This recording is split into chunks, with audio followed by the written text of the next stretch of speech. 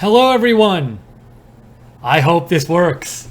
I hope we're on the air and you can see me and hear me. I guess I'm going to find out in a second. I apologize. We had a little bit of a delay in getting on the air because some of our technical aspects were acting up and being naughty.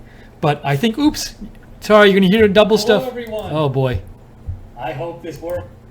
Okay. Let me make sure the sound is killed on all these other pages here before we start, so you're not hearing two of me. I apologize. So I know you can hear me on YouTube now because I just heard it in my speaker. Let me just make sure we're good on Facebook here. You might hear double for a second. Oh, good. Wonderful. Okay, so we're here. Somebody says they can't see me. Can everybody see me? I guess people can see me now. I can see me on YouTube and Facebook, so I guess we're working. Okay, so we're covering the British election results. Again, I apologize, we're on a little late, but we were supposed to start a little early anyway. So the polls close.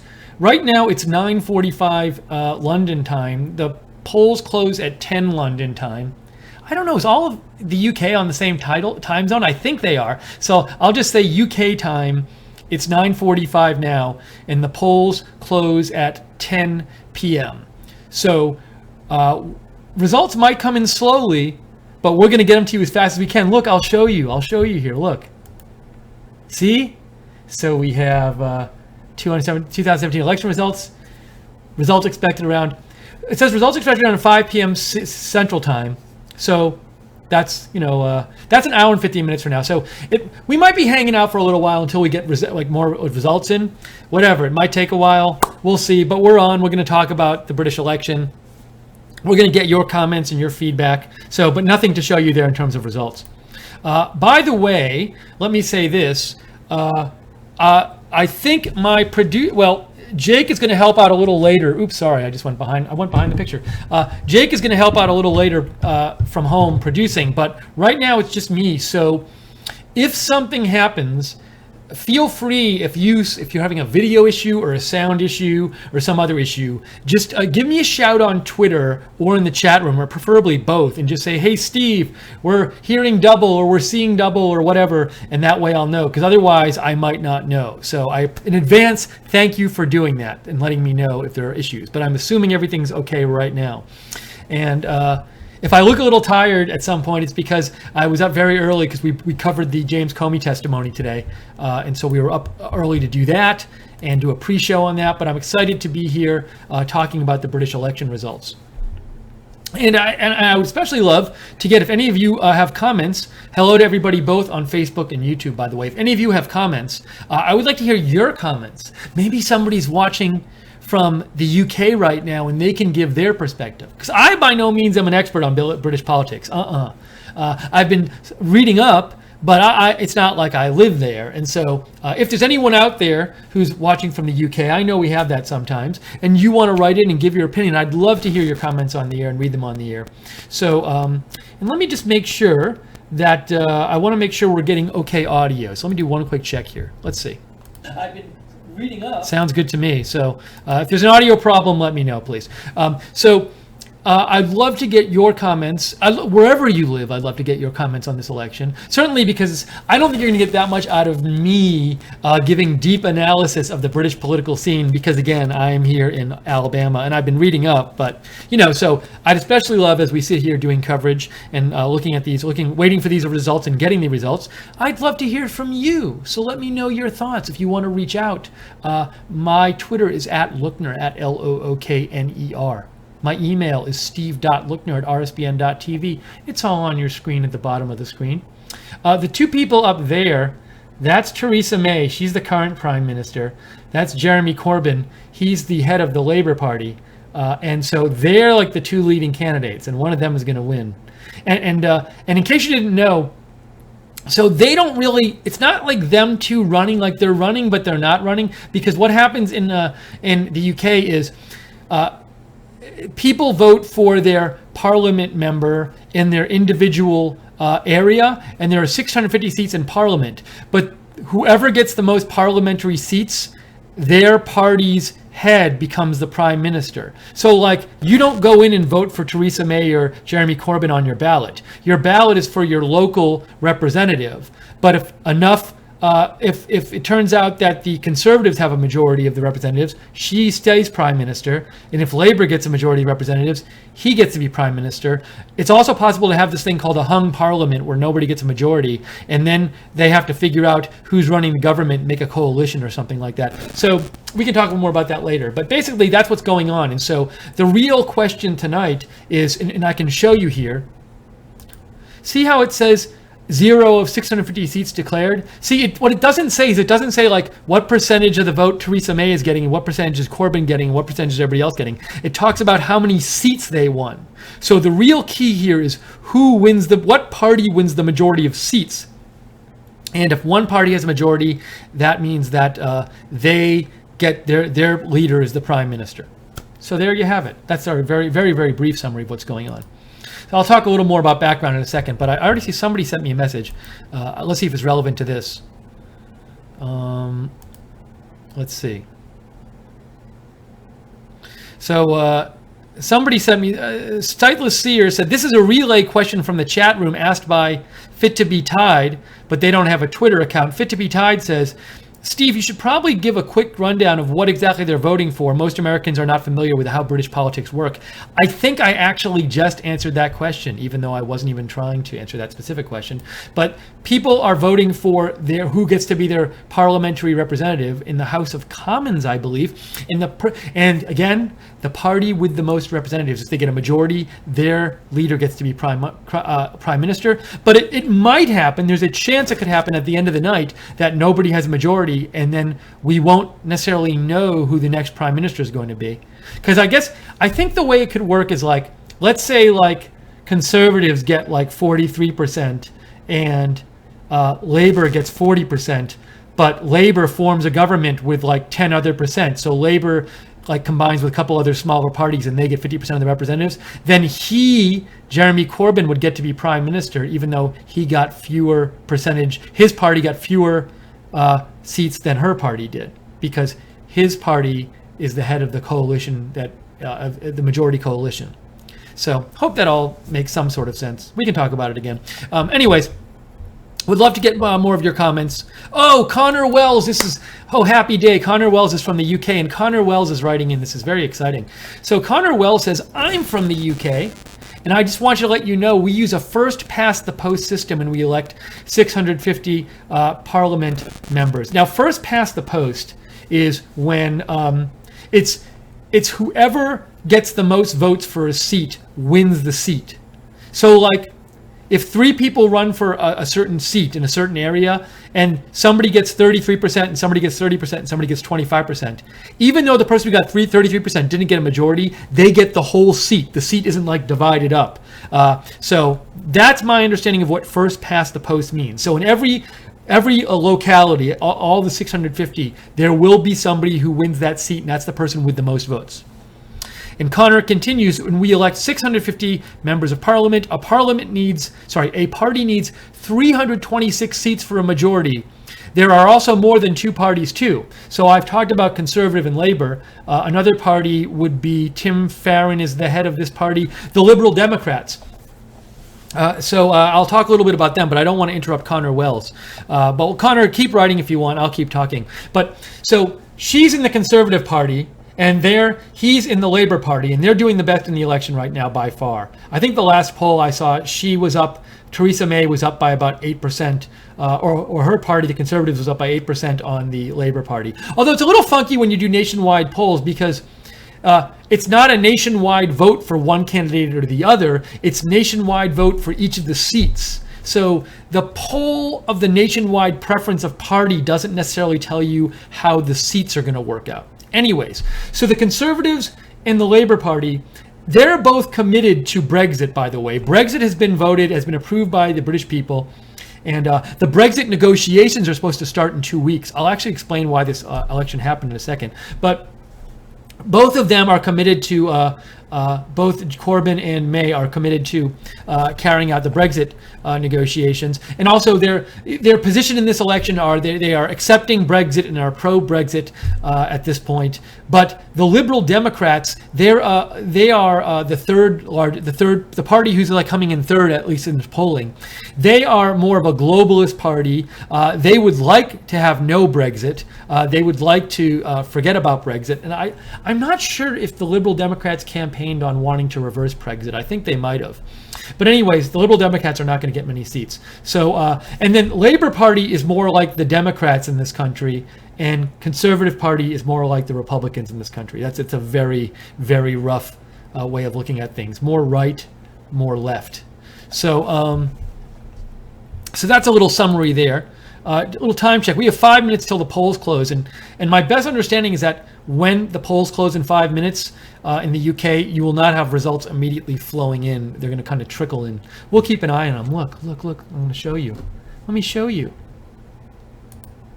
See? No results yet.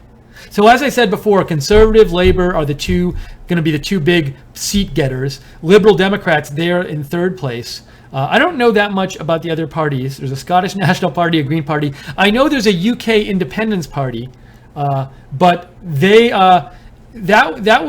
that party really was fighting for Brexit, and now that Brexit's been passed, a lot of people who supported the UK Independence Party have switched over to Conservatives, from my understanding, from what I've read. So we're waiting for the polls to close here, and I see some more messages from you guys. And I want to talk in a second about how this election came to happen, but let me look at your messages first. Thank you, Connor. You're correct. I forgot about this. Connor Wells, who's from the UK, says you have an exit poll at 10 p.m. UK time, but I suggest you stay on because our exit poll was wrong in 2015. They thought Conservatives would win 316 seats, but they won 331 seats. So back in 2015, I believe that the polls thought that Labour was going to win the election, and then the Conservatives won the election. And also we can remember that the polling was off on Brexit. The polling suggested that Brexit was not going to pass, and it did pass. So we should get some updates about exit poll in about a couple of minutes here, but we're going to stay on. We're going to cover the actual votes as they come in. Let's see if I have any other comments here. Deplorable Emma says, thanks for explaining because it's confusing. Yeah, it is a little confusing, definitely, because it's a different system than the American system. If you have any questions, feel free to write in. That's what I'm here for. At Lookner on Twitter or steve.lookner@rsbn.tv email. Old Guy 1947 says, I always thought of seats being like our electoral college. Well, I guess it's kind of similar because, well, but see, like, so electoral college is everybody, when the state, our seats are not done by state.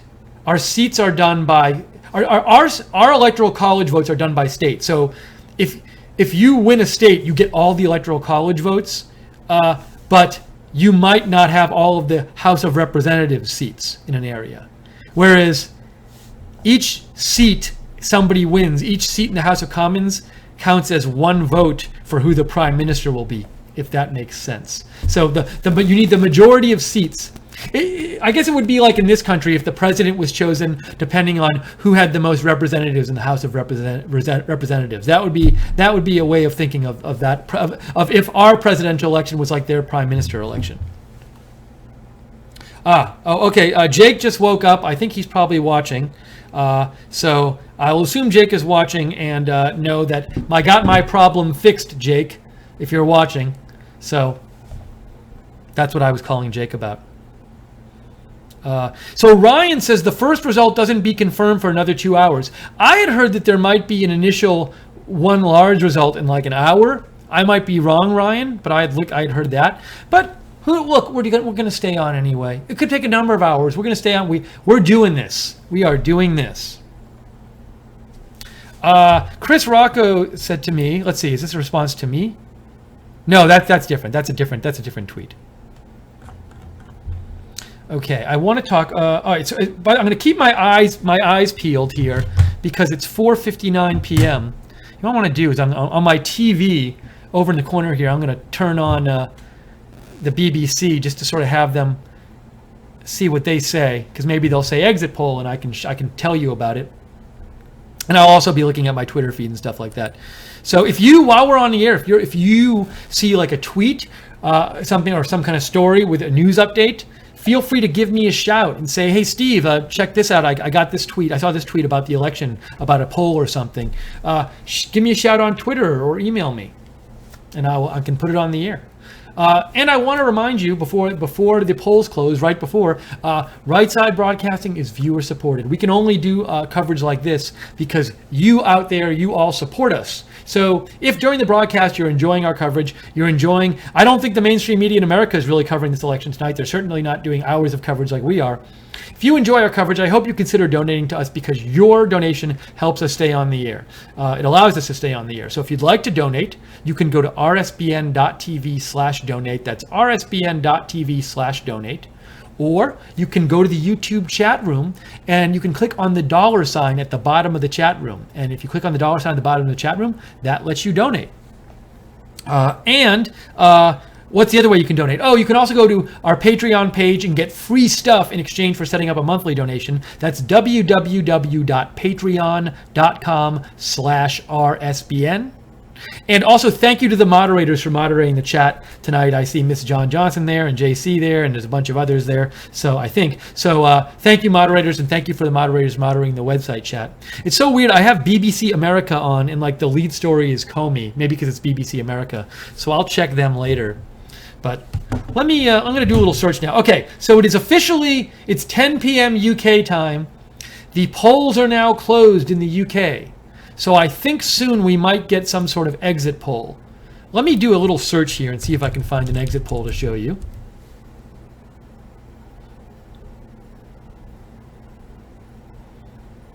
There was polling coming out earlier today, but I want to see polls that get released right now. So I'm doing a little check here.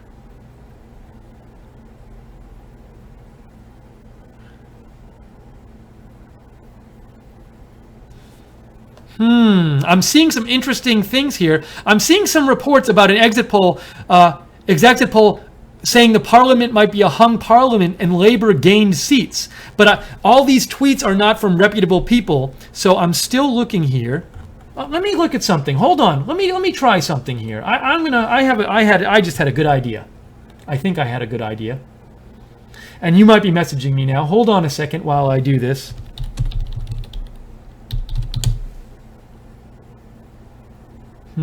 Let's see.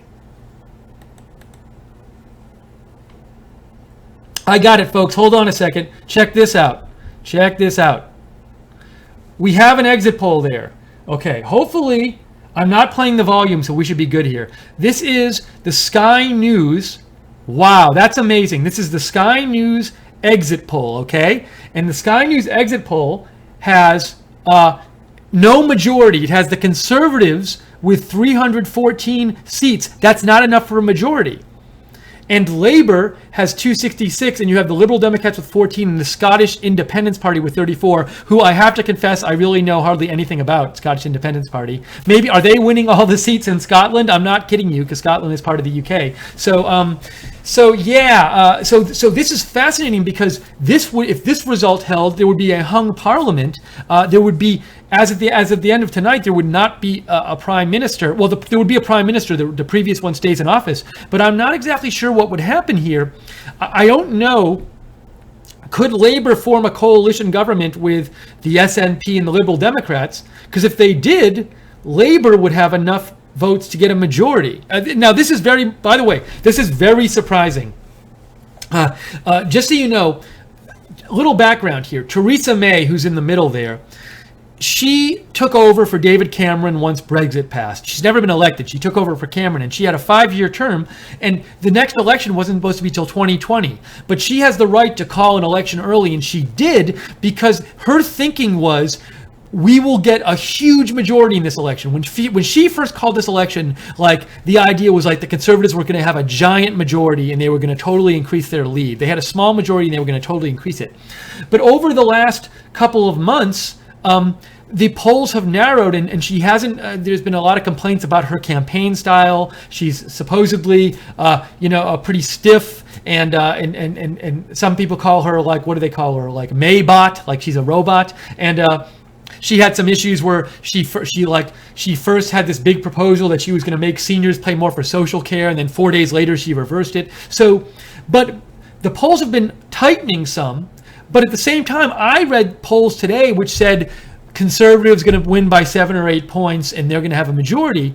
And this is really surprising. This is very, very, very surprising if this holds. Now, maybe this won't hold, but this is a very surprising exit poll results. So this is an exit poll. I want to be sure people know that.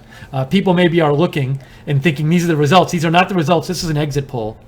So let me see if I can find any information for you. That's going to go off the air in a second. So let's go back to me. Wow. Well, that's quite interesting. Okay. I think you sent in some messages. Hold on a second. All right, hold on. I'm going to show you update you with some tweets here. We got some news in here. Give me 1 second. Wow, it's already exciting. I can't believe it. Well, I just messed that up. Hold on. It'll be more exciting when I do this right.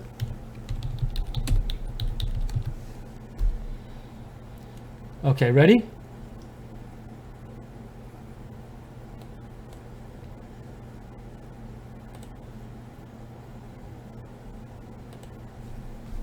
All right, let's look at some tweets, shall we? UK exit poll projects Conservatives win 314 of 650 seats in Parliament, Labour with 266. That would not be a majority. That would not be enough for Theresa May to get Prime Minister. Okay, hold on a second. Hold on. Let me get out of there. So this is from Jeff BDDHQ. He's from the Decision Desk HQ. Is this like, it looks like maybe he's from a voting site, but in England or in the UK. And it says, if this exit poll holds up, it will be one of the most infamous own goals in recent UK political history. Self-inflicted doom for the Tories. The Tories are the Conservatives, by the way. It's another name for the Conservatives. Remember, Theresa May was safely Prime Minister. She had 3 more years of being Prime Minister. And she decided to call an early election a couple months ago because she thought she would totally kick butt in the election and increase the majority. But now what's happened, what appears that might happen is she might actually lose her prime ministership if they don't get a majority, the Conservatives, and the rest of the parties form a coalition without the Conservatives. So that's why he's saying it will be one of the most infamous own goals in recent UK political history. An own goal is like in soccer when a person accidentally kicks it into their own goal. So that's happening. I think you've sent some messages in. Let me just check your messages here.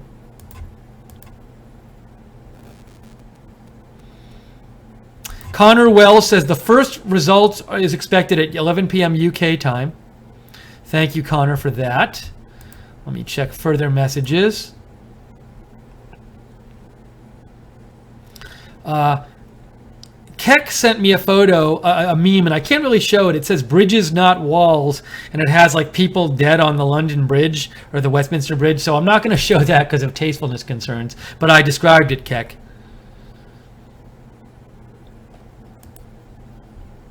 New Nation Dave. New Nation Dave sent me that exit poll shot I just had on the air. Thanks, New Nation Dave, for doing that. And Candy Ogburn says, UK News, keeping up with elections throughout the night, and you sent me the same exit poll. So we have that exit poll that we've been talking about. Once again, I'll show you real quick. UK exit poll predicts that would not be a majority. That's big news. That would not be a majority. That would not be enough for Theresa May to be Prime Minister. Let me go back for a second to me, see if I can find you any other interesting tweets here. Here's this one. Dave Weigel says, he covers politics for the Washington Post. And Dave Weigel says, if this exit poll is true, no damn way Theresa May is Prime Minister by next week. And he also says that's Boris Johnson's music, but I don't really get that because I'm not an expert on British references. I know who Boris Johnson is, but I don't know what that reference is. Wow. Big news. That's quite big news. Let me see what else I can find here.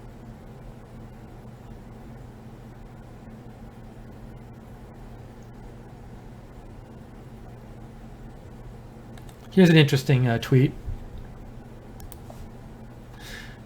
Pound drops as exit poll points to inconclusive election results. Tories fall short of majority, exit poll shows.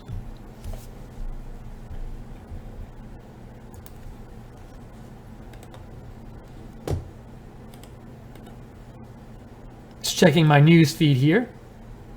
Well, hold on one second. Let me open up one other thing here.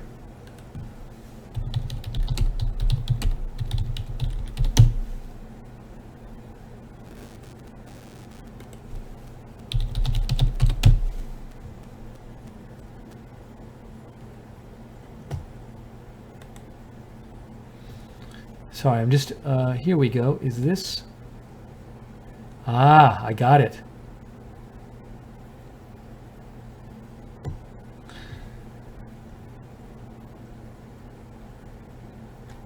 Here's a little graph of the exit poll. A different graph. It's the same poll. That's the exit poll. Conservatives 314, Labor 266. Conservatives would not have enough for a majority. Okay, let me check your messages that you've been sending me. Grant says England is lost. That's what Grant says. New Nation Dave says he sent me from the Guardian headline, or it says shock as exit polls predict hung parliament. But I don't know if that's what you're saying, Dave, or what the Guardian is saying. But I appreciate you sending that.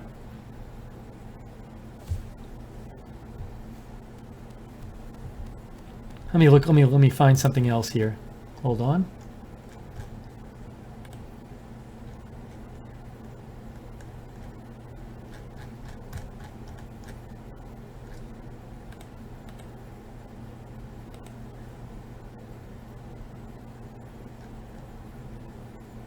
Now the exit polls could be wrong too. Remember, that's happened before.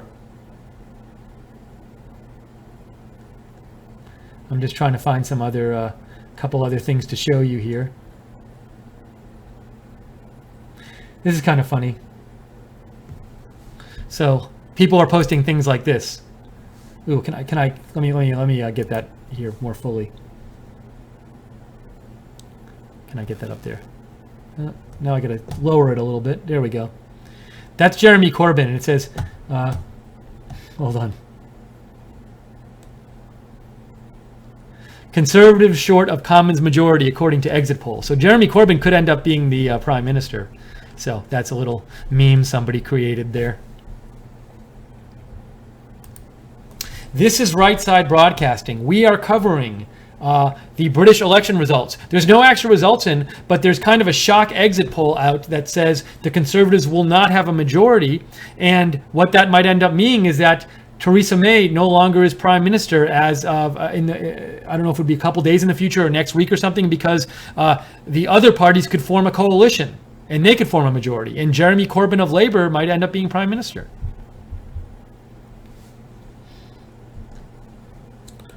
Let's see here. Let me go back. Here's a tweet.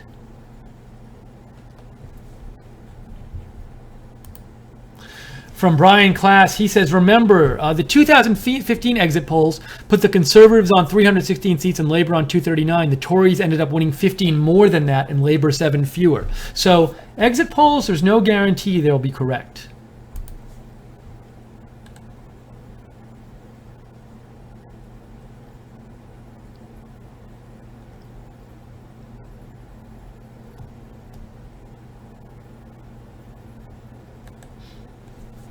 And Jazur Simon Arson says, hold on a second.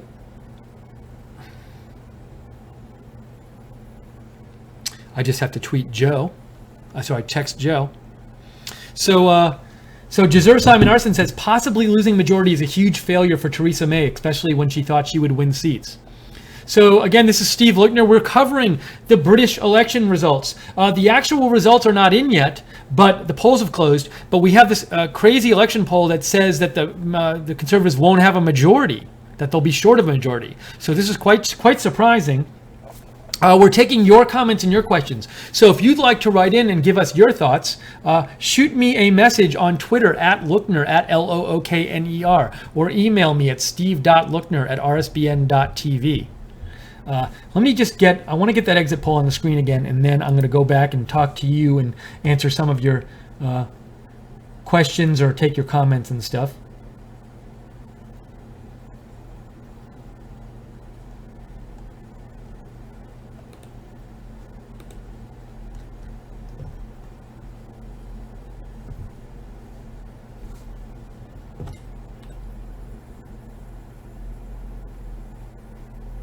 Okay, so let's get this up here. There we go. Okay, that's the exit poll. That's the exit poll up there. So they wouldn't have a majority. So let me go to your messages. And once again, let me say, this is Right Side Broadcasting. We love to be able to do this coverage for you. And I haven't turned on the mainstream media news networks in America. I'm guessing they're not covering this at all. And it's just Comey. So if you like having a network that doesn't just go Comey all day and shows you other really important news, hope you consider donating to us, because we need your donations to stay on the air. We rely on you. We are viewer supported. So if you'd like to support us, please consider going to rsbn.tv/donate, rsbn.tv/donate. Or if you're watching on YouTube, you can donate right in the chat room. At the bottom of the chat room, there's a $sign. You can donate there. Any amount is really welcome. Even, we have a little saying. We say, if everybody who watched Right Side donated $1, we could exist indefinitely. So don't think a donation is too small. All right, let me look at some of your messages here. Sorry, it's taken a little while to get to them. I'm doing a bunch of things at once. Grant says, say goodbye to Brexit. Now, this is not true, Grant, because the Labour Party is committed to Brexit as well. Neither the Labour nor the Conservatives said we're going to go back on Brexit. The Labour Party is committed to Brexit. Now, the Labour Party has said they will negotiate it a bit differently. In 2 weeks, the Brexit negotiations are supposed to start. The Labour Party has said they will negotiate it a bit differently than the Conservatives will, but they are still committed to Brexit. So even if Jeremy Corbyn ends up being Prime Minister, I think there's no, from what I've understood, there's no chance that they'll reverse Brexit.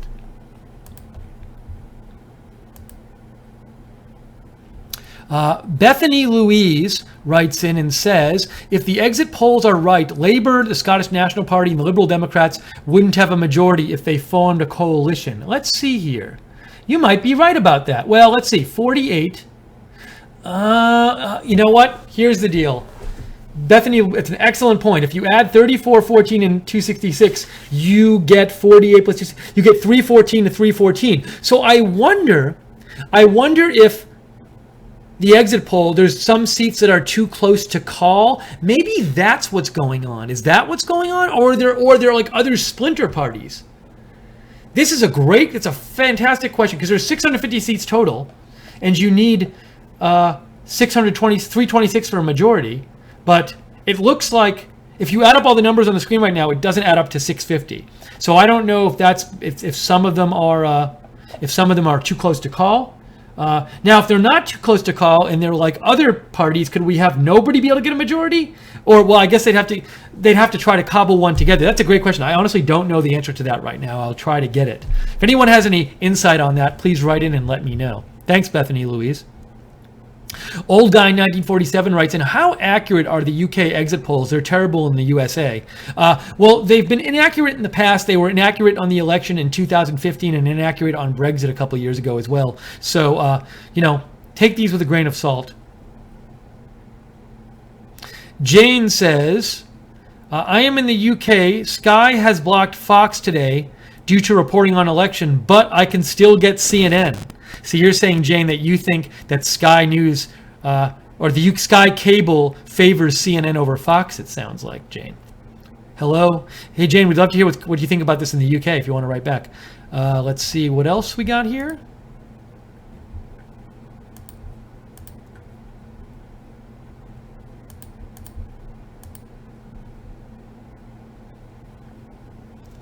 Let's see. Connor Wells writes to me, Amber Rudd is in trouble in Hastings and Rye, so says the BBC. Now, if I remember right, I might be wrong. I think Amber Rudd is the Home Secretary. Hold on, I just need to log out for a second and log into my, sorry. We love, by the way, totally love it when you help us cover the news. So, you know, when we do breaking news coverage, you haven't watched us before, you help us cover it. You write in things you hear and you really help us. It's like we're all together covering the breaking news together. So if you have interesting information or a cool tweet or something, give me a shout at Lookner on Twitter or steve.lookner at or email me at steve.lookner@rsbn.tv. So Amber Rudd is the Home Secretary. That's an important, I believe it's a cabinet position in the government, and she's actually in danger, according to Connor Wells, who's from the UK, of losing her seat, which I would presume, I don't know for sure, if she loses her seat, can she not be Home Secretary? Let me see. Do cabinet members in UK have to win their seat? I can't tell. It's not readily apparent to me. So if somebody has that information, feel free to write in and let me know.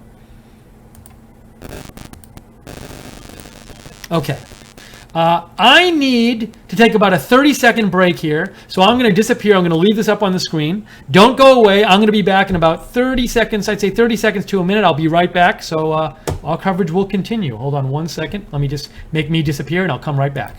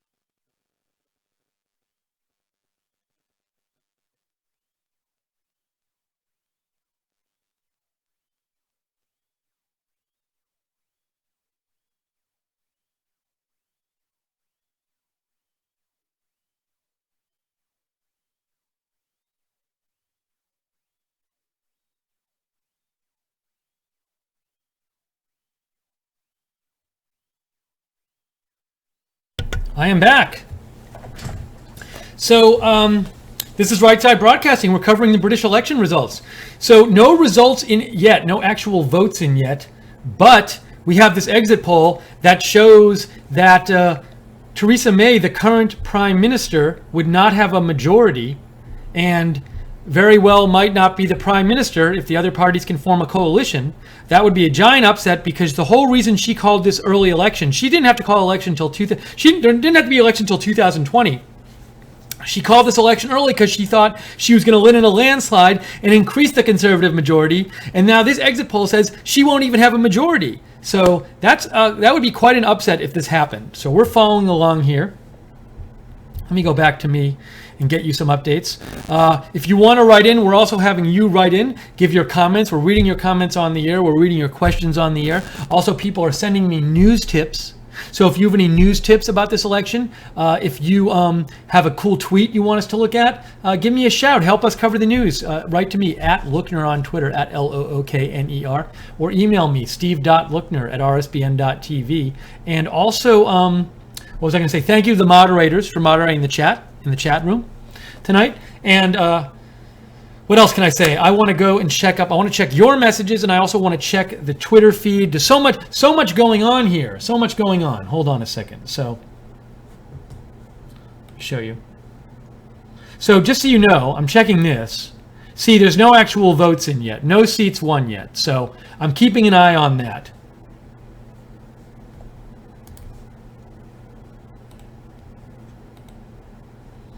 Okay, let me take a peek at something else.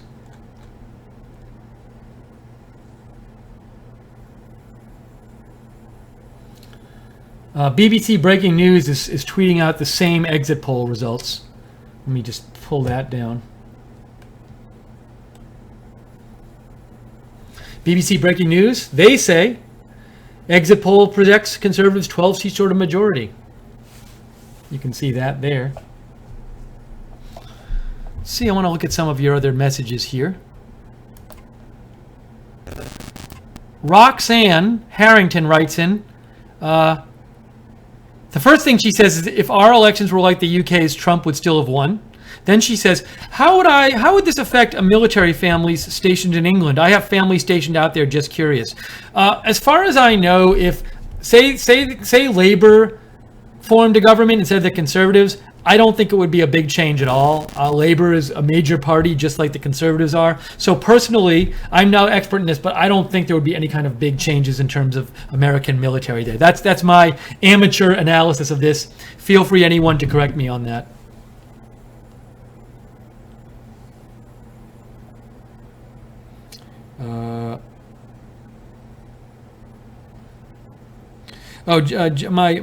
Joe just sent me a link here. Let me see if I can call this up.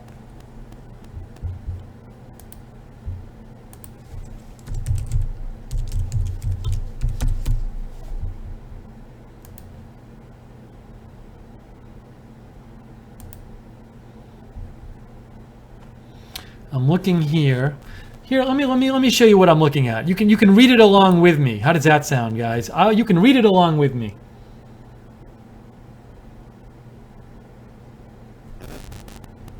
Give me 1 sec. I'll call it up here.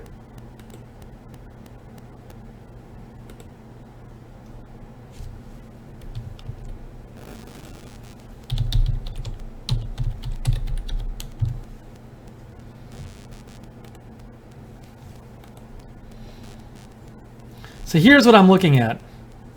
This is the Telegraph. It's a British paper. British, well, do they still call them newspapers today, or do they just call them like news organizations? So it says, exit poll predicts hung parliament and no Tory majority.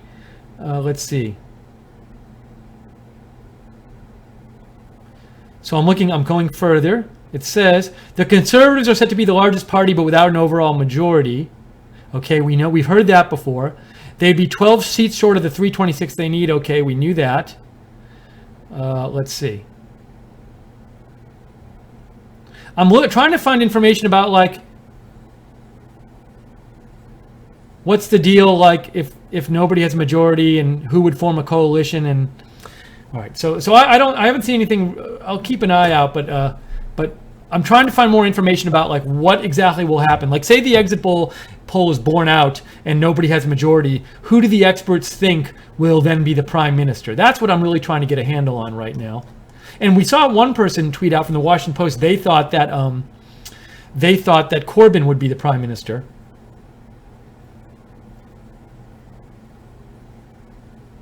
Oh, I'm just giving a quick peek here.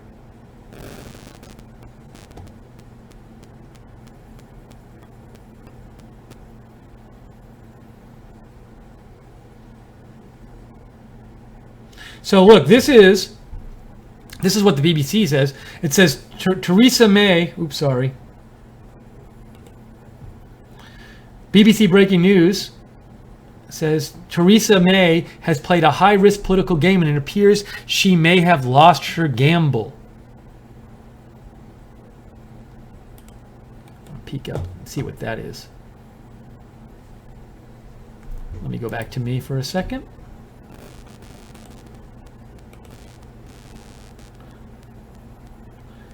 Let's see here. So much coverage here. So many things to look at.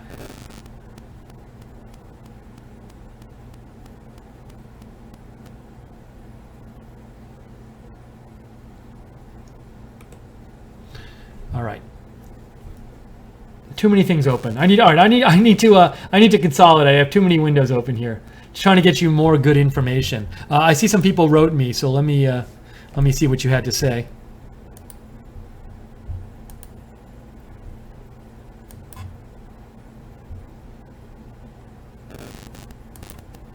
Joe just sent me this link from the UK. What is a hung parliament? Yeah, so in a hung parliament, so if there's a hung parliament and nobody gets a majority, then Theresa May stays prime minister. But if somebody else can put together a coalition, then she will no longer be prime minister anymore. And that's the question: is if it's a hung parliament, and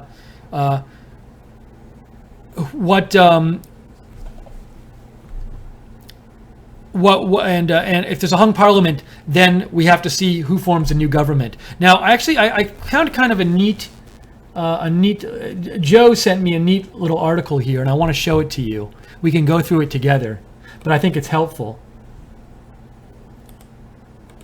Give me a second while I open this up here. You can read it with me.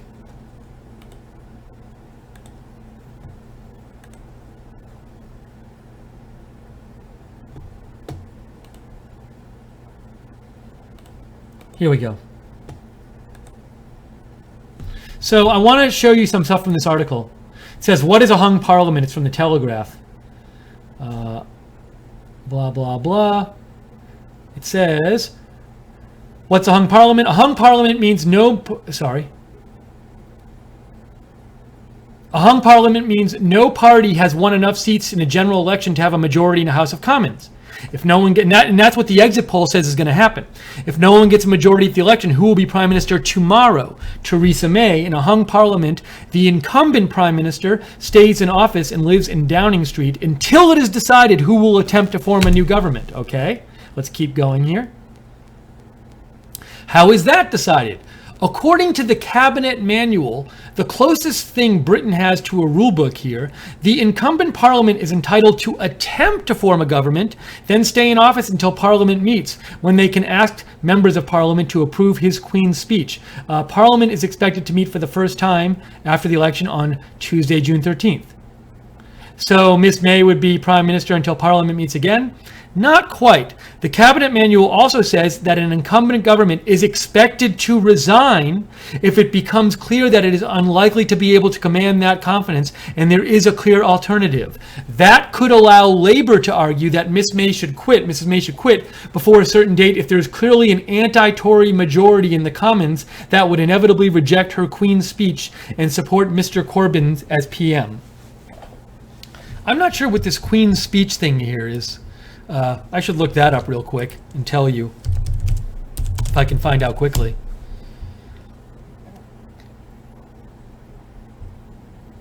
The Queen's speech is read by the Queen from the throne at the start of opening Parliament. It's drawn up by the government and contains an outline of the government's policies and proposed legislative program for the new parliamentary session. Okay, let's see if there's anything else in this article that's interesting. What would happen if Miss May resigned?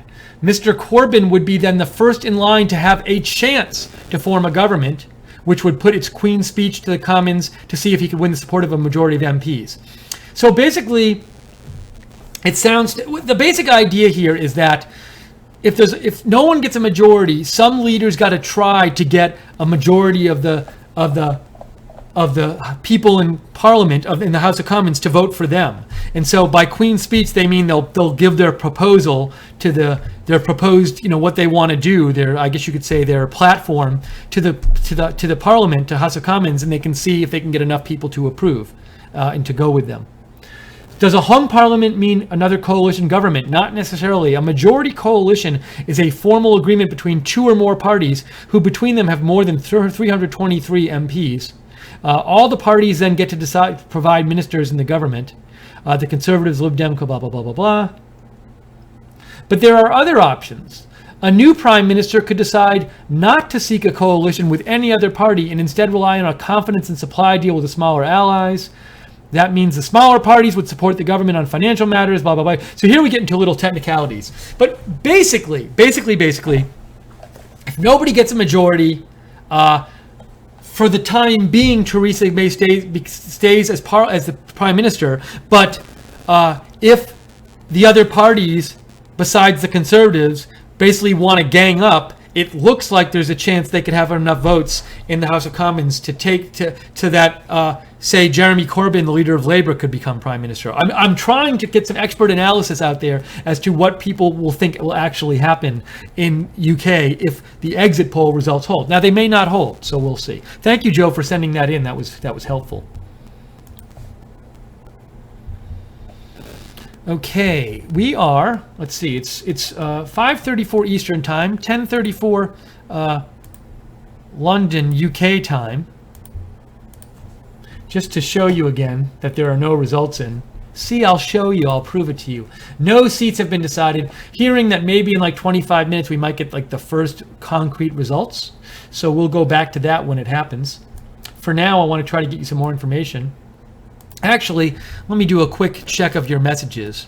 Let me repeat, if you'd like to write in, we'd love to hear your comments and any news tips about the election you might have, any cool tweets and stuff. At Lookner on Twitter is where to reach me, or steve.lookner@rsbn.tv email. Speaking of which, Luke writes in, "Hi Steve, I don't really follow the UK politics and I don't know much. Can you explain which candidate is the best for USA and Trump? Also, I thought Boris Johnson was going to run. Regards, Lucas." Boris Johnson is not running for this election. He's not the head of a party. Boris Johnson, I believe he's in the cabinet right now, if I'm right. Is he like the foreign secretary? Boris Johnson is, he is the Secretary of State for Foreign and Commonwealth Affairs. He's the Foreign Secretary. He was the Mayor of London. So he is not running. Now, your other question was which Lucas says which candidate would be best for the U.S. So this is my very amateur analysis. I would imagine, since Theresa May is a conservative and she's more like right wing, and Jeremy Corbyn is the Labour Party and they're more like Democrat left wing. They're like more like Democrats are in this country. I'd have to, and also because Theresa May has a bit of a relationship already with President Trump. She's already been here. Maybe Theresa May would be better for President Trump, but honestly, that's the extent of my analysis. I am not an expert on British politics. As I said before, if anybody wants to offer better analysis than me, you are welcome to write in. I'd love to hear from you.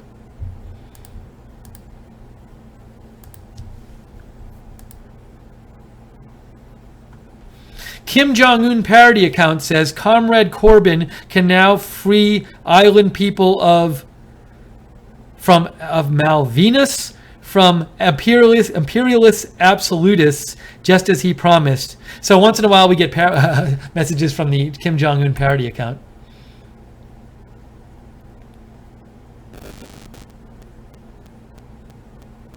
Bethany Louise says, if no majority is formed and no coalition is formed, then a fresh election may be called. That's from an article from in The Sun. I would have to imagine that would be some sort of last resort. I can't imagine that that's something they want to do. If the winning party decides to, it can form a coalition. If both, I'm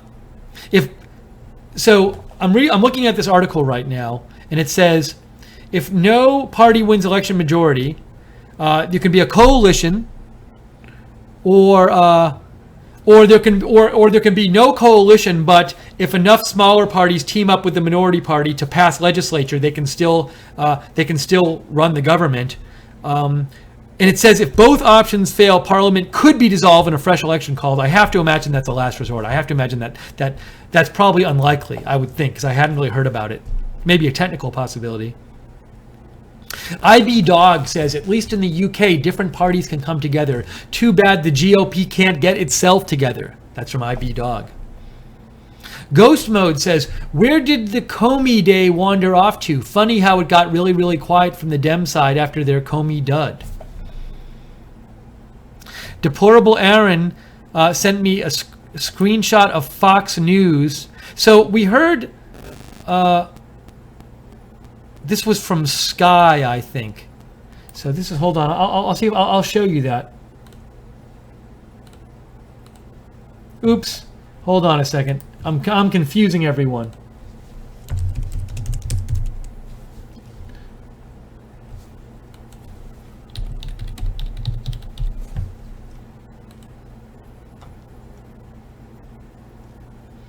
So Paul Joseph Watson just tweeted this out. We got a report from one of our viewers earlier saying, hey, Sky, the cable, I think they're a cable provider in England, is like a, is they're shutting Fox News down for the election. The Fox News channel is currently unavailable due to reporting restrictions around the general election. Now, I don't really know what that's about. I don't know what the law is there about having other channels. Now, and the person who messaged us earlier said that CNN was still being shown there. So I don't really know what's going on, but just a heads up that that's happening.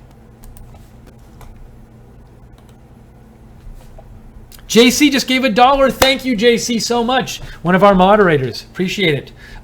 If you are enjoying our coverage and would like to help us out, we are viewer supported. We couldn't do this without you. We would be off the air. So if you'd like to donate, we'd really appreciate it to allow us to do more event coverage like this. The mainstream media isn't covering this election in America. They're doing Comey all day and all night.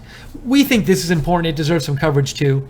So if you like this coverage and you want to help us out and help us stay on the air and grow and do more events, go over to rsbn.tv/donate, rsbn.tv/donate. You can donate there, or you can donate in the YouTube chat room. You can go to the chat room next to the broadcast, go to the bottom of the chat room, there's a $sign there, and just click on the $sign. We'd really appreciate it. And JC just donated $1. We say if everyone who watched donated $1, we could stay on the air indefinitely. Now, I'm not going to complain if you donate more than $1, but anything is appreciated, really. Oh, and if you're watching on Facebook, we love when you share our videos because that lets other people know about our videos. And if you're watching on YouTube, please consider hitting the like button, because when you like the video more people, YouTube will let more people know about the video and recommend it to more people.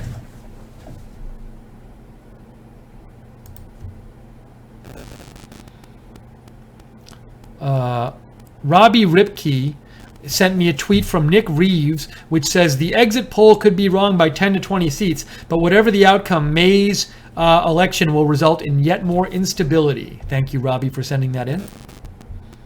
Andrew Sova says, I see that the liberal Democrat has no chance. Isn't that a good thing? Well, I don't know if you think it's good or bad. I mean, it's just that they weren't, the liberal Democrat party was never doing that well in this election. And they're more of like a middle of the road party. I believe they're more of an internationalist party. Like, they're pro working with the EU, but that doesn't seem to be getting a lot of support these days in England and the UK. And I've been reading that, even though Brexit was close, I've been reading a number of sources say that people in the UK are pretty resigned now. Now that there's been a vote, they're accepting Brexit there. Even people who didn't vote for it initially there's not like a huge campaign of like, let's reverse Brexit.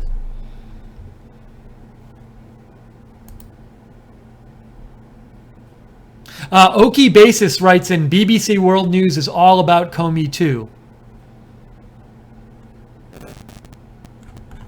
Okay, let me go back and see if I can get you some more news updates here. Let's go and see. Wow, this is quite interesting. Check out this tweet, folks. BBC analysis shows 76 parliamentary seats are too close to call. Oops, I didn't want to do that. 76. That's a lot of seats. Remember, there's 650 seats total, and it looks like a close election. So BBC analysis says 76 UK parliamentary seats are too close to call. That's a lot.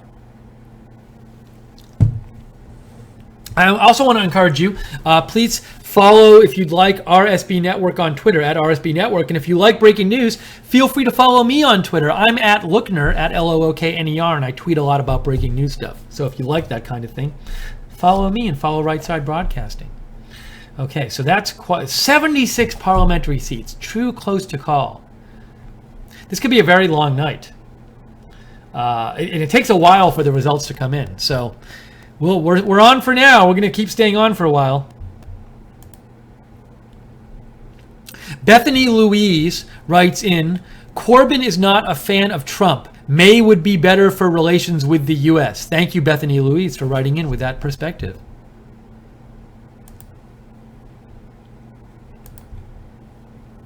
Okay, let me get you some more news here. So it looks like a very close election right now. Oh, and I just saw a post from the Reddit live feed. So if you want to keep up with, this is another cool window to have open there that I use often, Reddit live stream. It says Reddit Live, United Kingdom General Election 2017. So they have like an updated tweet feed of different tweets from around the world, I guess, important news.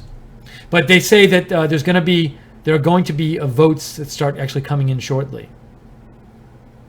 Oh, this is funny. What is this? Let's see what this is. Hold on a second. Maybe I'll show you this. This is kind of a fun thing. So this is the BBC News says, scenes in Sunderland as constituencies race to be the first to declare results. So check this out. They're going as fast as they can. They're going as fast as they can to get the votes in so they can be the first to declare results. Look at how fast they're going. So that was that. Let me go back and put this back up there. We just got a donation of $25 from Disco Sisterville. And it says, she says, been with you since your first Trump rally and looking forward to continue to watch you grow. Great work. That is very kind of you, Disco Sister Wife. I said Sisterville. It's Disco Sister Wife. And she has said she's been with us since the first Trump rally. She donated $25. That is very kind of you, Disco Sister Wife. We really appreciate it. Your donations allow us to stay on the air and do our coverage. If you out there would like to donate, go to rsbn.tv/donate or click on the $sign at the bottom of the YouTube chat room. Very kind of you. And Jerry OOOG, Jerry OOOG just gave $25 and says RSBN rocks. Thank you, Jerry. That's very kind of you. We so appreciate it. That's very generous. I always get excited whenever we get donations because I'm like, yes, now that'll help us cover more events and stay on the air. That's my honest thought. So really appreciate your donations. Thank you, Jerry. And that was Disco Sister Wife who also donated.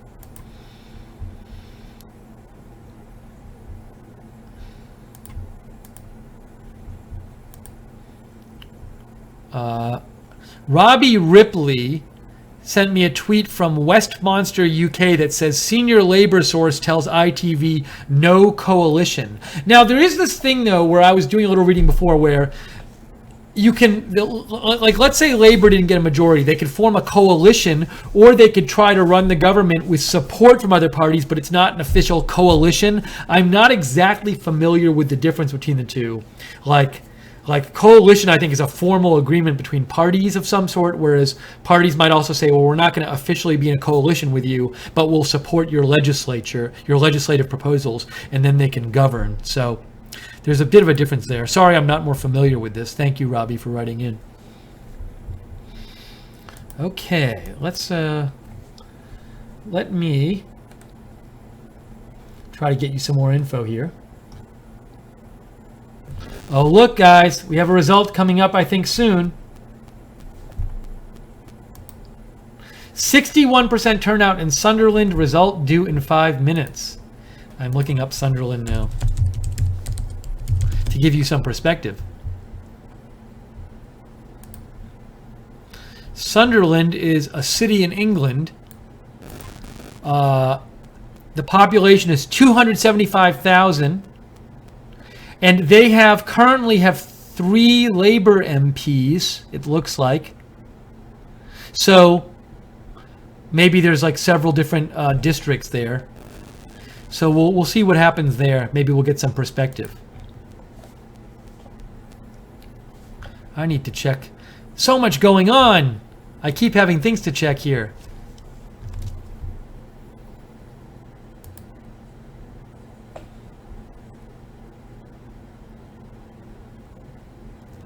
I'm just looking up some news here.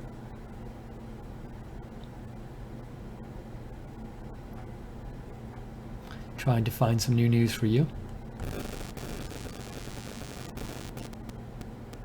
Let me show you this tweet here from Alec Loon. All right, hold on a second.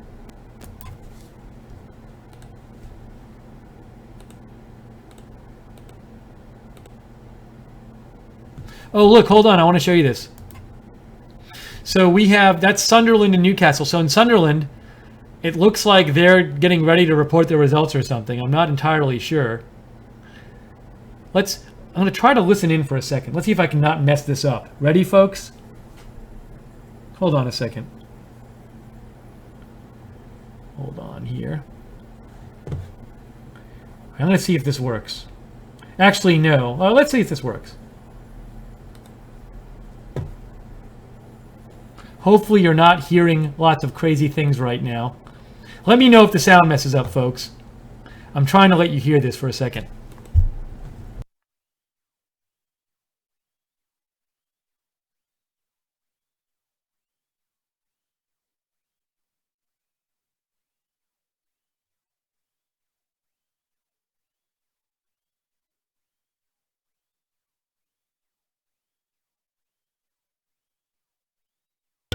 Okay, I wanted you to hear some sound there, but we're going to stick with our sound for now. I just wanted to see if I get the sound to work.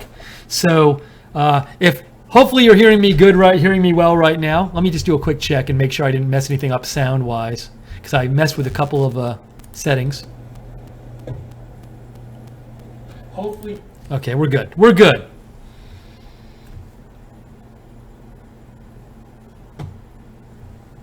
Please let me know if there are sound issues. I'm assuming the sound is cool right now. So you can see Sunderland and Newcastle.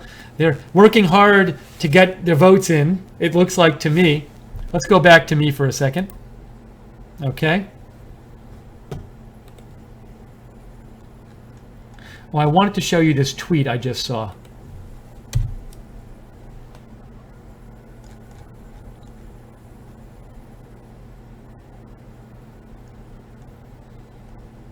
Let me just find it here.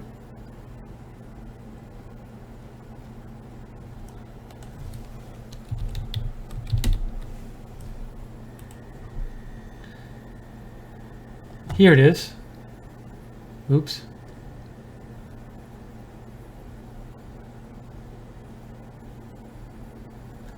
No, that's not the one. This is from Suzanne Evans of the UK Independence Party. And Suzanne Evans says, if this exit poll is correct, Conservatives have had one of their worst nights ever. Hung Parliament, Brexit at risk, and Marxists at large. Now, this is coming from somebody from the UK Independence Party, so I don't know how neutral a view this is. I just wanted to let you see this tweet. I have heard that Brexit is not at risk.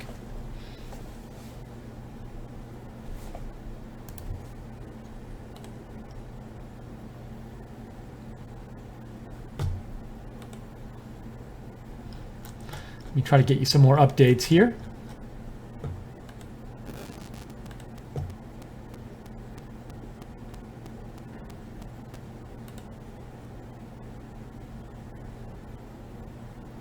We have a little update about what's going on in Sunderland right now. Sunderland yet to declare first count. Higher turnout means it's taking a little longer. So supposedly Sunderland will be the first to declare. We're waiting for that. And as I said before, there was that interesting tweet where it said like 76 of the 650 seats were too close to call. So it looks like this is going to be a very close election.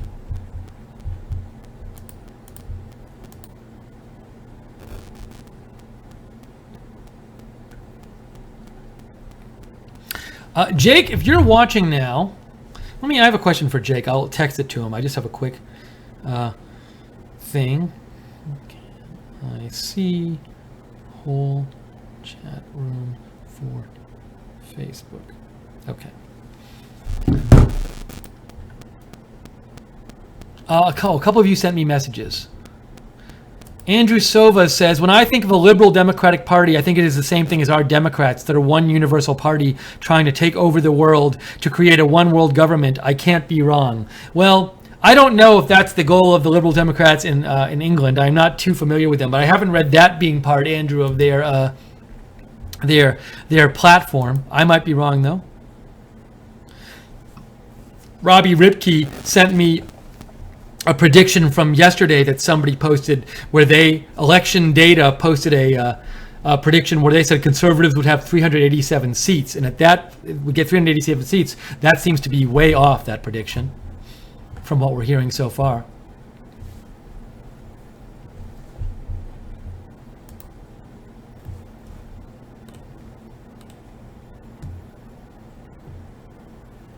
Interesting tweet right here. This is from Alec Loon. Let me show you this tweet. It's a quite interesting tweet. Alec Loon says, if conservatives indeed fall short of a majority, it'll show once again political polling is in crisis. Because he's saying this because the Brexit election and the 2015 election in the UK, the polls were off. The polls seem, if this exit poll results hold, the polls will also be off for this election. And for the President Trump's election, a lot of the polls were off for that. So maybe it's becoming a lot harder to poll. Polling is really tricky because you got to know who to poll and what percentage of each group is going to vote, and then you have to be able to reach those people. So Alec Loon's perspective right there. Who does Alec Loon write for? I forget. The Guardian.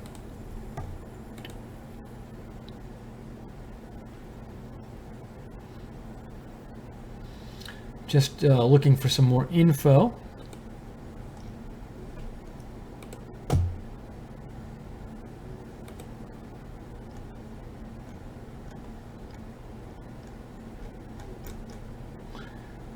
Sorry, I'm just going through my various sources here.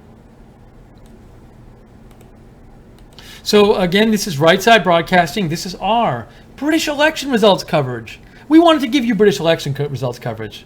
The mainstream media isn't doing it. They're all covering Comey, I bet. I'm going to take a peek and see what they're doing. I bet CNN and MSNBC have headlines now that say something like, Trump lied. Like they pick out one thing from the whole hearing and they say like Trump lied. And then they just talk about that for an hour. At one point today, the headlines on both CNN and MSNBC were Trump lied and Trump team and Trump campaign lied.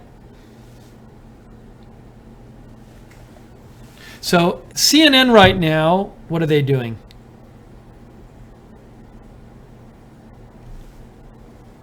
Oh, that's in a commercial. Well, I can't tell you yet. I bet they're not covering the British election, though. How about Fox? What are they covering? How about MSNBC? Everybody's in commercial. We'll check on that in a little bit. So if you'd like to write in, you are helping us cover the news tonight. So if you have any tips, any interesting tweets, and hearing any news about this, or you have comments about what's going on in the election, reach out. I'm at Lookner, at Lookner on Twitter, or email me, steve.lookner@rsbn.tv. Boog Rowe says, hi Steve, here's a link for BBC Network. The BBC News channel is available in the UK only. Don't forget, if you watch TV online as it's being broadcast, you need a TV license. Can you view this with RSBN license? So I do have on my cable BBC America, and I believe they are showing the BBC News feed, so I can watch it that way. Thank you, Boog.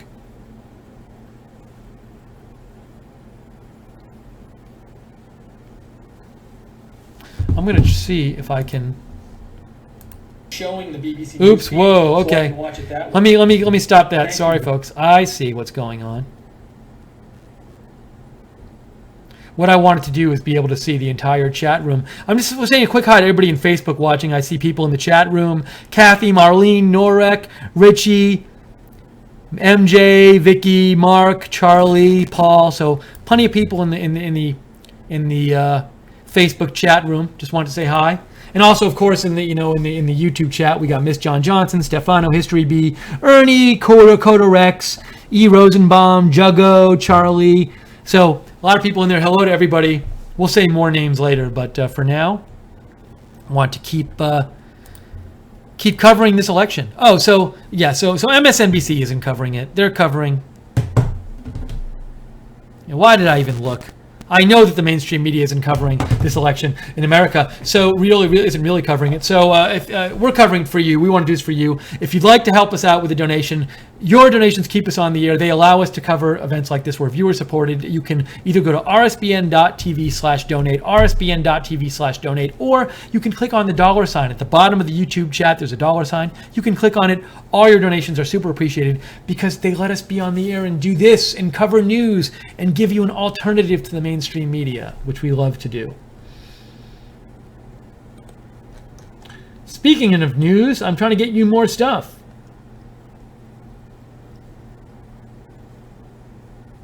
Oh, this is interesting. Wow. Check out this tweet from Alec Loon. It's not going to be pleasant morning for Theresa May, judging by the front pages of tomorrow's papers. Look at that front page of the Daily Mirror. Let's see if I can get it a little closer there. Oops. It says hanging by. So remember, in England right now, sorry, in the UK too, the time is, I think we've been on for I'm trying to remember when we went on the air. So so the time right now is 11 p.m. in the UK. So their morning editions will come out of their papers without the election having been decided yet, the early morning editions. So look at that picture they used in the Daily Mirror of Theresa May where it says hanging by. And then in the Times, it says May's big gamble fails. And the Guardian says exit poll shock for May.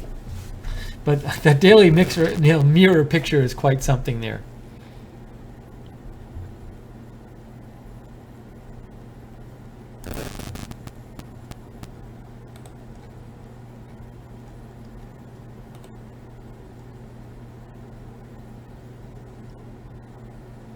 Just checking for more news here.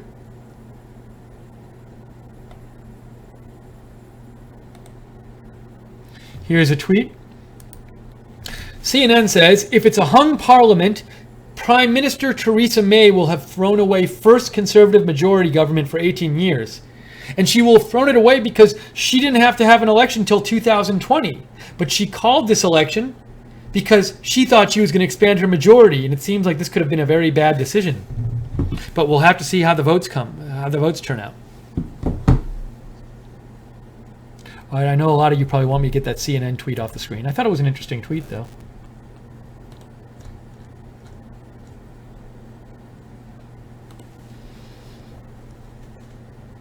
Newcastle is declaring. I have a report that Newcastle. Let's see if we can get this. Hold on a second. See if I can get the sound up here. Hold on one second. I'm going to try to get the sound up.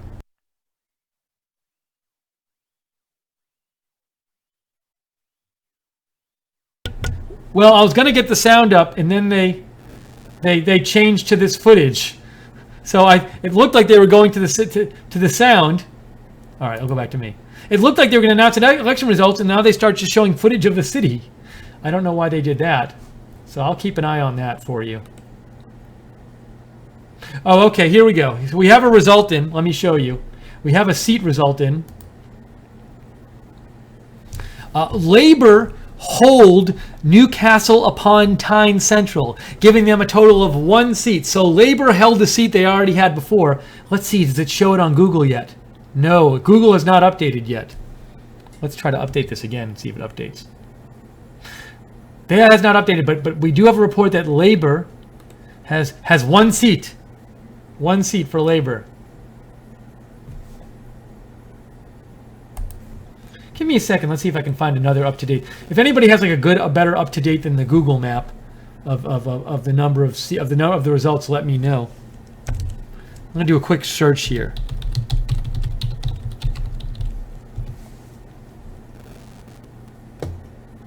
There must be a more up-to-date than the Google, because Google doesn't have it yet. Does the Guardian have it up there? Nope, the Guardian doesn't have it up either. So maybe Google isn't bad. The Guardian doesn't have that 1 seat up there, and the Telegraph doesn't. So I'm going to stick with Google for now. Oh, here we go. Look, Newcastle Central.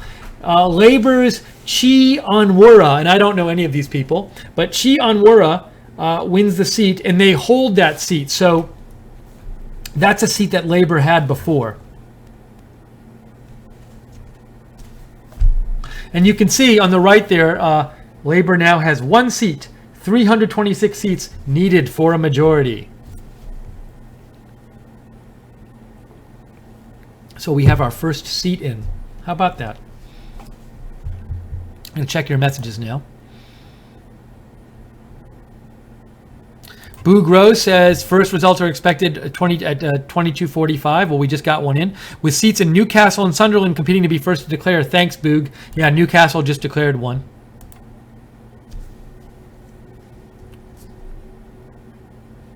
Annabelle Onion says, thanks for covering the UK election. I don't know who to root for, but it's still exciting. Yeah, thanks, Annabelle. Taylor Williams writes, Corbyn will be bad for Brexit and our economy. So Taylor doesn't seem that he is happy that Corbyn might be prime minister.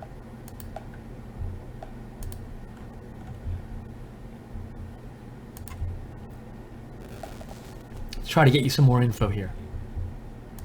I wonder if Google has that seat up. No, they don't have it up yet.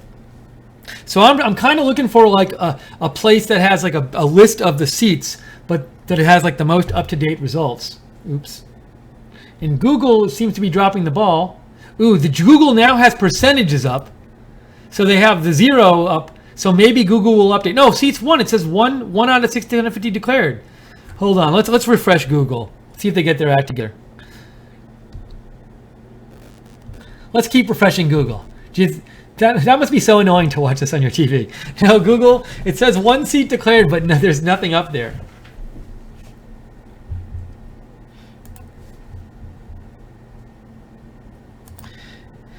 Let's see. So Boogro sent me the BBC updates link, and I think I might have that open here. Yeah, I have that link open here. So thank you, Boog. Oops, sorry, I didn't mean to mess. All right, so I don't. It's once in a while I accidentally surf the web and don't take that off the screen, and then you're like, why? What's going on there? So my bad.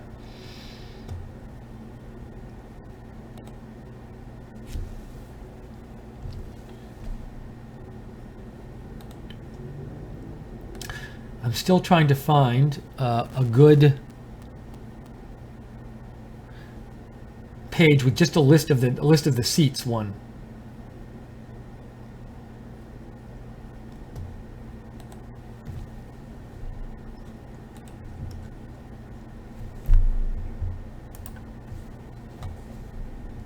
Sorry, I'm just reading a couple things here.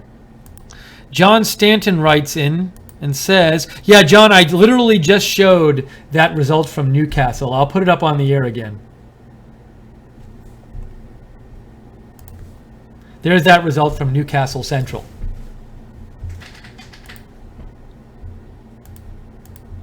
Let's see if I can find.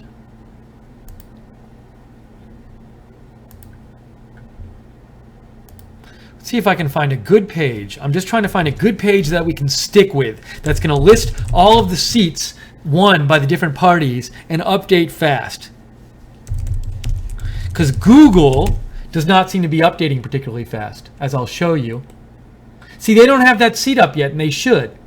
That's concerning me. That makes me think we should try to find a different page to follow for the seat update. So I'm doing a little search here on the web and trying to find a better one that has that seat listed. If you find one, give me a message, tweet me, or write to me on Twitter at Lookner. No, that's not a good one. Close. How about this one? Nope, that one's bad. How about this one? Nope, that one's terrible. Just a simple page. Ooh, I have one. The Economist page shows... All right, hold on a second. I'll show you this.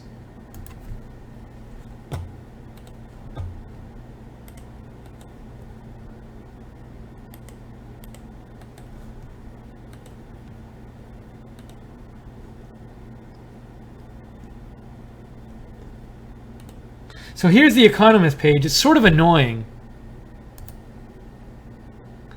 because like it shows you, so you can see that Labor has 1 and everybody else has 0, but it's so small. I mean, I guess I could leave that up for now. It's kind of annoying though. It's like I want a more simpler page that shows the result and is actually updating regularly, because Google is not.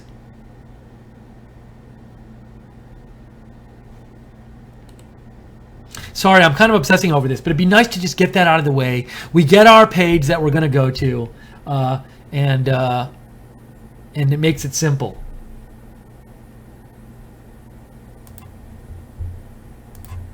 Maybe one of you has written in with a better page.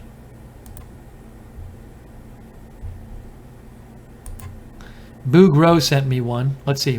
Oh, that's better. That looks pretty good. Let's see. Hold on. Sent me results. It's a little better. It's a little better. So let me go to that one. I'll show you guys that one that Boog Row just sent me.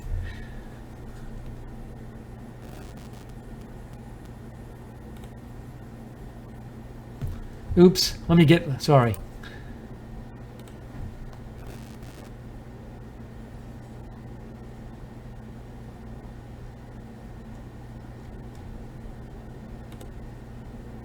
I'm just opening up this page here.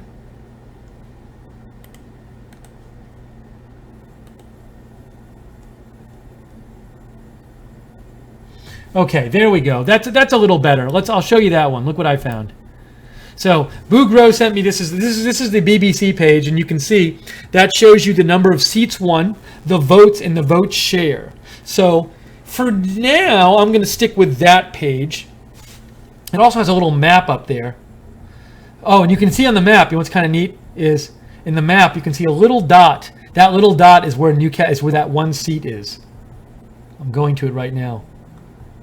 Can I even Newcastle upon Tyne North? I think that's the seat that was won. So, anyways, we'll stick with that page for now. That's a good one. That looks pretty like up to date. So, thank you, Boog Row, for letting me know about that page. Get rid of the Economist page. So 1 seat won so far. Labor holds 1 seat.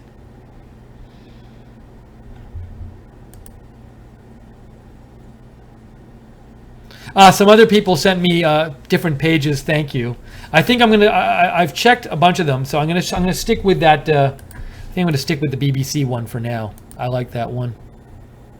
Ooh, I think I found a better one.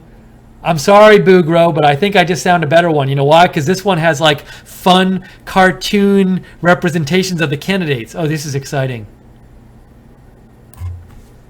Hold on, folks. I'm going to show you this. I think you're going to like this even a little better. Bye, BBC.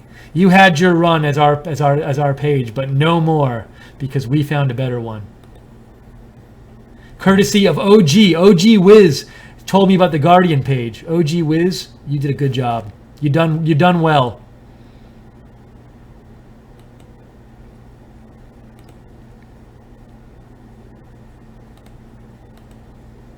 Look at this, folks. Oh, this is so fun. This page is so fun. Look at it. You can see there's a cartoon Theresa May and cartoon Jeremy Corbyn and cartoon Tim Farron. And I don't even know who the head of the Scottish National Party is. I'll look it up. Scottish National Party head. It is Nicola Sturgeon. Is it Nicola or Nicola? I don't know. I'll say Nicola Sturgeon.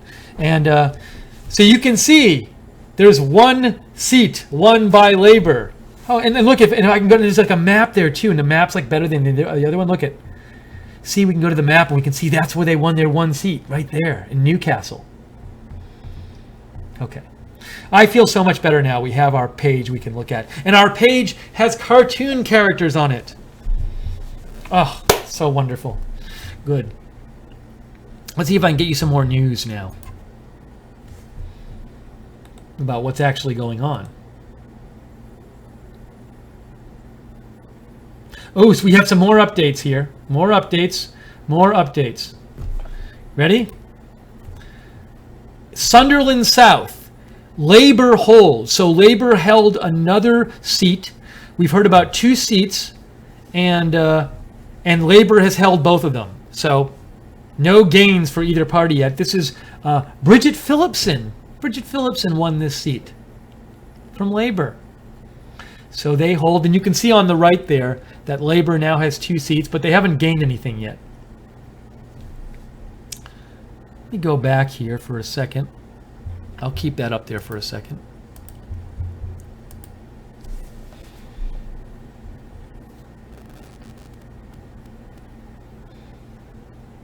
I actually see a report here on Twitter that says Labour holds Houghton and Sunderland South. I wonder if there's a Houghton seat coming up that Labour also held. We'll see in a moment.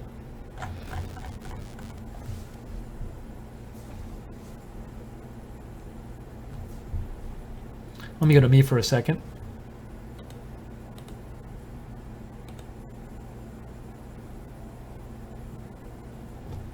Ooh, this is helpful.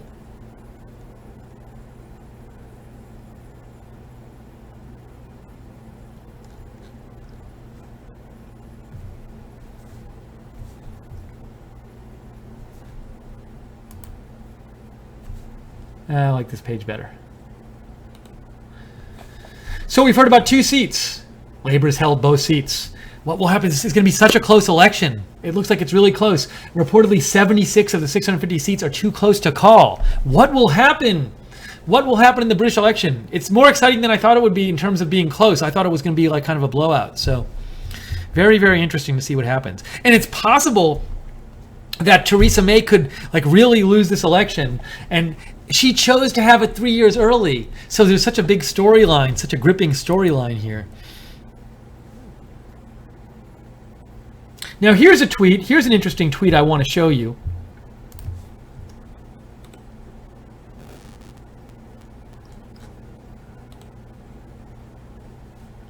Why is that? Hold on here. Where is that coming from?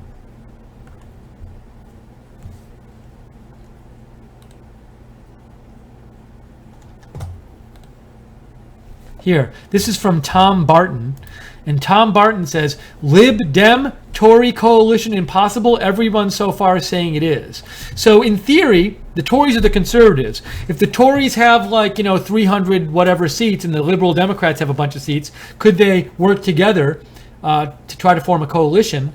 Everyone is saying that's impossible though. So, if the 2 biggest parties, the Conservatives and Labour, don't get a majority, they have to look for support from the other parties.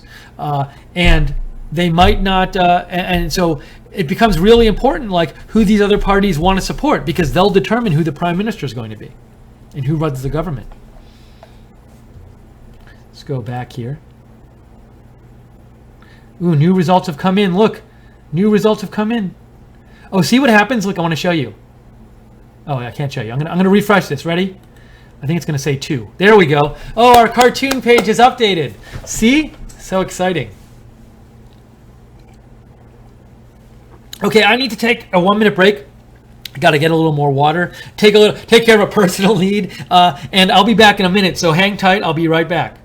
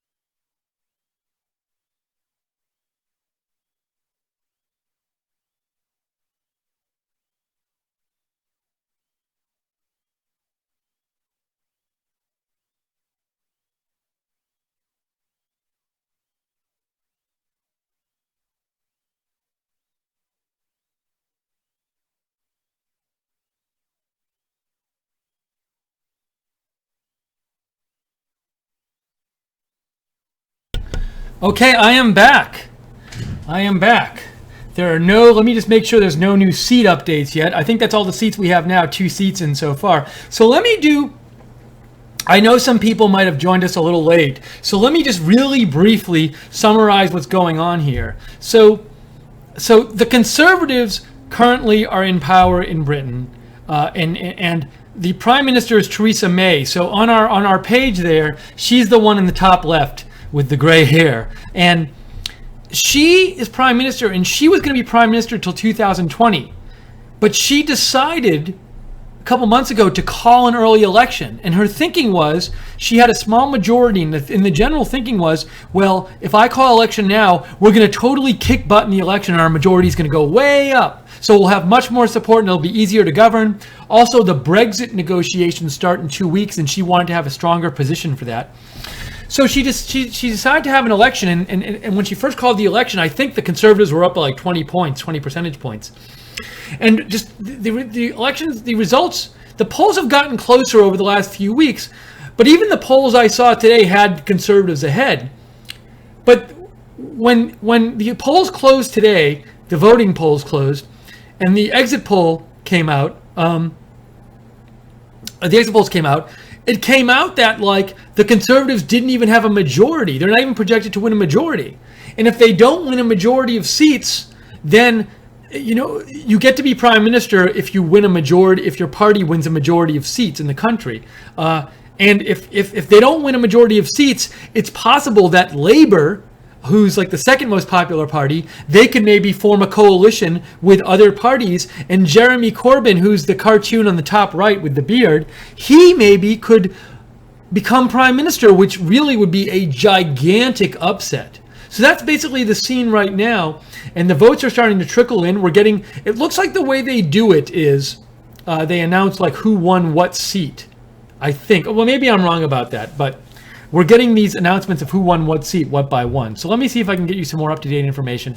By the way, we're also taking your comments and your questions. For example, you help us help me find this page where which I love because it's a great results page. It's very clear, and there's a map, and there's also cartoons, which I absolutely love. So thank you for that. But if you see like a cool tweet about the election or some updated news, reach out to me on Twitter at Lookner, at Lookner, or my email address is on the screen.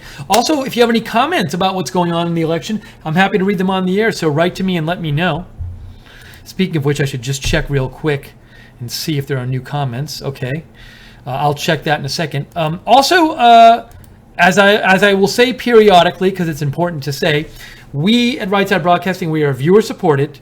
You viewers are our main support of funding, and you allow us to stay on the air. So if you're watching tonight and you like our coverage, and you like that you can turn to our coverage rather than the mainstream media, who actually you probably don't even have a choice in America, because the mainstream media, so MSNBC, what they're showing now is, their headline is Comey stunned when President Trump asked to let go of Flynn investigation. So that's what MSNBC is showing. So you can't watch the election coverage there because they're not showing it to you because they're too busy talking about Comey. Let's see. CNN, what's the headline? They're in a commercial. I'll tell you what the CNN headline is when it comes on. But anyways, you pretty much can't watch this on the major news networks in America because they're too busy covering Comey. So if you like having an alternative to the mainstream media for this and other events, hope you consider making a donation tonight. We'd really appreciate it. It helps us stay on the air. If you want to donate, go to rsbn.tv/donate. That's rsbn.tv/donate. Or in YouTube, there's a chat room next to the broadcast. At the bottom of the chat room, there's a $sign. If you click on the $sign, you can easily donate that way.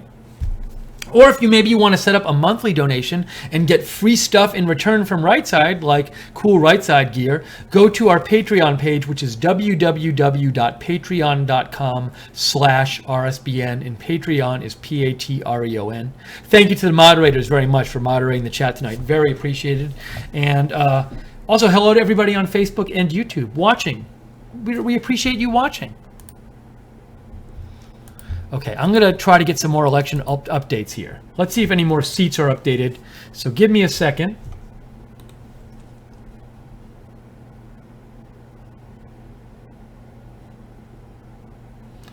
Let's see, what is this? let's watch a little video here. Let's see what this guy has to say. So we have BBC News just made a post and it says, so is the swing in Newcastle a good sign for Labour or Conservatives? Want to see what he has to say? Let's see. Okay, I'm going to play this right now. Give me a second.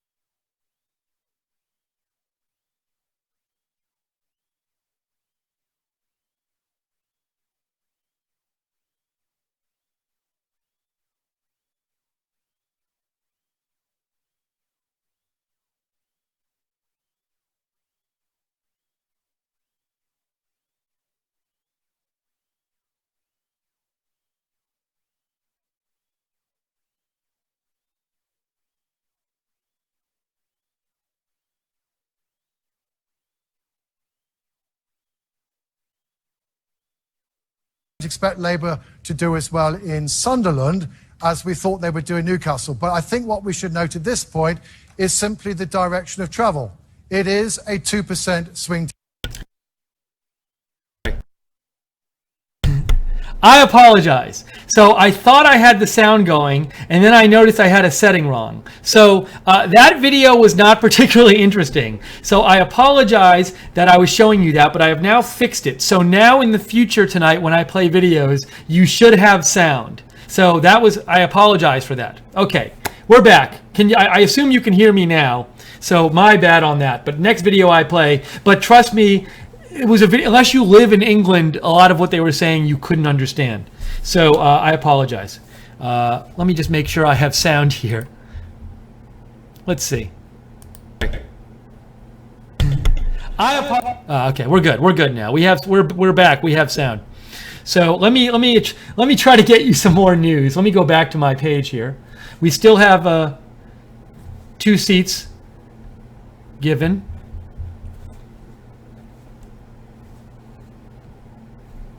And actually, hold on a second. Let me do this.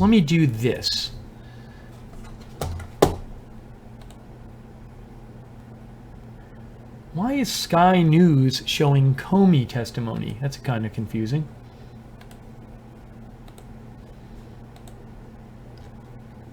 Just checking my news sources here. Here's an interesting tweet.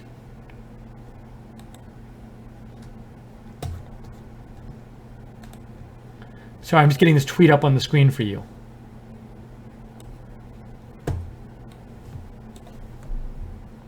From B&O News, UK's Conservative Party believes exit poll is wrong. Sources tell Sky News. First results suggest Conservatives did better than expected. So I will say this.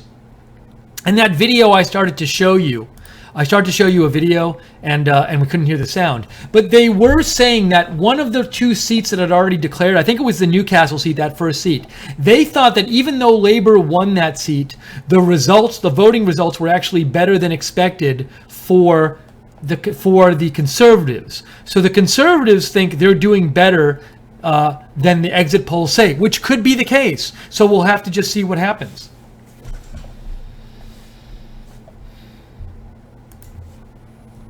Maybe it won't be a close election. Maybe it won't be as close as we think.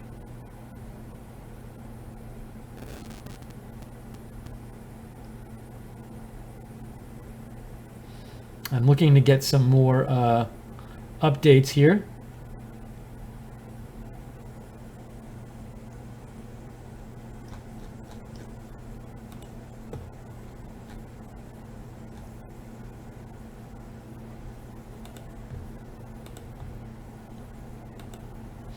Let me go back to this map, and I also want to look at some of your comments that you sent in your messages. Connor Wells says, The Conservatives' vote share in both Sunderland and Newcastle, which are both safe Labour seats, are up. Interesting. So what Connor Wells, who's from the UK, tells us is that, look, these first two seats you see on your screen, they both went for Labour, and they both were previously Labour seats. However, the Conservatives did better there than in the last election. Now, what does that mean for the other seats? Who knows? Don't know. Will that carry over? We'll keep an eye on it. Thanks, Connor Wells, for writing in. Appreciate your perspective.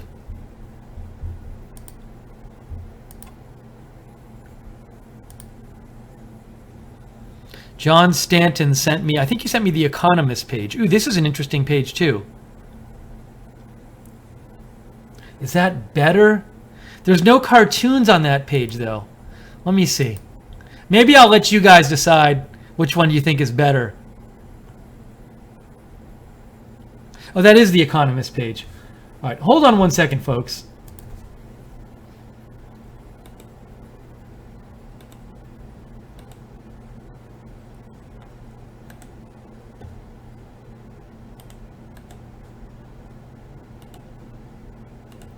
I'm going to show you something.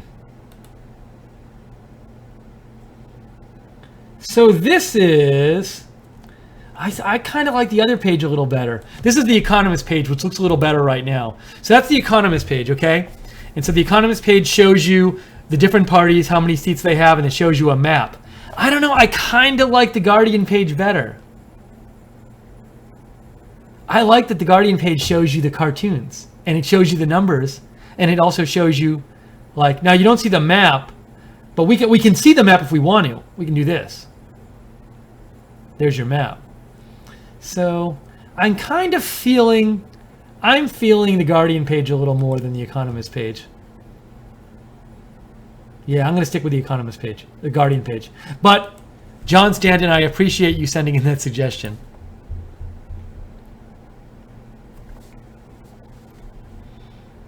And let me quickly check. I think somebody else sent a message in here too. Oh, and JC, you sent me Sky News stream. I have that stream. Thank you. JC says, somebody said that one is better. Let's see if you guys have a thought.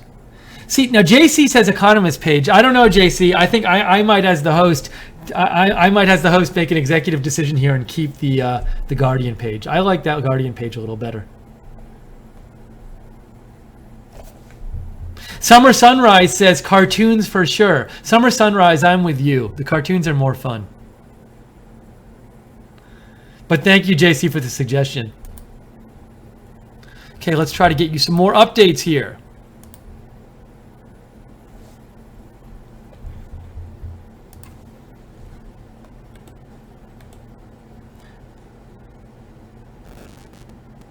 Let me show you the, so this is the Times morning edition for tomorrow. May's big gamble fails. That's the morning paper. Now maybe it'll be like Dewey defeats Truman, where as of tomorrow, conservatives will win. Although even if the conservatives win, if they don't win by a lot, then the gamble failed, because she was supposed to. The whole idea of calling this election 3 years early was to really increase the conservative majority, and it looks like that's not going to happen. But we'll see.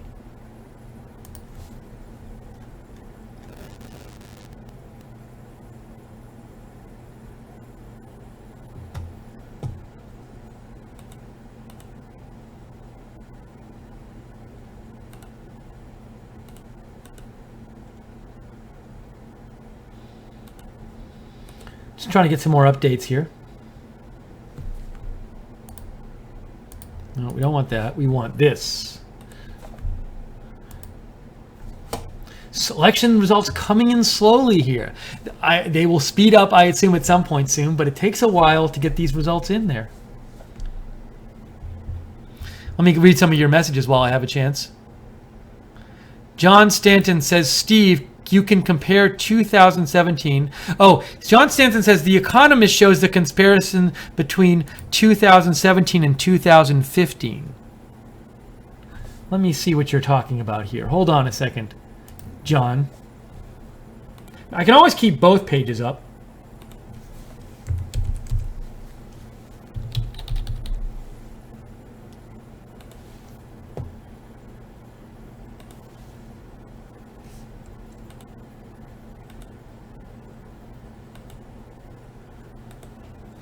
1 second. I'm just getting this Economist page up.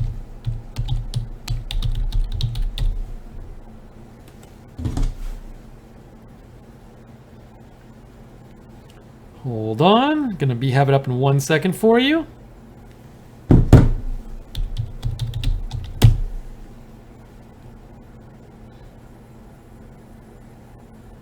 So John says,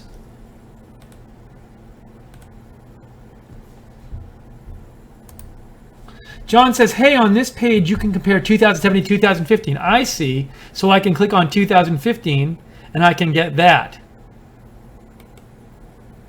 Now that's neat. Oh, I can look at the constituency. Okay, so like this seat today is 64 to 24, but in 2015 it was 55 to 18. That's the Newcastle one. And then this one was 59-27 and okay. All right, so I'll keep this. I'll keep this handy in case we want to look at it. I won't close that window, but I'm going to go back to the cartoons. Thank you, John.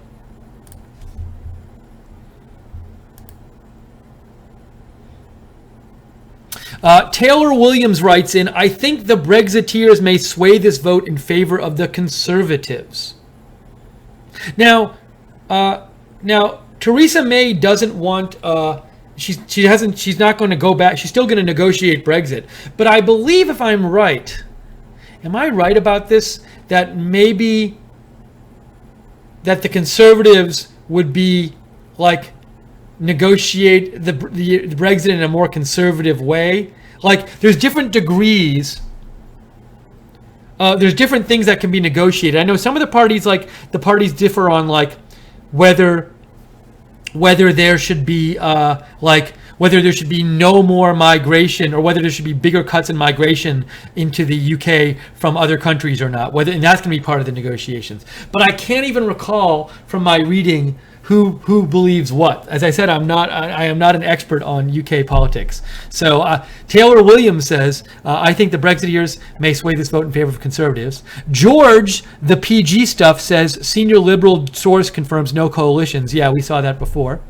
Janks says, nice tie this time, thumbs up. Thanks, Janks. Sean Smith says, speculation the exit poll doesn't include postal votes, which have been predominantly Labour in the past. Oh, that's interesting. So Sean Smith, one of our viewers, says, there's speculation the exit poll doesn't include votes by mail, which have been predominantly Labour in the past. Christian Anderson says, I'll bet that they hold reporting the Conservative results to give the impression that Labour is winning or to modify the results. We Will Prevail writes in, I don't know if this is significant, but what's going around in the UK this is what's going on in the UK, and it's a tweet that says, Labour MP caught on tape saying her regional party is corrupt. OG says you should really switch to DuckDuckGo search engine. It's so much better than Google, better unbiased results, and doesn't track you. Well, for now I'm sticking with Google because there's too much going on here, but I'll think about it. A Name just sent me the front page of the Financial Times. Hold on, let's see what A Name sent me.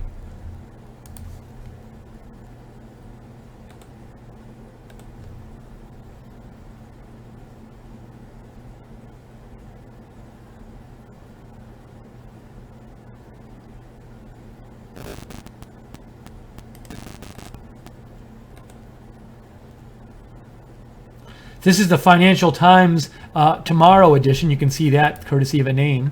And it says, May gamble on election set to backfire according to exit polls. So these are going to be the early newspapers that are distributed there when the votes aren't all counted yet. Thank you, A May. Or, A Name. Taylor Williams says, Conservatives won 331 seats in the 2015 election compared to Labour's 232. So it looks like Labour's going to make some gains here, no matter what happens. Proud American says, Europe can't afford any more globalism. Not good. Well, I think if they really want to be globalists, they would vote for the liberal Democrats, because the liberal Democrats are people who they're a party who they're the most anti-Brexit party. So the liberal Democrats are not getting many votes. So Brexit is still going to happen, even if no matter whether Labour is ultimately running the government or the Conservatives are. Connor Wells says the next declaration of a seat will be in 10 to 15 minutes, and that's going to be Sunderland Central. And it looks like, is it that they only?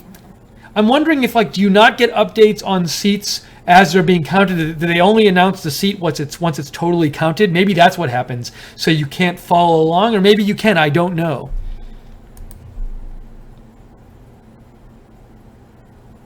Boo Grow says Steve, current vote count electorate 46,800,000.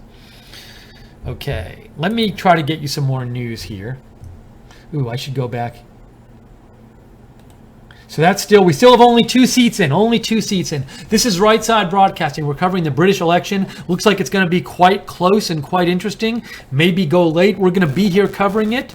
I am Steve Lookner. We're taking your comments and reading them on the air as we cover it. And also, if you have interesting tweets you want me to show about the election, write to me on Twitter. I'm on Twitter at @Lookner, @LOOKNER. Feel free to follow me on Twitter if you like breaking news and news coverage. I covered a lot on my Twitter feed. And also follow Right Side Broadcasting at RSB Network. And if you like our coverage, subscribe to Right Side Broadcasting on YouTube. And when you do it, just click the notifications bell and you'll get notifications whenever we go with a live video on the air. And also, let me say, as I periodically say, if you like our coverage, please consider donating. Oh, Carl Peterson donated $2 before. I forgot to mention. Thank you, Carl, so much for donating $2. If you like our coverage and want, please consider donating because we're viewer supported. If you want to donate, make a small donation or a big one. Doesn't matter. We love them all. rsbn.tv/donate. That's rsbn.tv/donate. Or you can donate by clicking on the $sign in the chat room on YouTube. At the bottom of the chat room, there's a $sign. You can click on that and donate that way.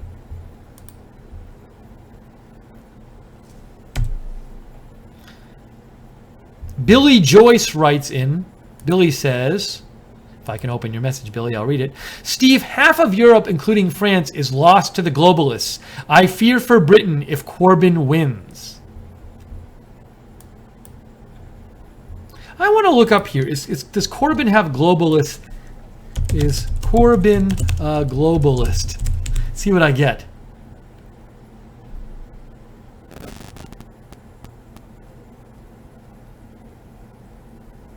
I'm not getting any huge takes. I mean,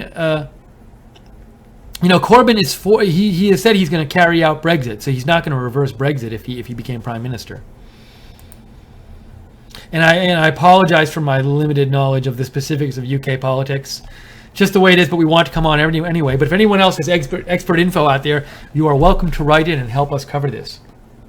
All right, let me see if I can get you some updates.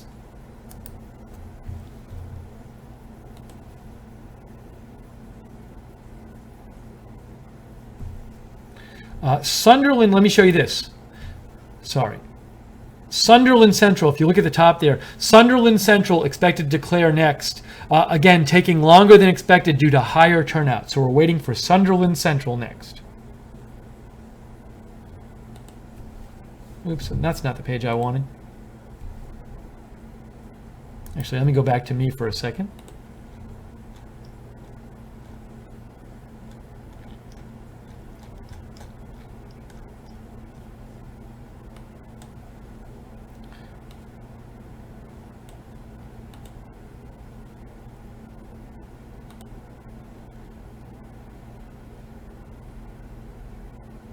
Here's a picture of armed police at one of the election sites. Armed police on duty at Doncaster election count.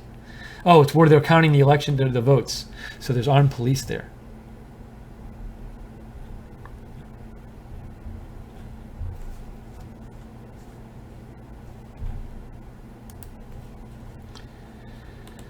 Let's see here.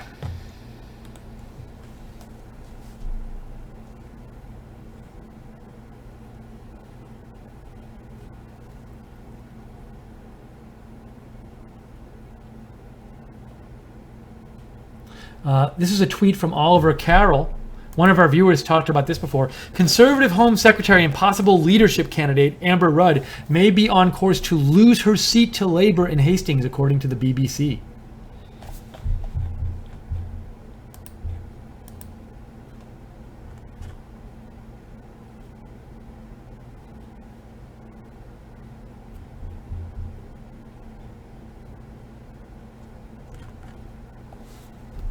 Okay, let's go back to that.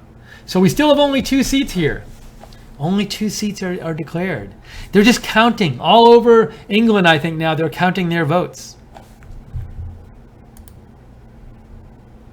Oh, Connor Wells says, we don't track the counting over in the UK. We only announce the result. This is very interesting. So you know how, like, when you're watching the election coverage in the United States, you can tell what's going on in each of the states. They do these rolling updates of each of the states. So you're watching the election, you can say, Trump's leading in this state and Hillary's leading in this state, and you can watch.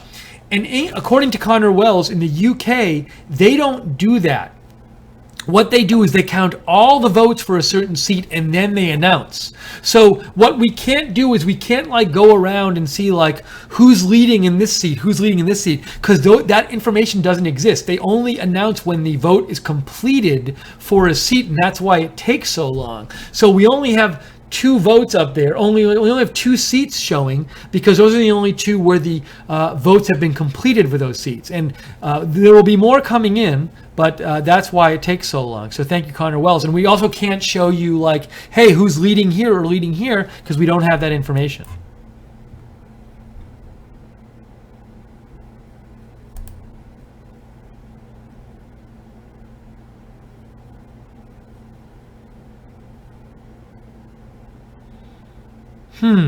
All right, this is interesting. I want to. One of you wrote in about the postal votes, and I want to show you a tweet about that because that's quite interesting.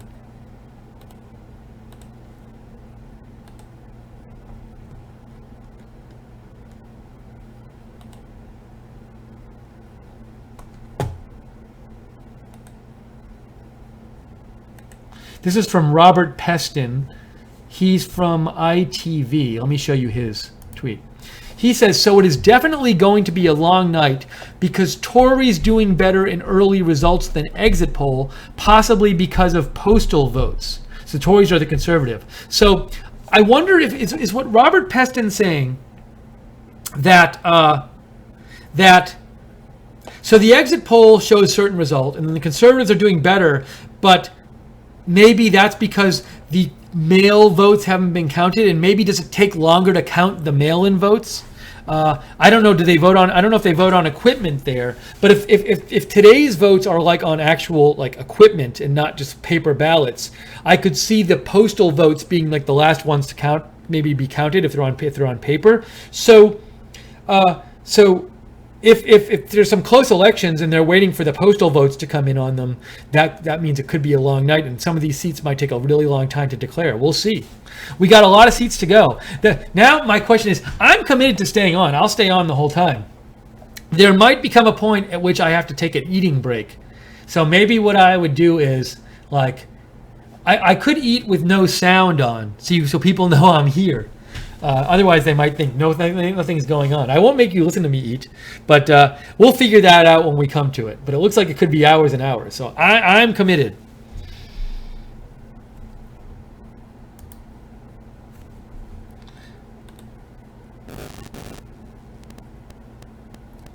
Let's see. Oh, votes are coming in. Look what it says on the Reddit live feed. Votes are coming in. Votes are coming in. Very exciting. What will happen? They are coming in. Let me see. I'll let you know as soon as we have an update.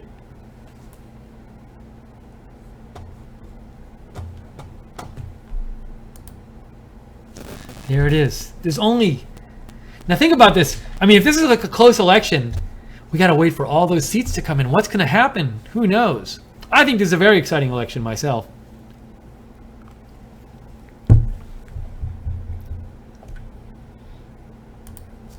Let me do a quick check here.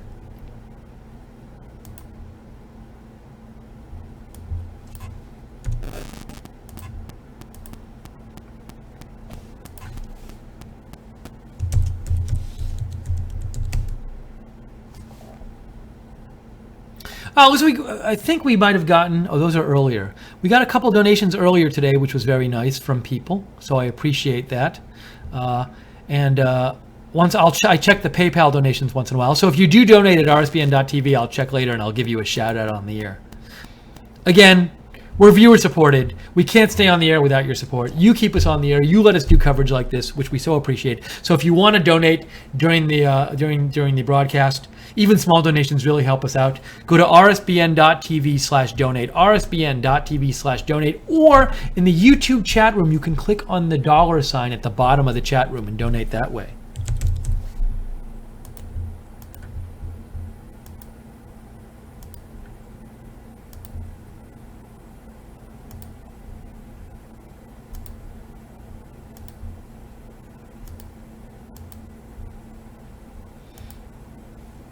Let's see. Do we have any new results yet? Let me check. Labor won. I see Labor won another seat. So look, it says the first 3 confirmed members of the new parliament are all Labor women and one with big majority over others. Now, I don't have the result from that seat yet. I'm going to try to get it right now. So give me 1 second while I try to get that result for you up.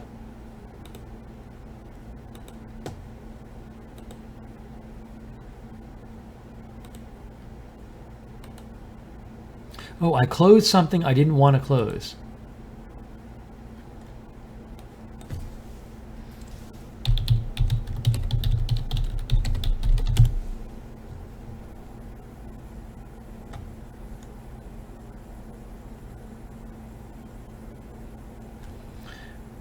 I had a BBC News page up. Let's see. Here it is.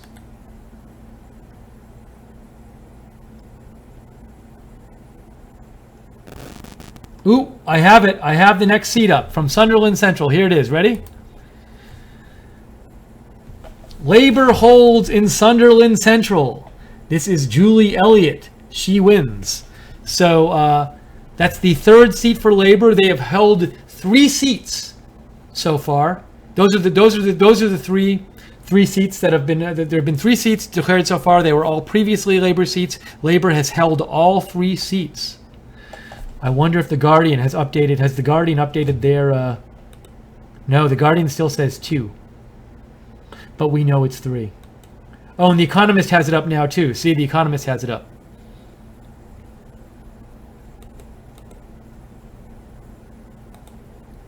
Let's see if we can find it here. So Julie Elliott, she is winning with 55. She got 55.5%. Oh, I see where it says swing. This is interesting. So I guess swing is the difference between this election and the last election. Let's see. That's confusing. Hold on. That swing thing doesn't make any sense to me because in the last election, look, in the last election, Julie Elliott won 50-23. And in this election, she got 55.5. So she got more percent in this election. She got 5 more percent in this election than the last one. But it says the swing is minus 2.3. So I'm a little confused about that. But, and then, oh, she had a bigger, it says majority 11,179. Majority 9,997. I'm a little confused on how to read these statistics here. One of We the People just gave $20. Thank you so much for that donation. Very nice of you, one of We the People. Really appreciate it. Thank you. Thank you, thank you, thank you. Okay, anyway, so maybe somebody out there can give me a little perspective on why, like, what it means that the swing is minus 2.3%, when in 2015 she had 50% of the vote, and she had a bigger lead maybe, and her lead is smaller in this election. Anyways, let me look at one more thing. Her lead was 27% there, and it's 22% there. Okay, I won't bore you with that.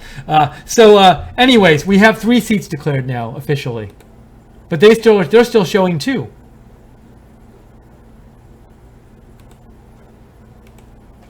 We have that new news in. So Labour has 3 seats. Conservatives have no seats.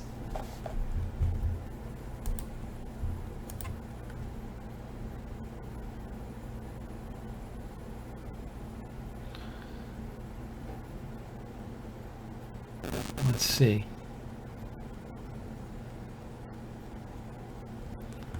Just trying to find more information for you.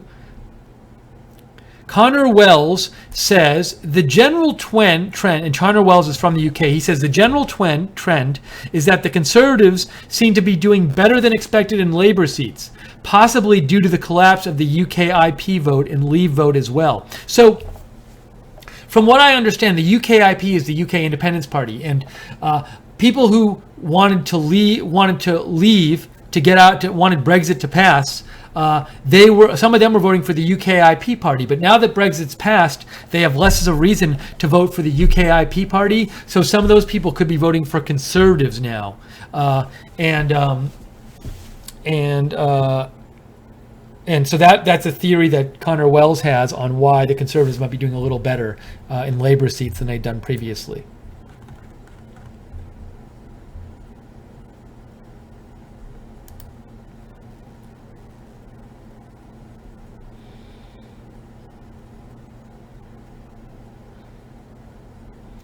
I'm looking to see some more. Boog Rose says, great tweet. Evers fam, Londoners chant Donald Trump, we love you. I don't see the actual tweet here, Boog Rose. Feel free to send me a shot of the tweet, Boog, if you hear this.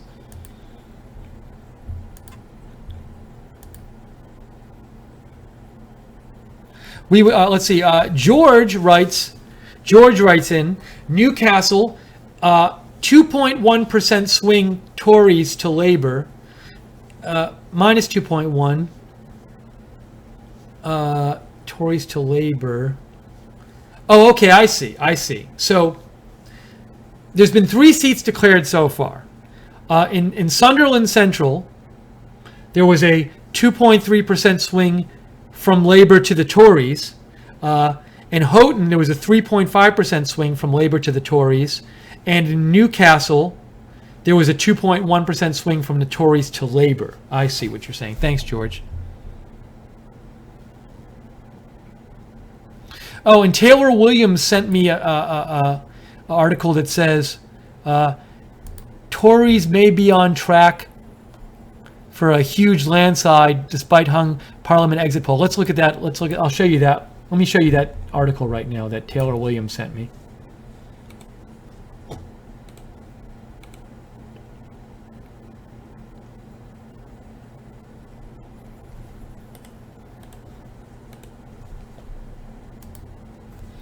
So this says, election results, oops, whoa, I just messed that up.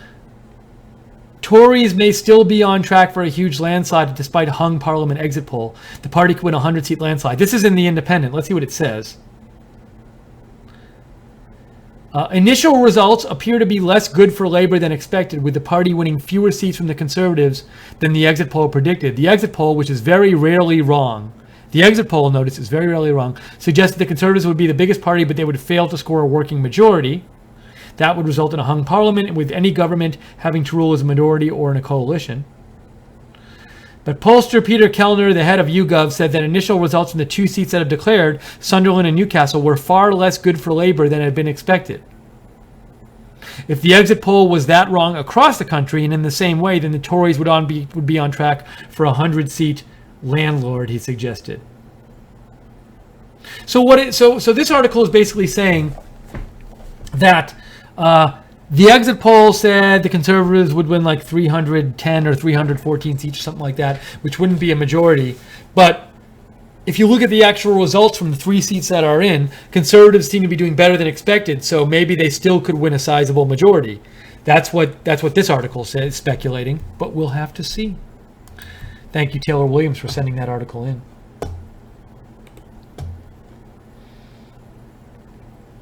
Al Parks writes in, UKIP, UK Independence Party voters are voting Conservative, especially up north. This is a one-off lending of votes. Labour expected to get more UKIP votes than they're actually getting.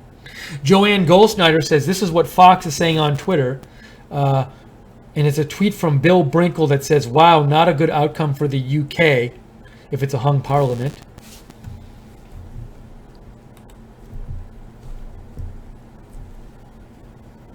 Now let's see if I can get some more news here. Here's a new seat. Labour held a fourth seat. We have a fourth seat in. Oh, and the Conservatives won a seat too. Oh my gosh. All right, we got to catch up here. Let's see.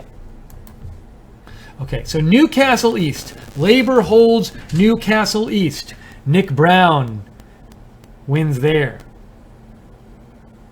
And it says incoming vote in Swinton. The Conservatives hold North Swindon. North Swindon. So, okay, hold on a second. So, look. Swindon North stays Tory, but a 10% swing to Labour from the last election. So we have a couple of new announcements here. This seat here was a Newcastle East. That was a Labour seat before, and Labour holds the seat. And then in Swinton North, the Conservative wins, but it's a 10% swing to Labour. So we have 5 seats in, and 4 of them are Labour and 1 Conservative, and no seats have gone differently than they went in the previous election so far. Let me see what's on here. So on this map, why are they still? I got to do a little refresh here for the Guardian site. They're not doing very well. Guardian has 3 up. Let's see. Let's look at the Economist site and see what they have. The Economist site has 4 seats up. So this was that Conservative. That's the first Conservative seat down here. And it says, see, now this says swing 3.69. I don't even understand what that means. So I'm not going to try to get into the numbers here. Anyways.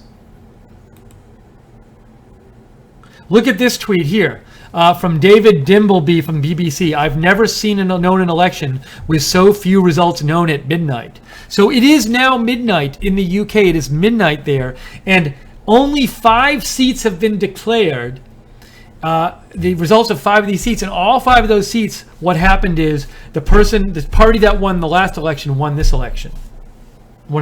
So no seats have changed hands yet.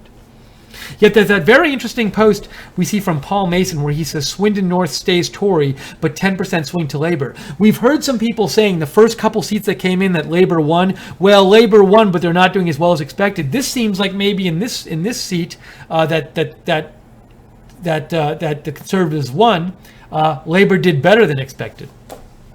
So we'll have to keep an eye on this.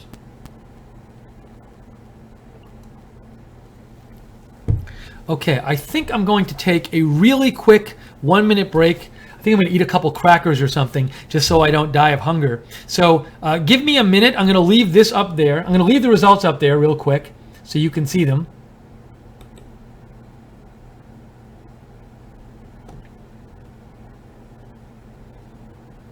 So maybe I'll leave that up there. I'll leave that up there for a second for the Reddit live feed, and I will be right back. Don't go away. I'll be back.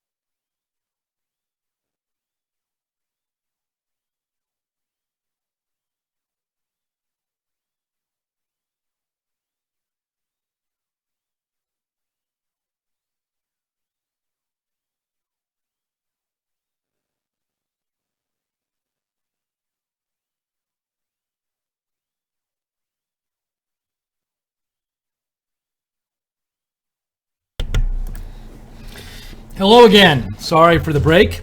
I had to eat a couple crackers because I was going to starve to death. I think I'm now not starving to death, which is great. Good news. Okay, let's get up to date here. Let's get up to date. Let me get back here. So,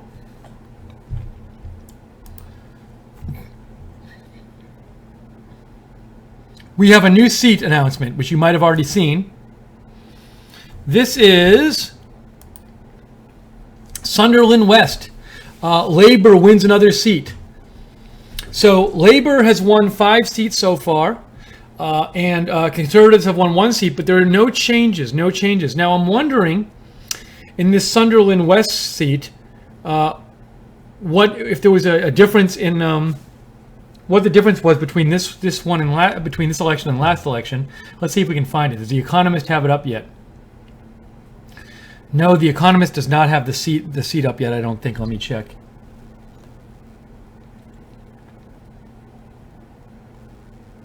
No, it's not up yet. So we'll go back here. How about The Guardian? Nope, The Guardian doesn't have it up either.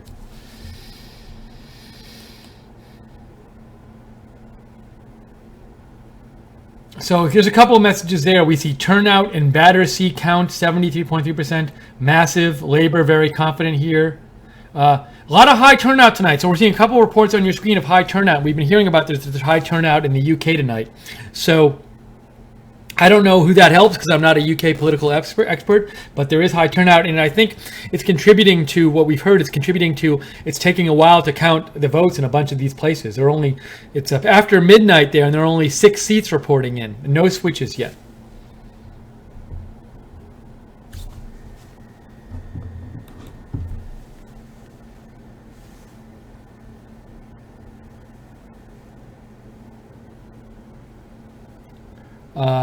I think you can hear me. I just want to make sure you can hear me.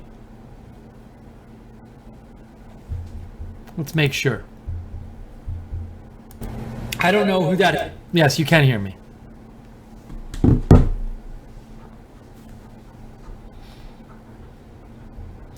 Okay. I think some of you sent me messages while I was away.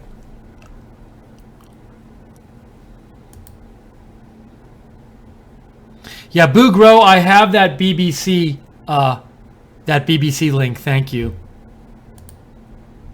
We will prevail, writes, and the Labour Party is corrupt according to some because it is filling with the Conservatives. Interesting. I'm not really sure what that means. I'm not very familiar with that whole thing. So we will prevail. Feel free to elaborate on that, your message. Connor Wells says Conservative. Yeah, we talked about that. The Conservatives have won 1 seat in Swindon North.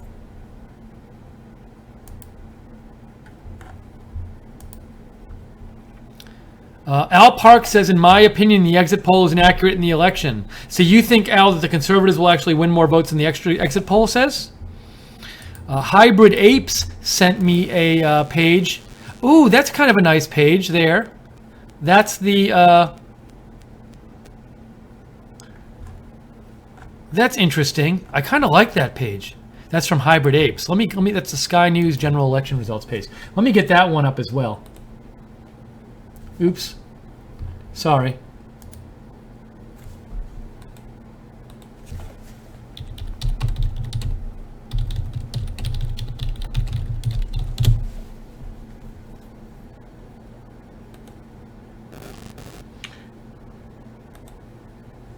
That's not it. Hold on. Let me get that one up.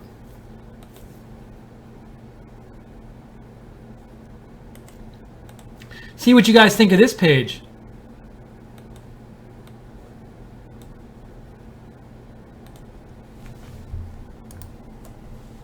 It's so big though. I got to shrink this page. Let me shrink it a little bit. Ooh. The problem is I like it, but it's like you gotta like it's like I have to shrink it a lot.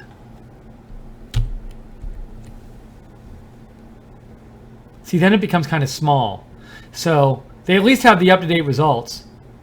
And they show you like how the vote share is compared to the last election. And also they list the seats down here. That's kind of fun to have that up on the screen. See that map there? Where you can see...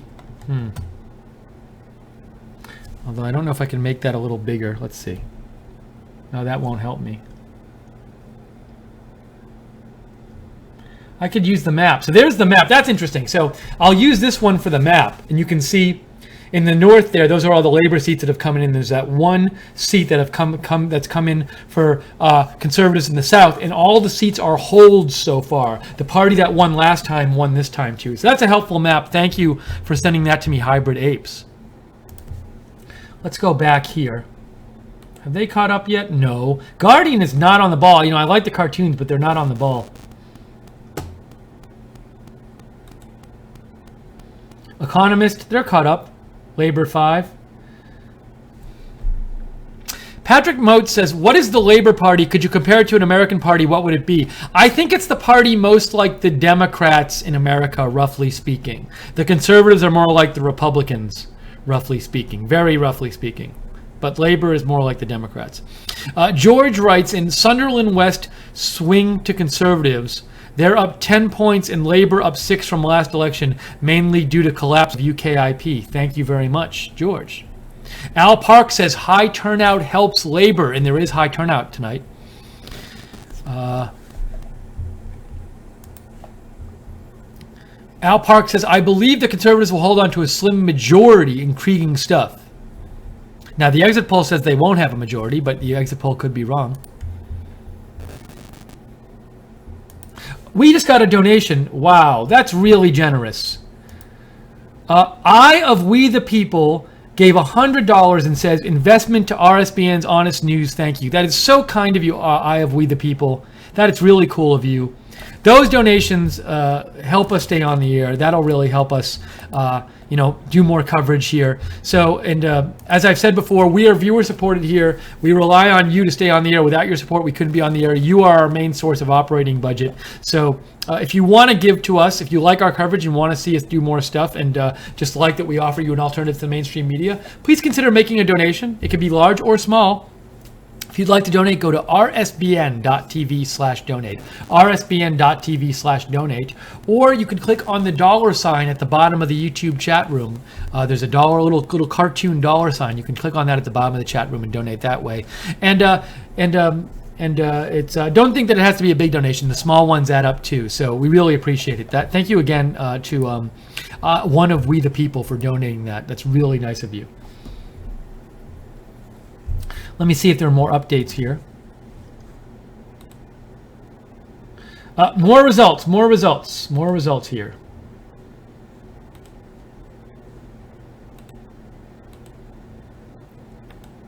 What happened to my page? There it is.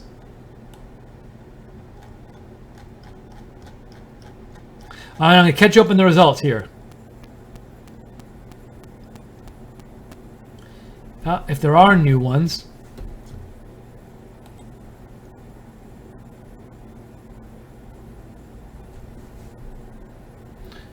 Okay, this is a new result here from the Reddit live feed. It says Labor holds Washington and Sunderland West and Newcastle upon Tyne North, giving them a total of 6 seats. That's one more than we saw before. So Newcastle upon Tyne North just reported as being for Labor, and Labor holds that as well. Now let me see if I can find a little more information about that seat for you. You can see from our map, it's in the north. Where is it there? Oh, that's all right. That's cool. So this is Newcastle upon Tyne North.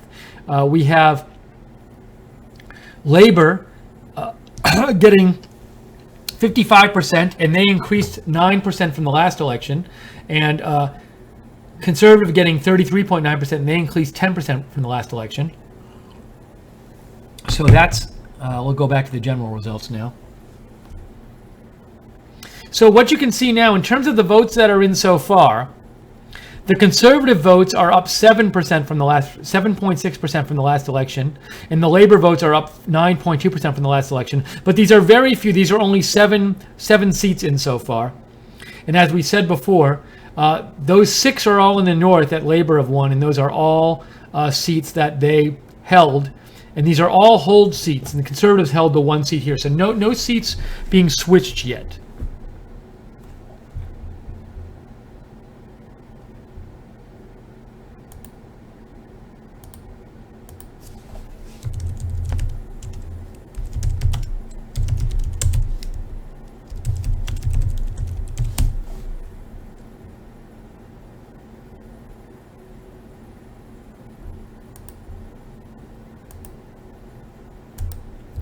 Hold on a second, just getting more information here if I can.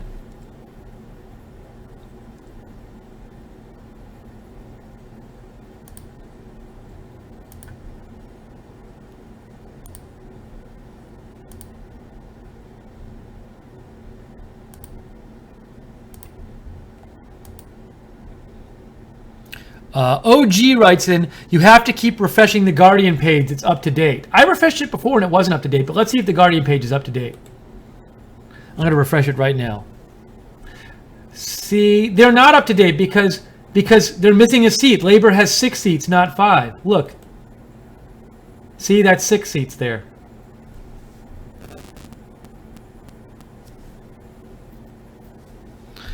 MRE Peanut Butter sent me a tweet that says, exit poll versus real results in 3 Northeast seats. Tories doing better in real life so far.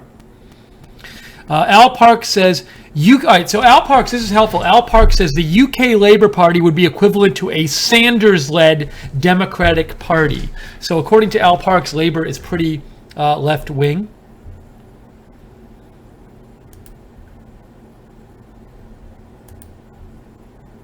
John Crilly says, that's correct, Steve. Labour is more like the Democrats here. Scotland is north also. They are very Labour.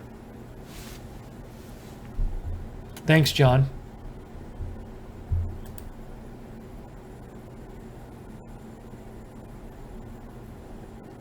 See if I can get you some more information here.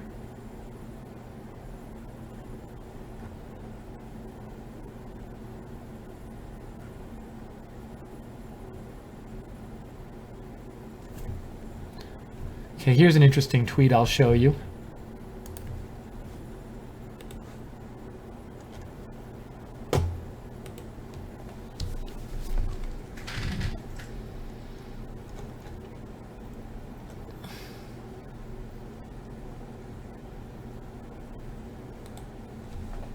This is from Michael Heaver, and he says, a UKIP source. UKIP is one of the smaller parties in England. And it says, wrong to think all UKIP voters would vote for May on Brexit. Anti-establishment Corbyn more attractive for many. So Michael Heaver thinks that maybe more voters will go to the Labour than were expected from the UKIP party. They were for Brexit, and now that Brexit's been passed, a lot of those voters are going to other parties. But maybe Labour is taking more of those voters than was initially anticipated.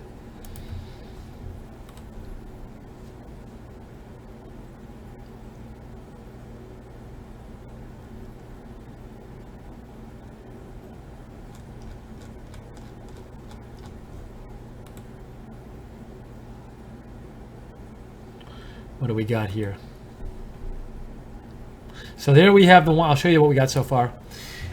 There are the results so far. 6 seats. 6 seats for the Labour, 1 for Conservatives. They are all holds. No seats have switched yet. None. If you would like to comment, I'd love to read your comment on the air. Write to me on Twitter at Lookner, at Lookner. Or if you have an interesting tweet you find, you can help us cover the news.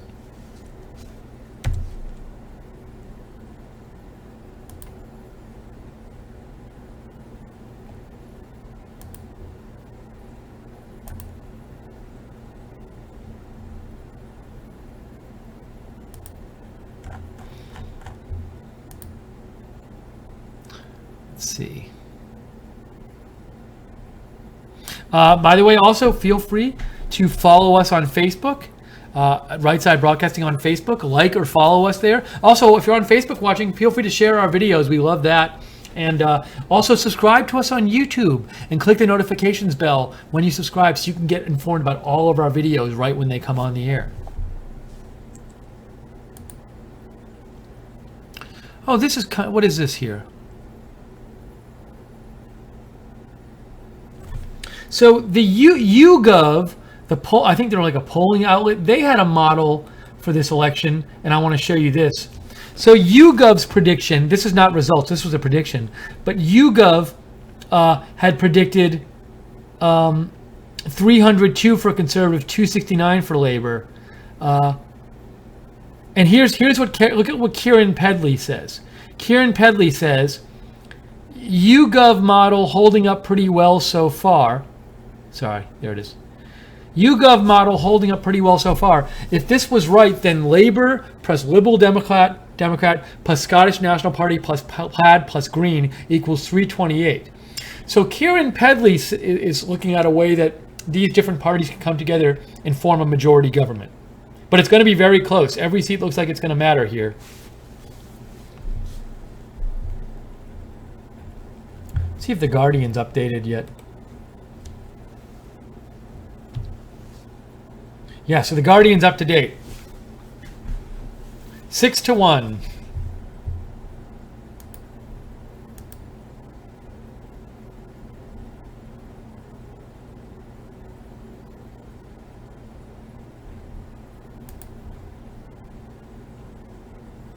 OG says, Lookner, I could be wrong, but I think the UK Conservatives and Liberal does not have the same meaning in USA. I know very little about it, really. Thanks, OG.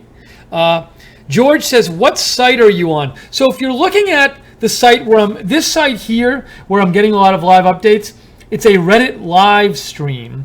And Reddit Live is a stream where, for big news events, they do live streams where they aggregate different tweets and different information. It's a great stream. So if you want to open that up in addition to this, if you search Reddit Live, that title, you should find it. Also, you could, if you Google like Reddit Live, there's a site called Reddit Live, and it lists all the Reddit Live streams, and one of them will be this site, so you can find it that way. But I recommend it. It's a very good site, and it's a good way to keep up with latest information.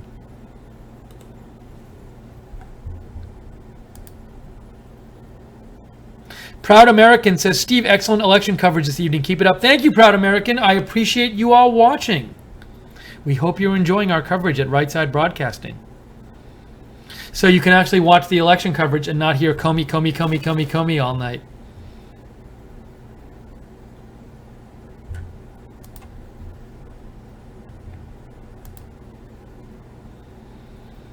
Let's see.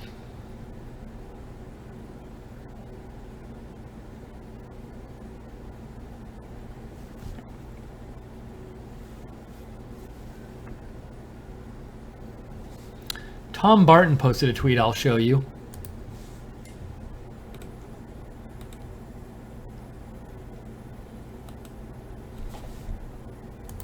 Tom Barton said, Boris Johnson's dad Stanley said, this could show the country is actually rather lukewarm about Brexit. It's according to Boris Johnson's dad.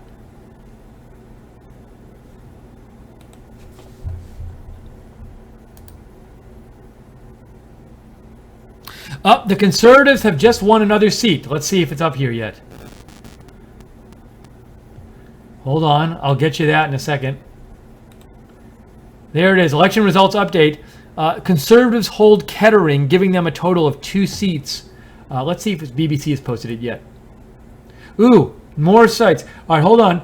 Labour held in Newcastle North. That was 10 minutes ago. So they have not posted that seat yet, have they? Let's see. No, nothing yet from BBC. That's the BBC site. Sorry, that's a little disorienting when I do it that way. I'm trying to get you numbers from that new seat. So they have it up here on Sky News. You can see Kettering, which is here, I think. No, here. That's Kettering. That seat just got called. It's a hold. It's for the Conservatives. Let's see what the numbers say. Oh, the numbers themselves are not actually in yet, just the fact that the Conservatives won. So we'll hold on and wait and see what the numbers are.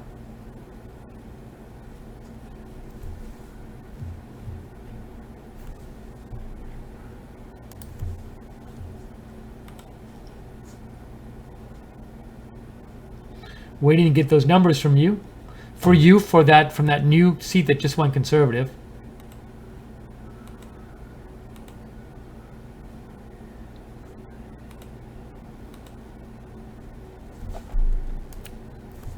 Nothing yet. Are there numbers yet? Let's see again. Oh, there are the numbers right there. So in Kettering, the Conservatives hold. They voted to leave in 2016.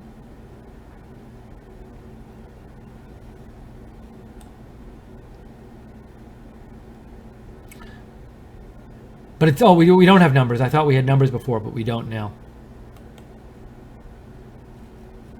All right, so we don't have numbers yet for that seat.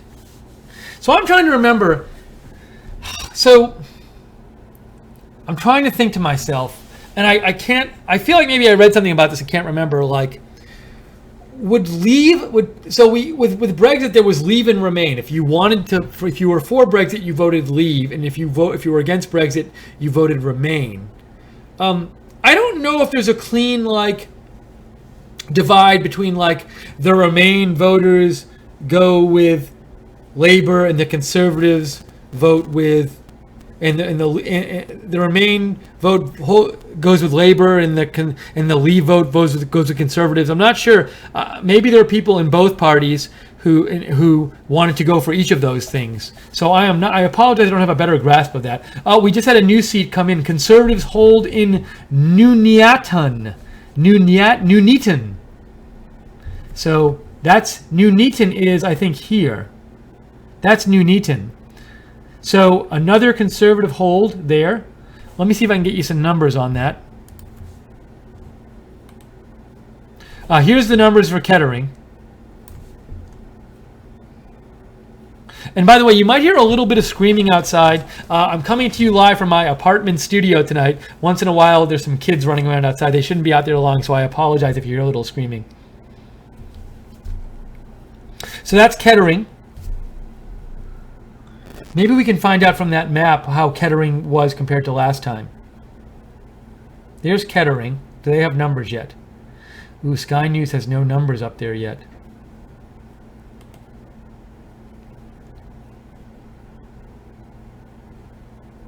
So no swings in seats yet.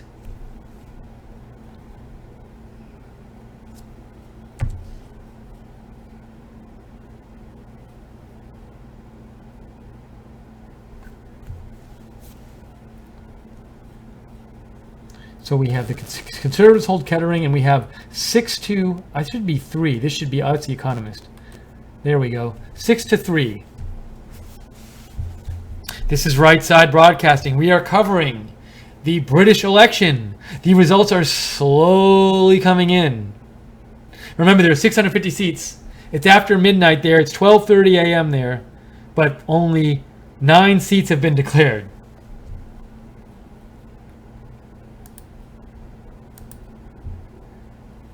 Okay. George very helpfully gave me the Kettering numbers and said in Kettering, Conservatives did 6% better than last time in Kettering, and they won the seat, but Labour did 11% better than last time. So in a couple of these Conservative seats that the Conservatives have held, Labour has done a lot better than they did last time. William A. Schroyer says, "You're an enabler. I'm such a politics junkie. Thanks for this." Yeah, I like it too, William. So we like to cover this stuff just so you have a place to go to watch it. So thank you for tuning in. Patrick Mote says, "I'm seeing a lot of tweets that are projecting a major setback for May due to the election results. Interesting." And if you would like to write in, feel free to write me on Twitter or on email. My Twitter is @Lookner, and my email is up on the screen too, by the way.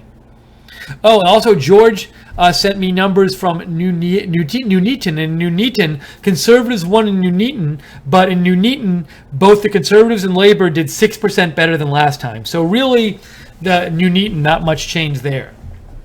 So it all seems like kind of a wash. Like there's a few of these seats, a few of the Labour seats that they won, Conservatives did better than last time, more than Labour did. But in a couple of the Conservative seats that they won, even though Conservatives won, Labour had bigger increases than Conservatives did over last time. So the whole thing right now from these 9 seats seems kind of like a wash at this point.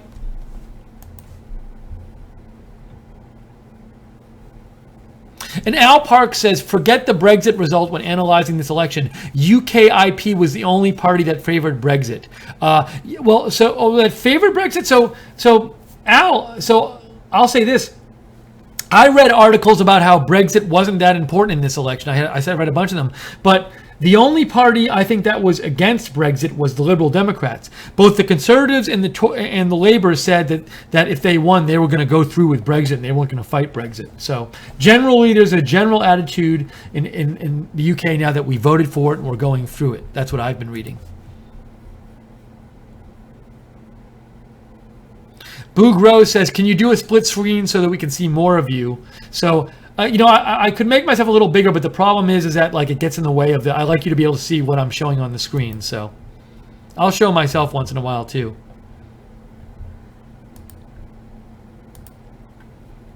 We Will Prevail writes in and says, from The Independent, Labour suffered general election blow after prominent candidate Naz Shah is taped calling regional party corrupt.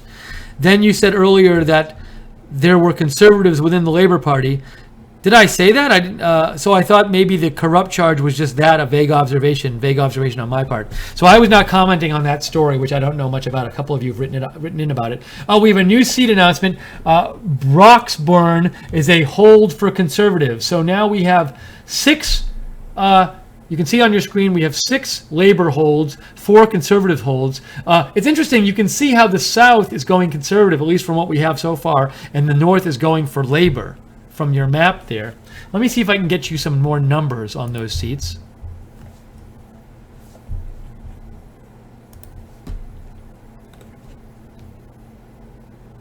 Ten holds so far. 10 holds so far.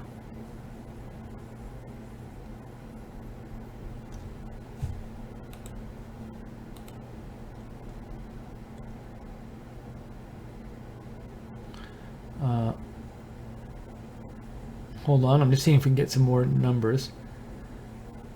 We already showed Kettering, I think. Did we show Kettering? I think we did. Slow numbers coming in.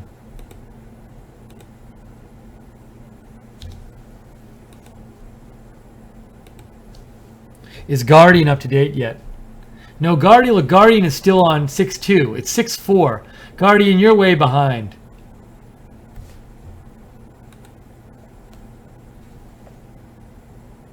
There's 6-4. Although the problem with that is that, like, wonder what happens if I click on all seats. No. The problem is I'd like to have, I also like having the numbers up too for people to see. Up, and we have another Conservative seat just came in.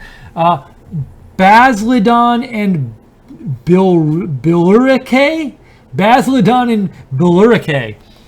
That just went to Conservatives. It's another hold. So it looks to me like we're at 6 Labour, 5 Conservative. Labour taking 6 seats in the North holds. 5 Conservatives in the South. The seats are coming in faster now.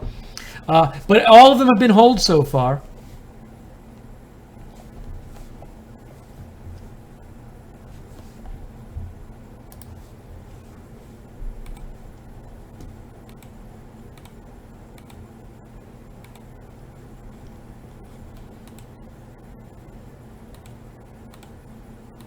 Try to get you some more numbers. That site, that Sky News site with the map really is the most up-to-date one. They get everything faster than everybody else.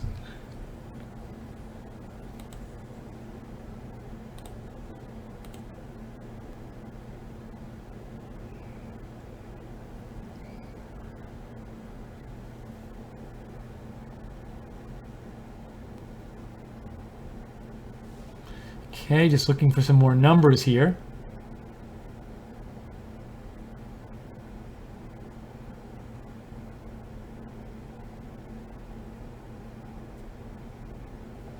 I see this is an interesting post here on the BBC site.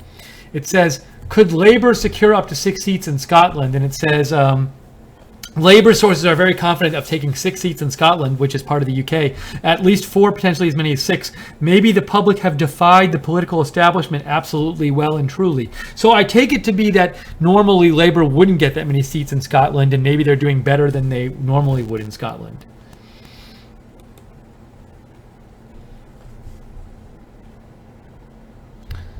Let's see here.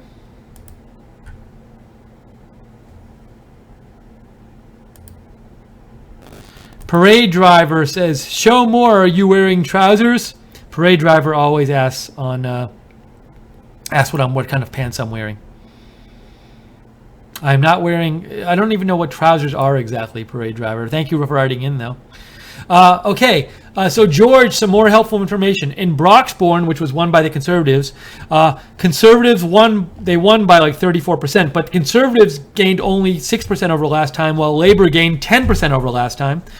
In Basildon and Billericay, Conservatives gained 8 over last time. Labour gained 7 over last time, so not much difference there. Another Labour hold in the north. Workington has just come in. It looks like Workington is in the north, yes. So we now have 7-5. 12 seats have come in.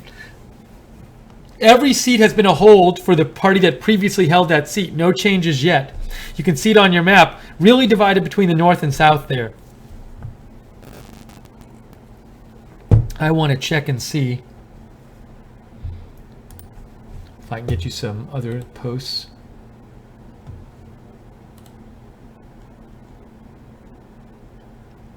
Here are some of the numbers here I can show you. So this is the one. These were announced before, but this is from Nuneaton. That's a Conservative hold. Nuneaton. We already saw that one.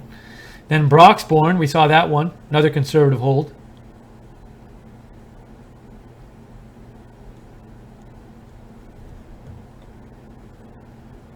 Conservatives say the Treasury Minister has lost the seat. So let's see if I can get a little research about that.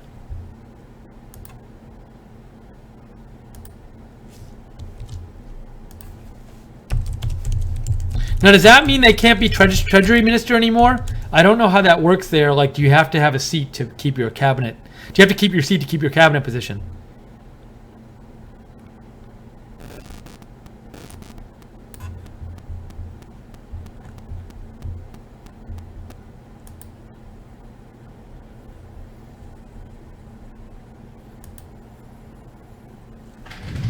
And I'm not sure which that would be. Is that? I'm trying to look up who was in that seat.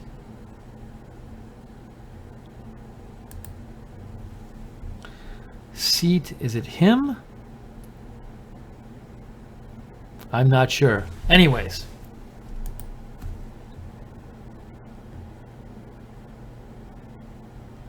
Let me go back to this map here. Oh, and we have another Labour hold here. It looks like Middlesbrough. Labour is held in Middlesbrough.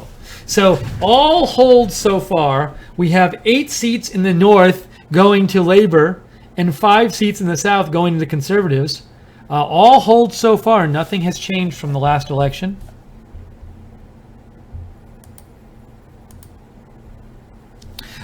George says The Guardian sends out alerts pretty fast, but only updates their website when numbers come in. I see. Thank you, George. Okie Basis says, really annoying that their colors are opposite of the U.S. for party color. Yeah, so you have the red is Labour and blue is Conservative. It's a little confusing if you're used to blue for Democrat and red for Republican. Al Park says, Labour got decimated in Scotland in 2015. A left-leaning Corbyn might help them get a few seats back. 7 seats is a big ask, though. Thanks, Al. And George helpfully gives us more results here. In Workington and Middlesbrough, those are the 2 most recent seats we saw called that reported in, and those are both Labour. In both of those, the Conservatives gained slightly more from the last election than Labour did, but it's not a huge difference. And also, since the Conservatives did so poorly in the last election in those seats, maybe it was a little easier for them to gain. So not a huge difference between this election and the last election in those 2 seats.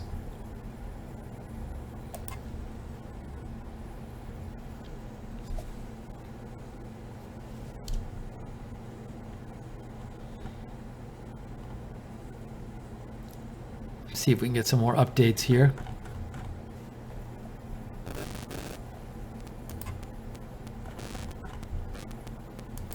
Thank you guys for all your comments tonight and all of your help covering this and all the news tips you're sending in.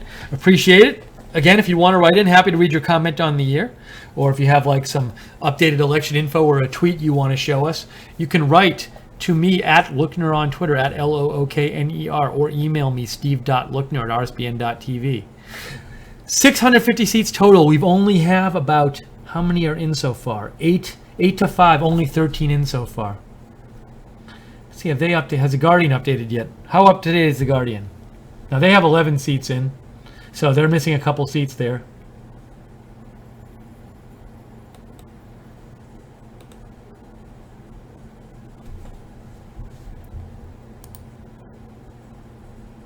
Oh, and we have some numbers for Middlesbrough. What is that at?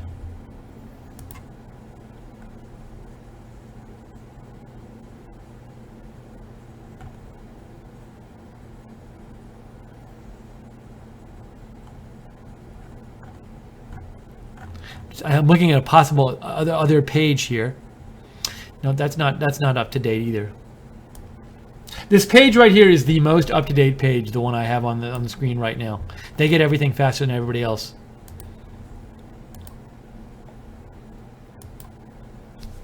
Austin Farrell writes in, with the likely outcome being a hung parliament, how do you think Brexit will be affected? So I don't think it'll... So both Labour and the Conservatives, who are the two biggest parties, are both committed to negotiating the Brexit. So Brexit will still happen. I don't know... I know that the parties differ a bit on how they want to negotiate the terms of the Brexit withdrawal, but I don't know exactly what the differences are because I'm not an expert on this. So I can't really answer your question. I mean, I guess, if it's a hung parliament, perhaps that means it's more possible that Labour would rule with a coalition rather than Conservatives. And if that's the case, then Labour's attitude towards Brexit will be more representative in the negotiations than Conservatives, but I don't know exactly what that attitude is. So I'm sorry I can't help you more on that. Parade Driver says, break this election down for us ignorant Americans, keep it simple. Well, as I said before, basically, Theresa May, who's the current prime minister, she's conservative. She called this election. She could have waited till 2020 to have another election. She called this election because she thought she was going to get a huge majority. But what seems to have happened is that instead of increasing the majority, she might have the conservatives might lose seats, and she might not even be the prime minister anymore after the election. So it's a lot of the British papers already have headlines out saying that she made a terrible choice having the election right now, calling this early election.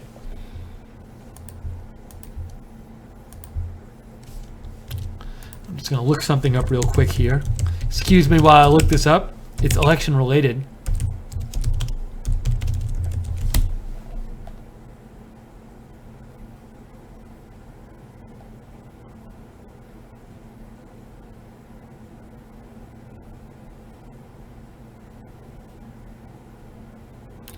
Here's something here. What does it say here about Brexit? I'm trying to get you a little more information about the Brexit. Oops, that's not good. Sorry, folks, for that.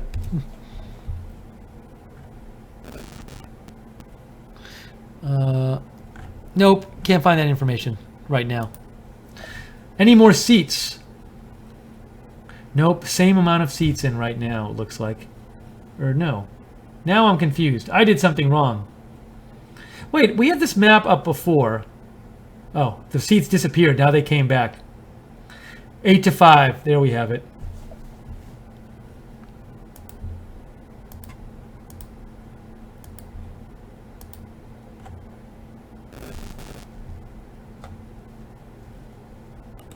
Here's what happened in Middlesbrough. That guy won. Andy McDonald. But we'd heard about that one already. See, they're not even as caught up on this page as they are on the map page.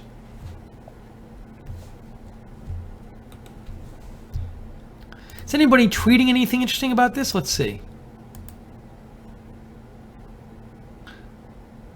Oh, okay. So this is a helpful tweet I'm going to show you in 2 seconds.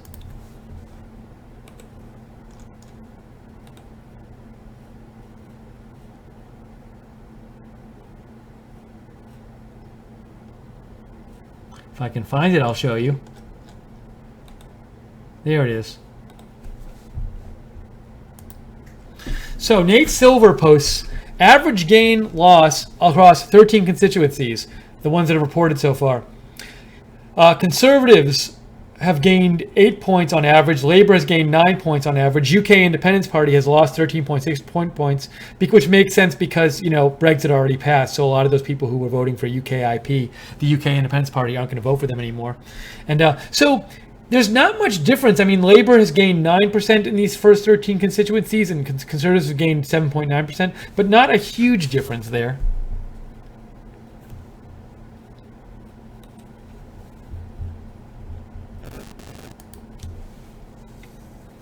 See, I spotted that tweet, and I said that's an important tweet, and I showed it to you, and look, now Reddit Live is carrying it too. So I had a good eye for that tweet. They consider it important too.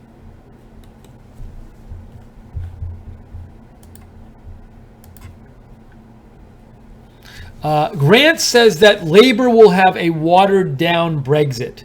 So, like maybe they want to. I think I recall reading something like this. Like Labour, they will negotiate to let more immigrants in compared to what the Conservatives would have negotiated. Maybe that's the case.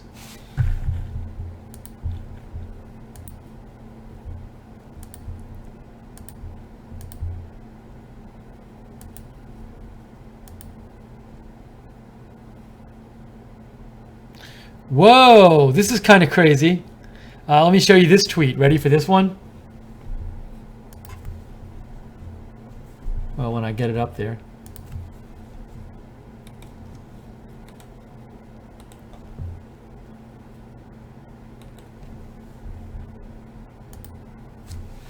Former Downing Street press secretary.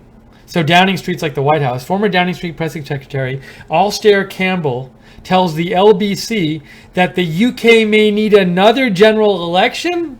They'd have another election. So if they can't if no one can form a coalition, and no one can even form an agreement to a non-coalition minority government, they would need another election. Could that really happen?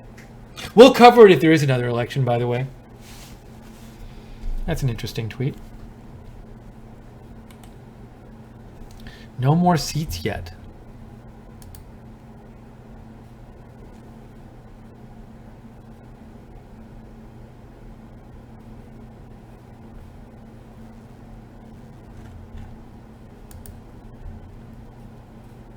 Grant says, "Why do you still trust Nate?" Oh, because are you saying, Grant, did he get the actual election or presidential election wrong? I can't remember.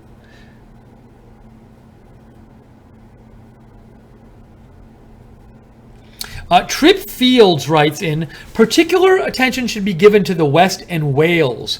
Look for Labour losses. Oh, we just got a new seat in. South Shields is a Labour hold. South Shields, where is that at? There's South Shields right there. A Labour hold. So now we have 9-5, it looks like.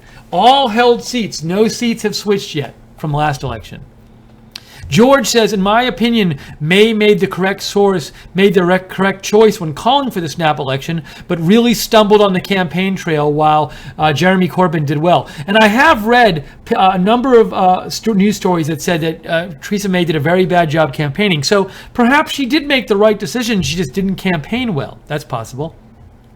Trip Field says, look for Tory gains in the West, particularly Wales.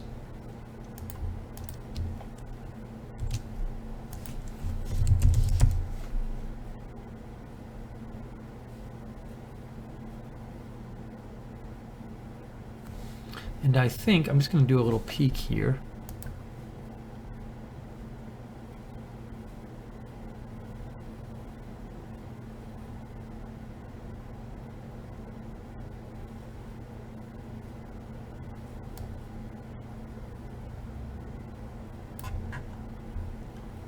Sorry, I'm just peeking at something real quick here.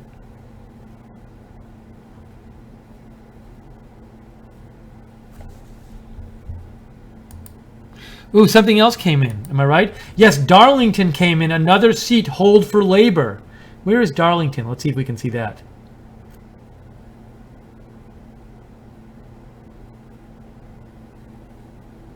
There's Darlington right there. So 2 more seats. It looks like we're at 10-5 right now. All the seats have been holds so far.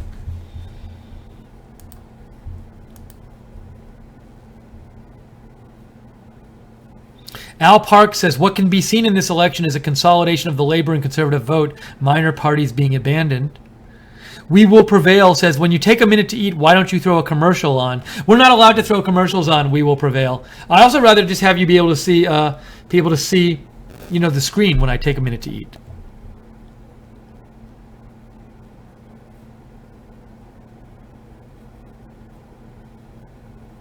Al Park says, with 35 years experience as an election tracker, I can say with 100% of confidence that media pundits are at their most clueless. Trip Field says, May gambled on this election with a good hand and ruined it with her PR.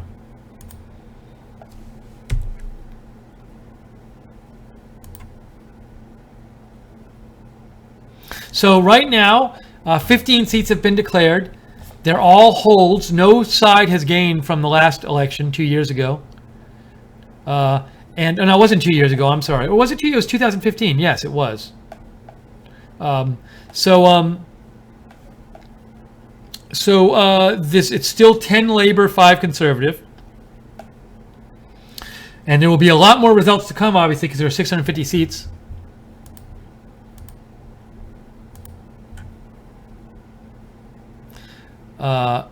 And this is interesting. So George writes to me, so Darlington, the vote in Darlington, which that is the most recent seat that came in that was a Labor hold.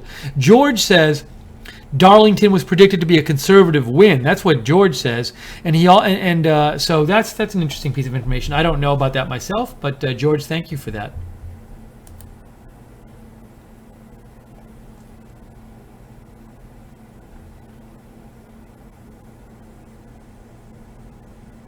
Okay, this is a neat tweet from Tom Barton.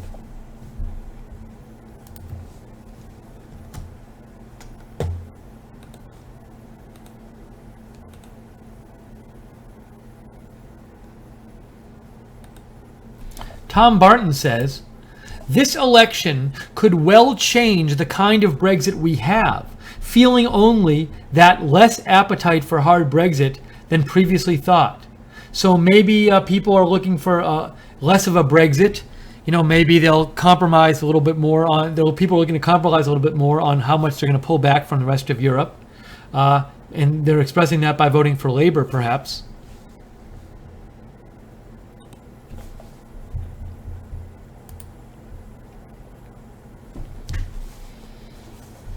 Okay, I'm going to take a quick break soon so I can eat something else. I only ate a few crackers last time. I have to eat something a little more substantial. I might eat an apple or something, just to let you know. But I'll try to avoid eating on screen. But that way I don't... It would be bad if I just collapsed and was motionless, and you had to look at me motionless in the corner of the screen. So in a minute, I'm going to take a little bit of a break. Not a little. It's only going to be like a minute break or so. And just go grab something real quick. And... But you stay with us. I'm going to leave this screen up on the air while I take a quick break. So I'm going to do that, and I'll be right back. So don't go away.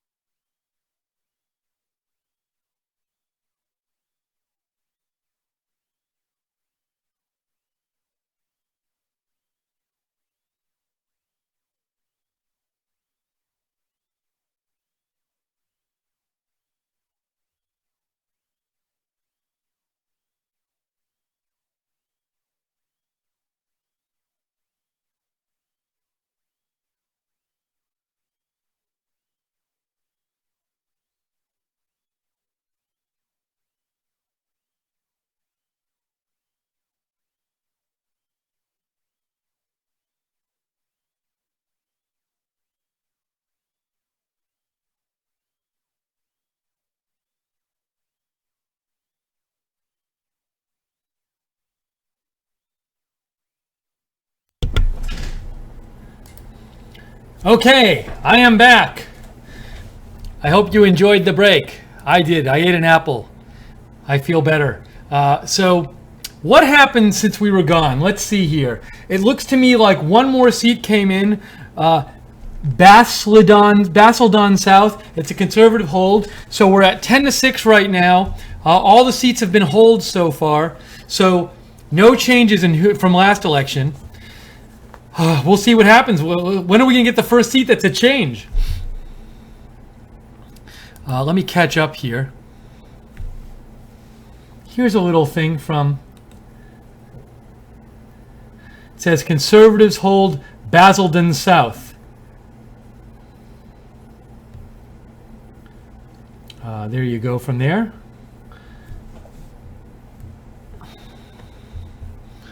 And let me just peek here. What's this?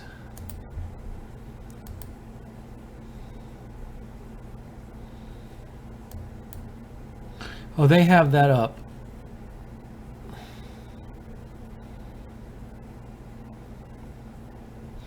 Okay, some interesting things. Look, if you look further down here, check this out right there. 7 minutes ago. Darlington, Professor John Curtis says, Darlington was the seat that was meant to show Theresa May was heading for a landslide. Instead, Labour have held it. And I think one of our viewers wrote in and said, yeah, Darlington was supposed to go for a Conservative, but it went for Labour. So that's a bad sign for Theresa May. I was going to show you something else. Hang on one sec. Let me see what's here. Do they have results in here? Oh, okay. So let's go through some of these seats here. Oops. So here's our map. So there's Basildon South, which just came in, and I just want to show you there. The Conservatives won that, and you can see the Conservatives did. It looks like they did better. There was more of an increase in the Conservative vote. They gained 13% over last election, whereas the Labour gained 7%. And it looks like most of that came from the UKIP, the UK Independence Party.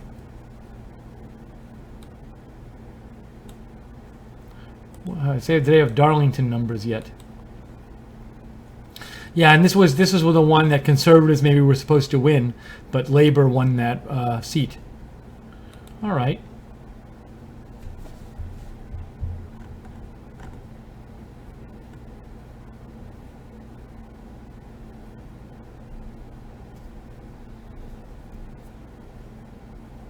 Ooh, we have a couple new seats coming in, it looks like. They're being announced on the Reddit site. It says, because I don't think we've seen these announced yet. We saw Basildon South, but it also says Conservatives hold East Thurrock, but Labour hold Llanelli and gain. Oh, it's our first gain. Labour gains Vale of Clwyd. Clwyd? From Conservatives. So that would be the first gain of the night at Vale of Clwyd. Let's see if our map updates with that. Nothing yet on our map from Sky News. Oops, no, that's not it. That was it. Actually, it should be it. Hold on. Let me refresh this page. The page is acting a little fidgety here.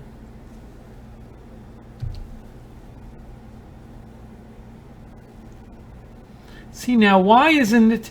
It was showing the dots before, and now it's not showing the dots. This page has been having a couple issues. This is the Sky News page, and it should be showing the different dots representing the location of all these seats. But at the moment, it's not doing that. So hopefully it'll fix itself.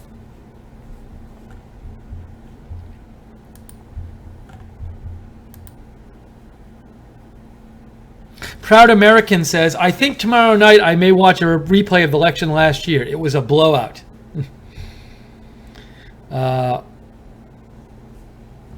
George writes in that South Shields, Labour won 61.5% to 25.9%, and they both gained roughly 10% over last time. Thanks, George.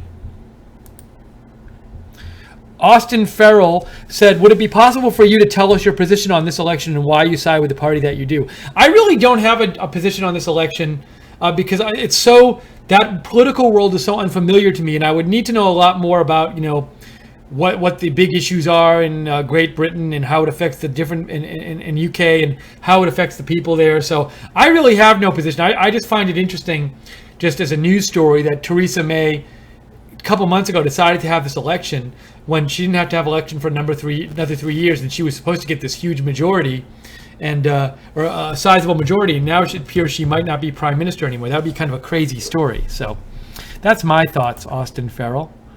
If you'd like to write in, we'd love to hear your comments. Write to me at @Lookner on Twitter or at my email, steve.lookner@rsbn.tv. Feel free to follow me on Twitter too, and follow Right Side Broadcasting at RSB Network. Subscribe to us at YouTube too if you haven't, and click the notifications bell when you subscribe so you can get all of our updates about all of our videos we post. And also, this is bothering me. This is, I'm going to switch off of this. So now they're up to date. The Guardian's up to date with their 16 seats. So, actually, is it 16 anymore? I thought it might be different.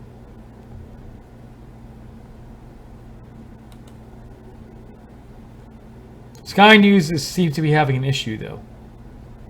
I want to see the dots. Anyways. But also, I should mention again that we are viewer supported here, and if you enjoy our coverage, I hope you consider making a donation to us, because we only can stay on the air thanks to your donations and your support. So if you'd like to support us, you can go to rsbn.tv/donate. That's rsbn.tv/donate. Or you can donate in the YouTube chat room. You can click at the $ at the bottom of the chat room and donate that way. Thank you, by the way, to all the moderators in the chats tonight, both on YouTube and on rsbn.tv for moderating the chats. That's really nice of you.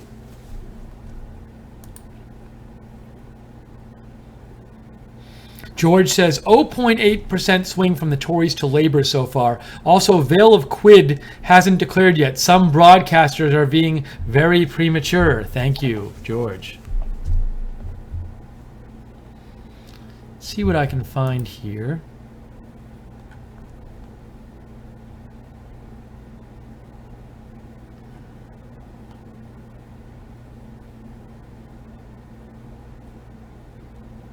Here's a new tweet. This is kind of interesting here.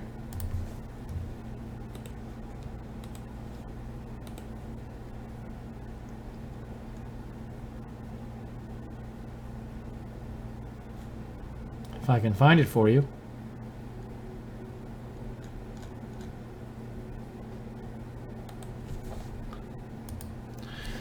Tom Barton says, reports from London suggest perhaps heavy Tory losses in the capital. Tories are conservatives. So that maybe is not a good sign for the conservatives.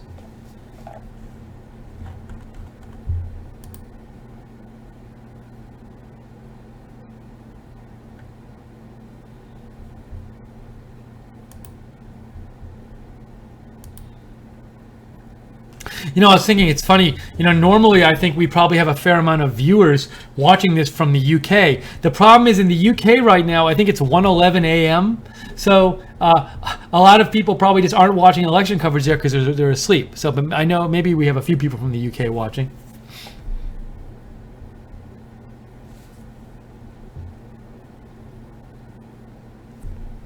Okay, let me go back to our map here. Why don't the dots work anymore? Oh, it was so much more fun when the dots were working. I mean, you know, Sky News, get it together.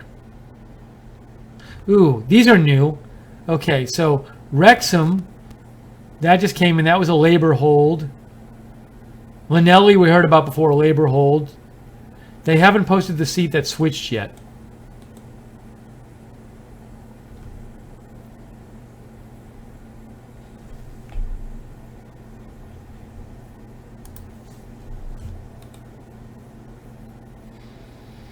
Okay, here's some new results up at the Reddit page.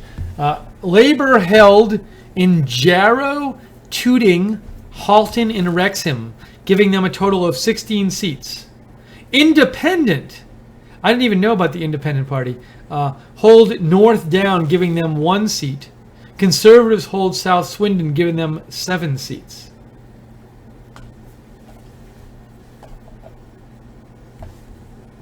And they're still reporting that in the first gain tonight, Labour gained Vale of Clwyd from Conservatives, but that hasn't been confirmed yet. But I would trust Reddit. They're usually pretty on the ball. The Reddit live feeds.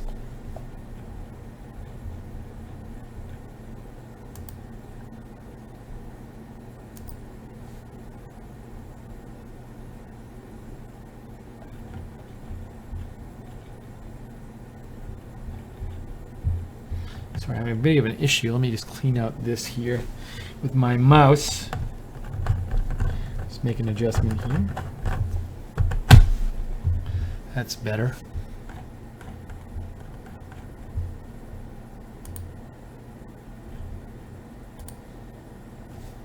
Anything new on our map?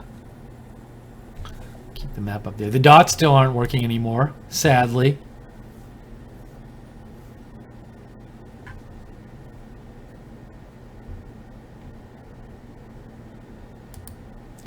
Checking my messages here. A Proud American just sent me a map. Thank you. I'll find a different map if that one. I know The Economist had a map up, so I can go to them. I'm just kind of disappointed because I really like this site, the Sky site. It's just the map isn't working very well. Al Park says, I'm seeing the reports of the Scottish National Party losing votes. Labour might get their 7 Scotland seats. Looks like a long night ahead. Thanks, Al. Let me look up real quick.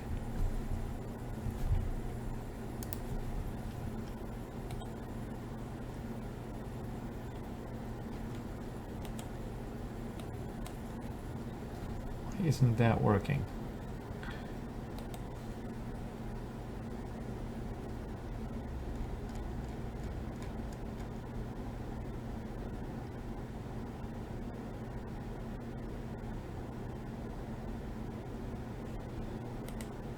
Here's an interesting. Let's see what this article has to say. This is. Oh, that's a. Sorry, that's not something I want to show. It's kind of confusing.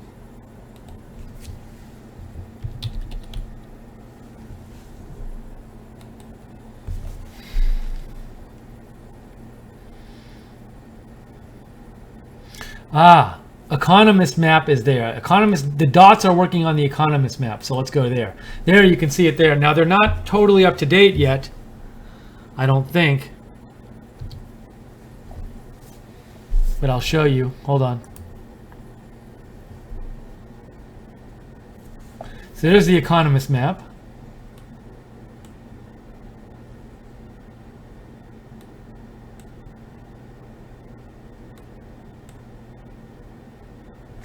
So you can see it's 13-6 there, but I think it's now like 16-7, actually. What a big fail by Sky News. Hey, are any of you looking at this map on Sky News? Do dots work for you? Because they're not working for me. And let me just show you. There's some new results there. So changes since the last automated update. Labour holds Stockton North and gain. We have 2 gains, and I wonder if these are from Scotland.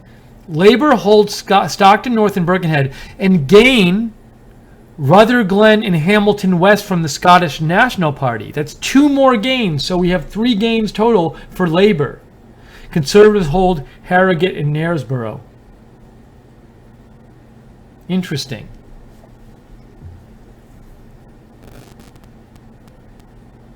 I want to find out where Rutherglen and Hamilton West are. Meanwhile, this site is like stopped updating.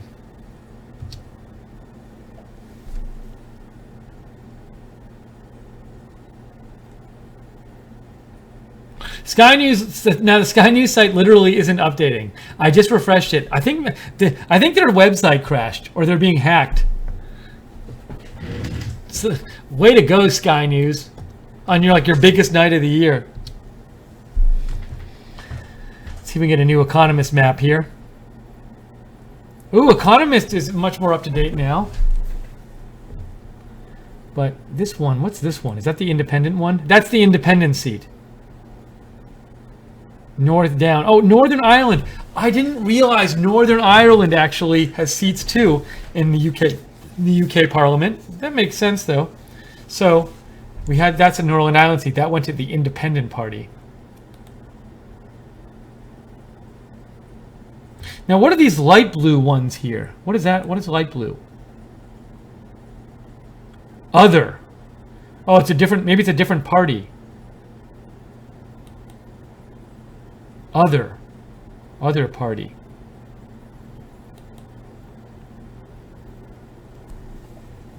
Okay, that's the Economist site if you want to look at that one. Let me go to our Sky News site and see if they're... Oh, Sky News is back! Oh, happy day! All right, now let's take a look at this. This is the Sky News site. Now, I wanted to look at...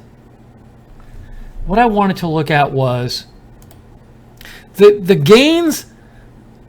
Rutherglen West, Rutherglen and Hamilton West is 1 seat. Okay, this is 1 seat. This was a gain from the Scottish National Party. Where is Rutherglen and Hamilton West?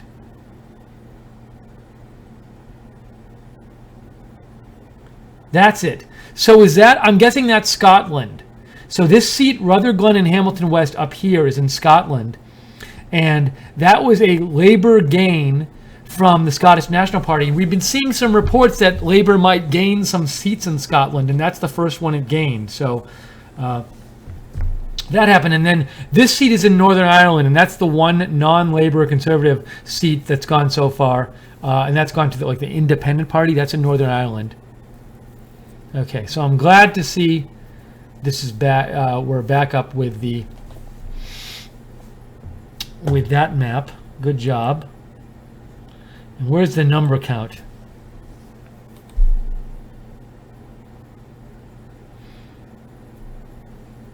Actually, for the most up-to-date numbers, I'm gonna check what's on the Reddit site. Reddit has, okay, look on the right of the Reddit site. See on the right there, it has Labour at 21, Conservative at 9.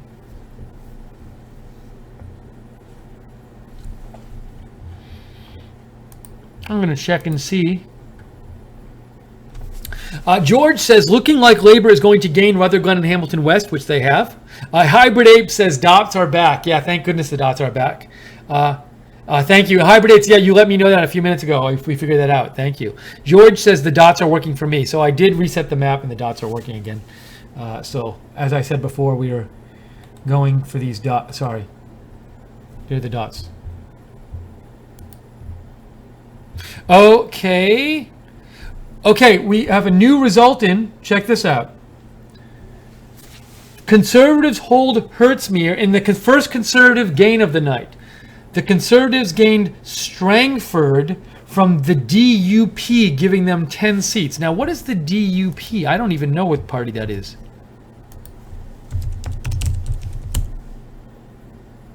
James Wolf, by the way, just gave $10. That's really nice of you, James. Thank you for the donation.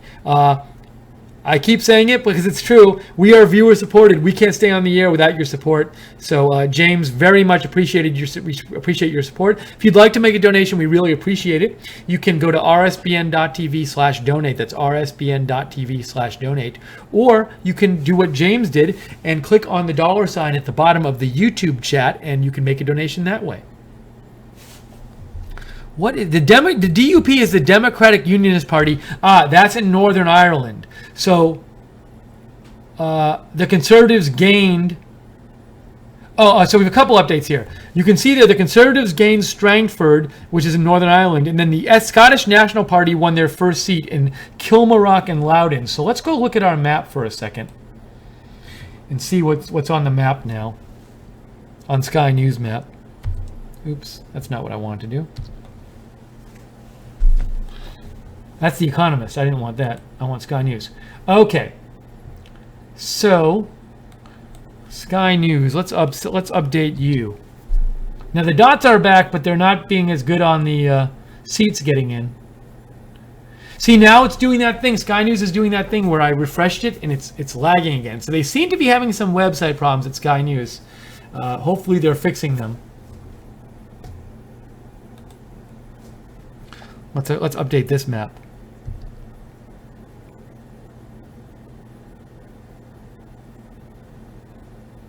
That's the Economist map. That's still quite behind.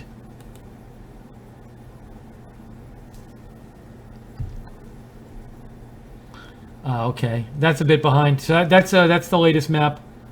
So again, Labour gained in Rutherglen and Hamilton West.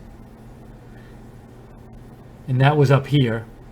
Scotland, we already talked about that. But there's some other seats besides these that have come in, and we just haven't seen them on the map yet. We'll give it a second.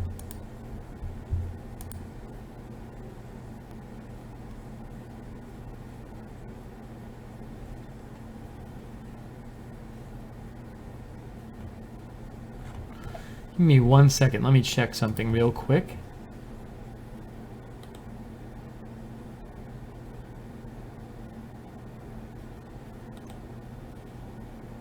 Ooh, we have a new news in. Look at this. Labour has gained a seat in Battersea. Another Labour gain in Battersea. We will look that up on our map soon, but that is another Labour gain. I think Labour's gained 3 seats right now, whereas the Conservatives have gained 1. If my count is right.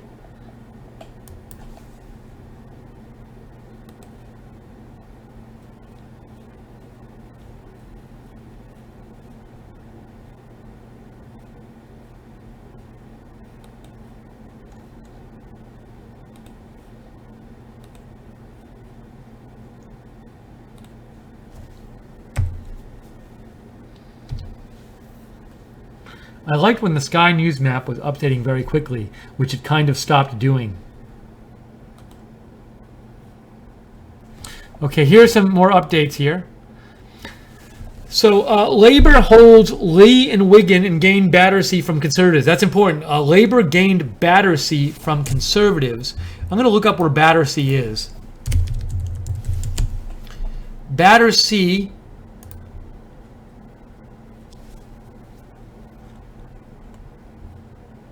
Oh, and Azen Mio Black just gave us $5 and said, thanks for the great coverage. You're welcome, Azen Mio Black. Thank you so much for the donation. That's really kind of you. We will put that towards staying on the air and doing more coverage like this. So very much appreciated. Thanks. Oh, Battersea is right near London. I'll show you. Watch. I'll show you on my map. So Battersea is important because that's a seat that was just gained by Labour from the Conservatives. Oops. Sorry. See what I'm doing here? I'm searching Battersea for you.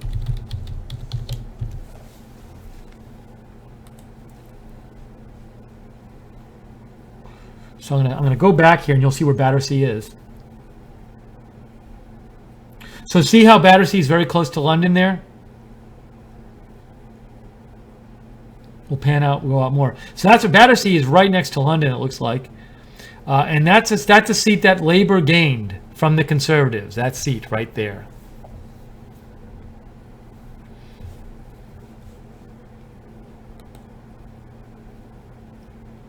Oh, we got some updates here.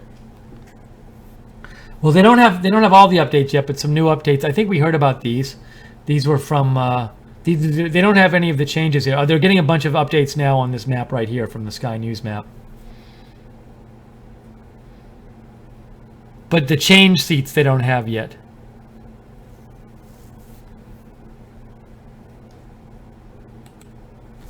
How about this one? You're behind. Guardian's behind. But it's starting to fill up here a little bit. Now, it's interesting. On this Guardian page, they put that party that won in Northern Ireland, they put them with the Tories on the right. Or is it no? On Labour, I'm sorry. See how on the right of your screen, there's all the red squares, which are all Labour, and then there's the grey one. That's the grey one is that independent party that won in Northern Ireland. But I guess that independent party, they're saying, would go with Labour. So it counts as another seat. They're counting it as another seat, it looks like, for Labour. I think. I'm not sure about that. Maybe they have to have somewhere to put the square. So I don't know where else they would put it if they didn't know where. Like, are they sure or were they just not sure, but they had to put it on one side or the other? I don't know. It seems like if they're not sure, they should have another little grid for those kind of squares to go into. But I'm going to assume that they think that the other party would side with Labour. Nope, I don't want that anymore. Let's get some more updates here. Some more updates coming in.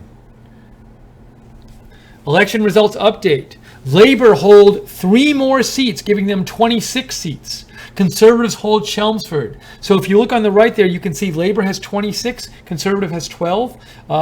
Scottish National Party has 1, and there's another party with 1. There have only been a couple of switch seats so far, so a lot still to be done. I wouldn't look at that 26 to 12 and think that's what it's going to be, because most of those are held seats since the last election.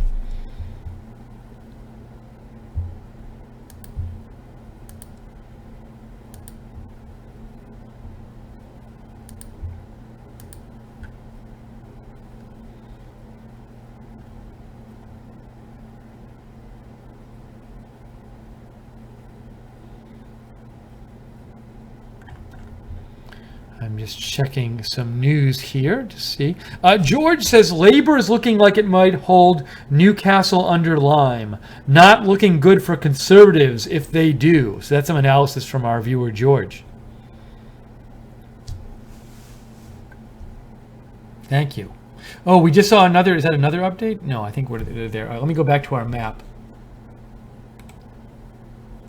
I'm going to close this because that's annoying me. That's what I like. Oh, all right. So the Lagan Valley. This is the one. This was this. All right. So, all right. See Lagan Valley, the top one. We talked about that one before. The DUP is a Northern Ireland party, and you can see the blue circle is in Northern Ireland, which is on the left there. So in Northern Ireland, there have been 2 seats. One went to the DUP, which is a Northern Ireland party, and another went to the Independent Party. So that's why the 2 non-Labor seats, there's 3 now, Strangford 2, and that's the DUP as well, and that's also a Northern Irish party. So we have 3 seats so far that it's the Democratic Unionist Party. It's the largest unionist political party in Northern Ireland. So the 3 seats so far in the UK Parliament, in the House of Commons, that have gone to not Conservatives or not Labour were all in Northern Ireland. Although they just took that seat away. They just announced it, and now it's not there anymore. So now it's only 2 seats in Northern Ireland. You know what's interesting also is, which I just noticed, is you have mostly red at the top, mostly Labour in the top, mostly blue Conservative in the bottom, but you do have, maybe because it's near a big city, Battersea is that one, that red dot way down at the bottom there. That's near London. That's Battersea. And the Labour took that from the Conservatives. The Conservatives had that last election.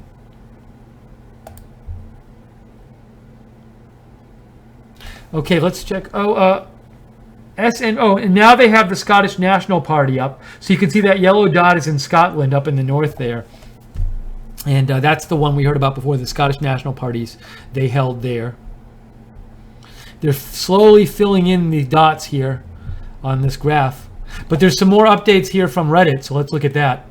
Reddit says, Lagan Valley votes DUP, which is the Northern Ireland one, which we saw already. We have a big batch of updates coming in now, but so far there have been 3 gains by Labour and 1 by Conservatives. Current standings are 26 to 12 Labour to Conservative. However, it's still far too early to call the race for one side or the other.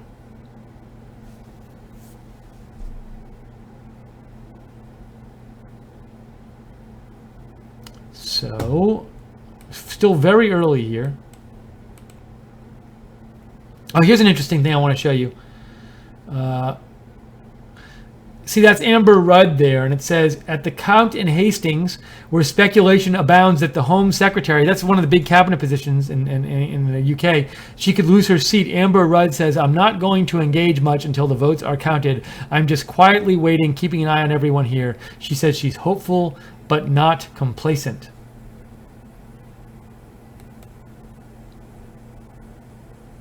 And the map is slowly filling in, bit by bit there.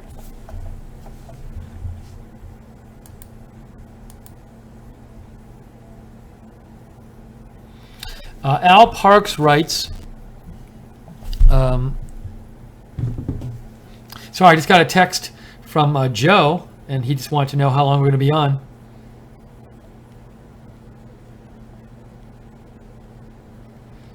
And I'm telling Joe, we'll go until the end, I think, because we're on. So why not stay on and cover it?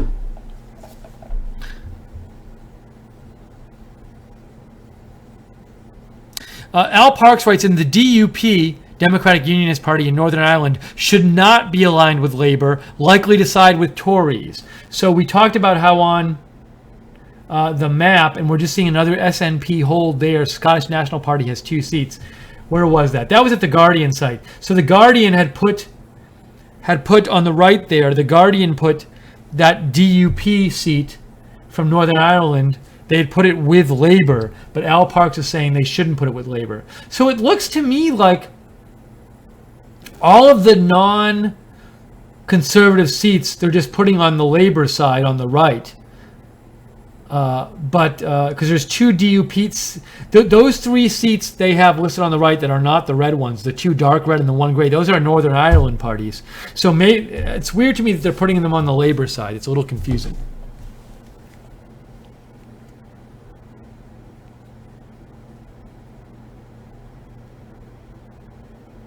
By the way, special hello to Ben and Eli. Ben and Eli Seals, this might be the first British election coverage you're ever watching, so I hope you're enjoying it. Don't stay up too late. You guys might not be able to see the end of the coverage because but Ben and Eli are not adults yet, so they might have to go to bed before coverage, but we'll see. It's not my call. Let's see. Let's get more updates here. I want to go back to our map. No, not Battersea. I was looking for that seat. Did they list Battersea on here yet? Yeah, they did. Is that Battersea?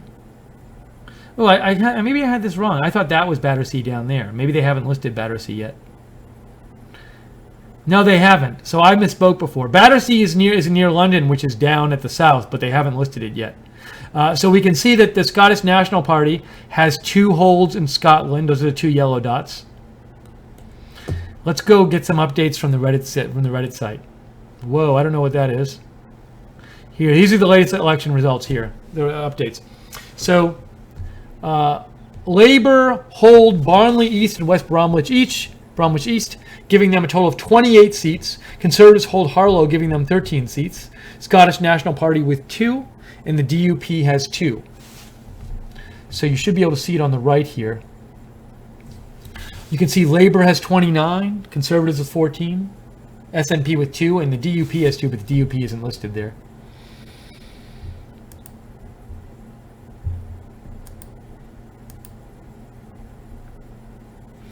George says the real betting odds, because I think you can bet on this over there, are shifting in JC's favor. So I think George is talking about the real betting odds. Trip Field says, for those not aware, Nicola Sturgeon of the Scottish National Party was heavily against Brexit and called for a new referendum on Scottish independence. Thank you very much, Trip Fields, for that update.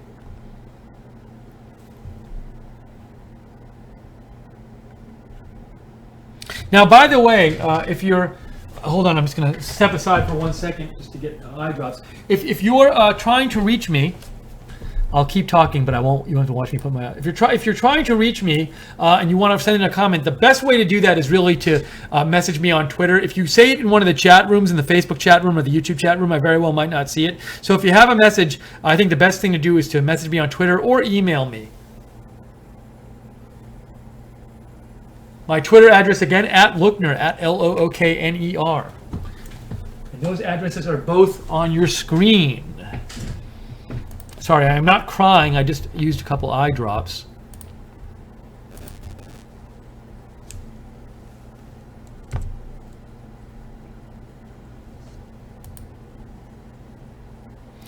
Oh, we have a new election results update here.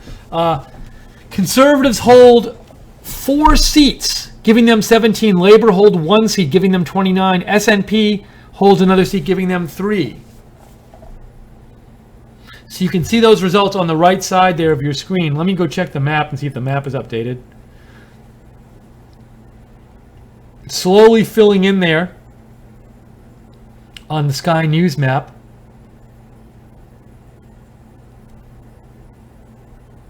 If I go up to list the numbers. Yeah, so you can see it's behind because Labor actually has 29 now. But they're a little behind here. We'll go back down to the map and leave the map up there.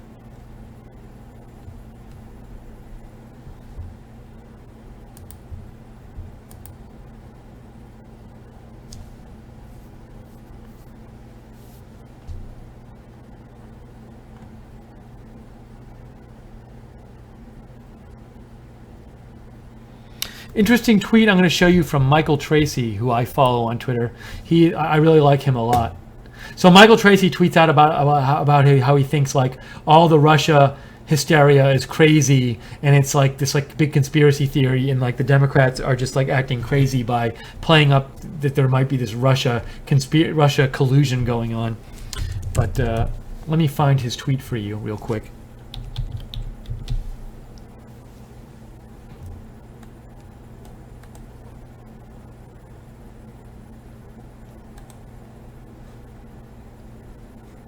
Here it is. Michael Tracy says, Corbyn's success, that's Jeremy Corbyn from Labour, is the latest sign that being incessantly demonized by the political and media establishment tends to be an electoral asset. So Tracy's saying that, the media and the political establishment criticized Corbyn a lot. I mean, I heard Corbyn, people were very dismissive of him when he got.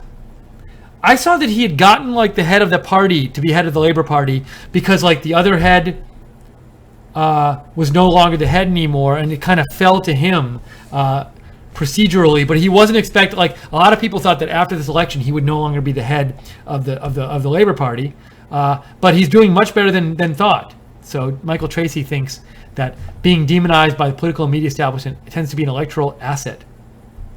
He's also referring to Trump in that message, that he thinks it was an asset for President Trump. Okay, let's go back.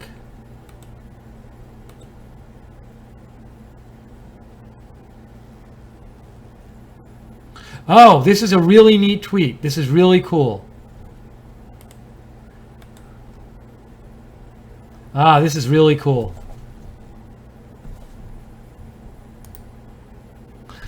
Betfair Exchange, I believe they're a betting site, world's largest betting exchange, says Jeremy Corbyn of the Labour Party is now the betting favorite to become the Prime Minister and pull off the biggest upset in political betting history.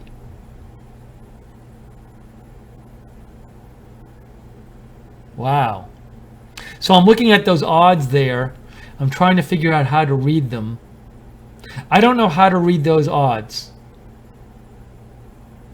Maybe it's like what you have to bet to get one back, or maybe it's what you have to bet to get two back or something. I'm not sure. Oh, these are who's going to be Prime Minister. Oh, no, I guess Boris Johnson's on there. Maybe because there's this thing where he's not running, but if there's a hung parliament, some people think that they might end up going with Boris Johnson as the leader. I'm not sure how that works. But anyways, the point is that Corbyn is now the betting favorite to become Prime Minister after this is all said and done. Quite interesting.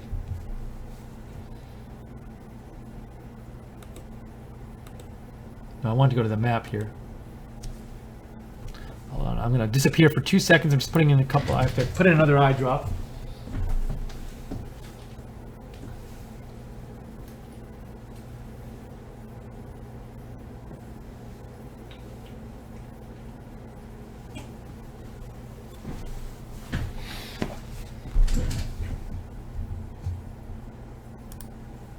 Okay, in a couple minutes, I'm going to take just another minute break and eat something or other before I starve again.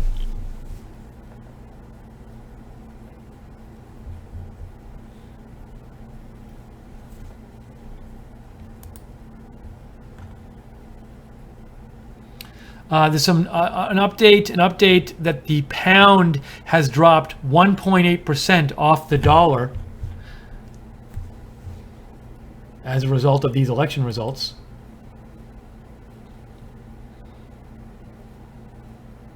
The pound is now down 1.8% off the dollar.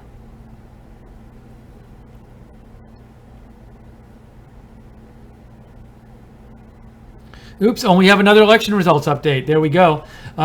Conservatives hold 2 seats, giving them 22. Labor hold 1, 2, 3, 4, 5 seats, giving them 36 seats. So, although on the right it says 35. So a bunch more holds there. I'm going to take 1 minute right now. I'm going to put the map on so you can see these seats start to fill in, and I'll be right back. Hold on, let me put the map on. That's the map. So I'm going to leave that there for a second as those fill in, and I'll be right back. So give me a minute. I'll be right back.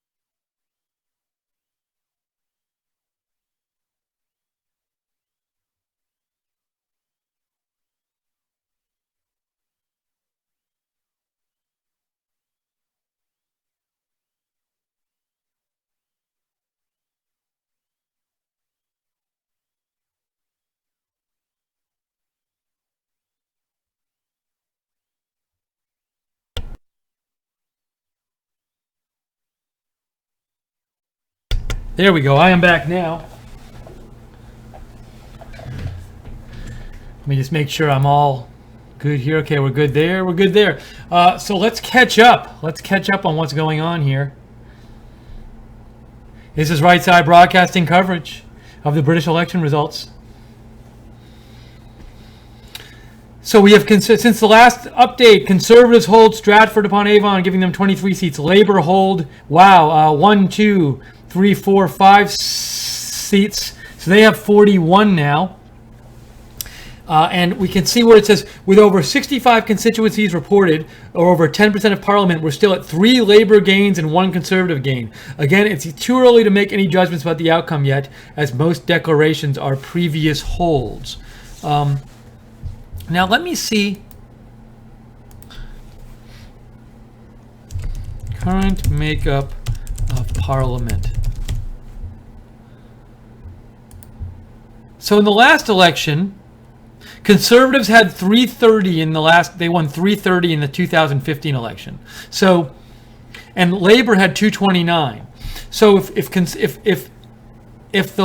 Conservatives are not going to have a majority, they're going to have like a net loss of at least 5 seats, because they have 330 and you need 326 for a majority. And right now Conservatives have 1 gain. So what's really important is the seats where Labour gains or loses, or Conservative gains or loses. And right now, 2 Labour gains and 1 Conservative gain. So we'll keep an eye out for all the gains.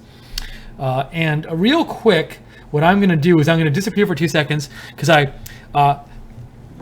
cut up a cucumber and I'm going to have a couple pieces of it, but I'm not going to have you watch me eat. So I figured that was a good way to eat a little bit quickly without having you watch me. So I'm going to disappear for 1 more second and turn off the mic, and I'll be right back.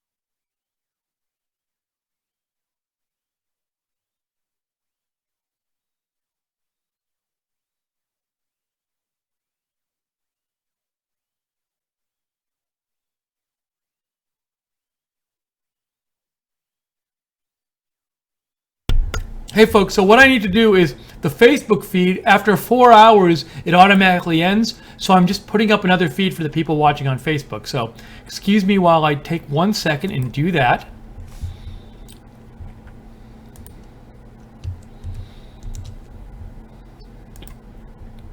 Hopefully this works.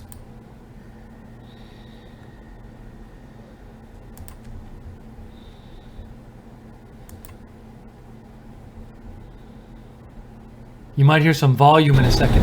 I'll turn down the volume as soon as I can. Give me 1 second.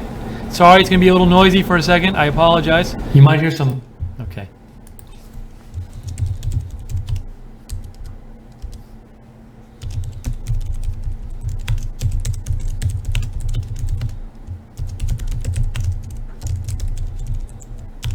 Sorry, I'm just getting this Facebook stream back up. For some reason, it only lets you go for 4 hours on Facebook.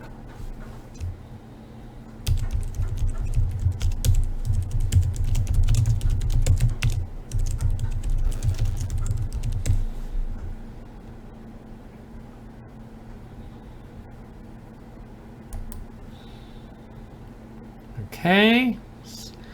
Sorry, I tried to take this 1 minute to do this. I just noticed right now that the Facebook stream had stopped, so I'm getting it back up there again. Do this. I just noticed right.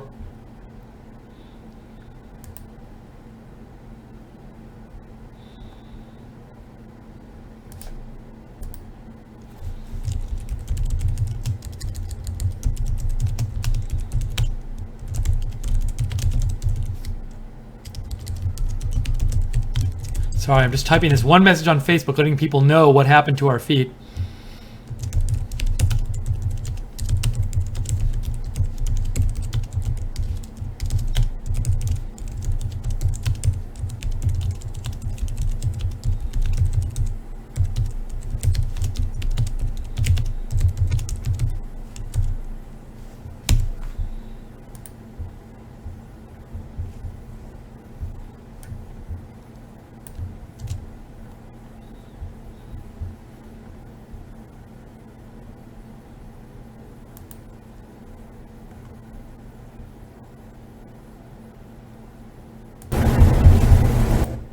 Okay, all right, so we're now live on Facebook again.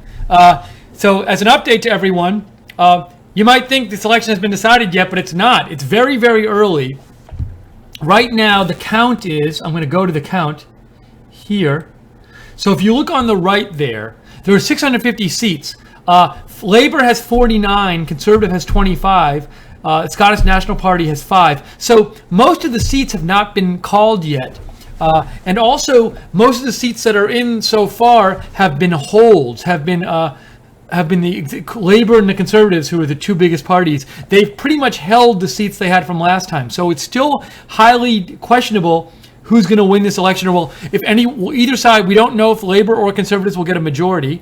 I don't think Labour will get a majority, but you never know. But also, the big question really is, will the Conservatives get a majority? And if they don't, they would need 326 to get a majority. And if they don't, Theresa May might be out as prime minister because the other parties might form a government without the Conservatives. So that's what we're looking at right now, and we're getting these results coming in.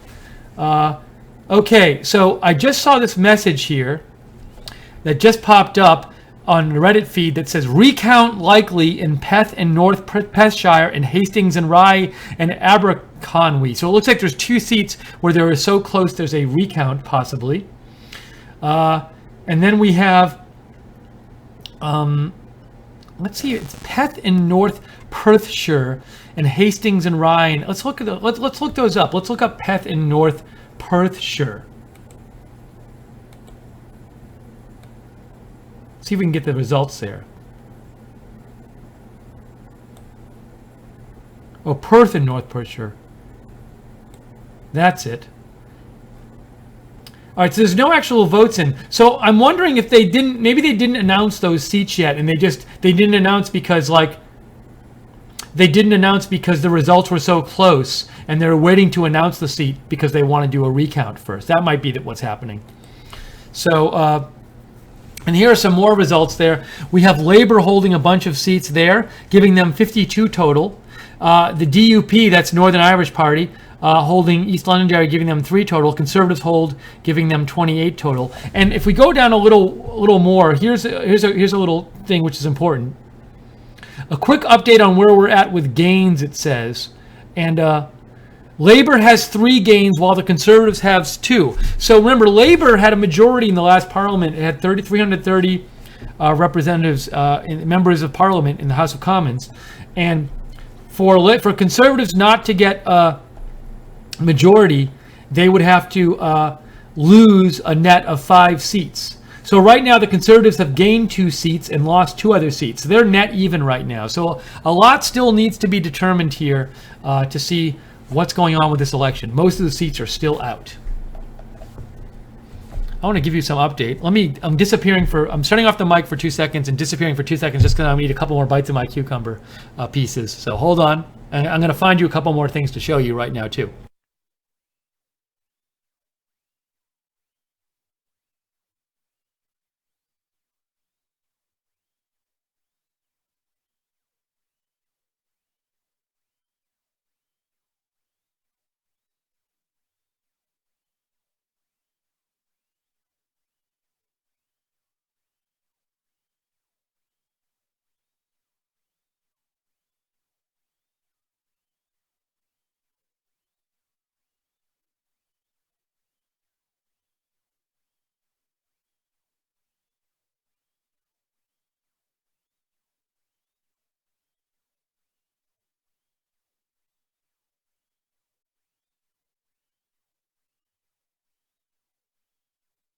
It'll be worth just looking and comparing that with what we saw tonight in this exit poll. And of course, we'll also be looking at what happens to currency markets as well. Now let's compare back. So to Ed Miliband there, 232 votes. What about tonight's exit poll? Well, it's suggesting that Jeremy Corbyn here could win 266 seats. That's up 34 seats on last time, in stark contrast to what many of the polls were previously suggesting. Of course, it's lower than the numbers the party had while in government. Let's just show you, each of these bars show you the number of seats Labour won in each election. So if we go back through time, we can see Gordon Brown's losing election in 2010. Of course, that's actually fewer seats than Jeremy Corbyn getting potentially, according to the exit poll, this time. Here are Tony Blair's 3 elections. You can see them here.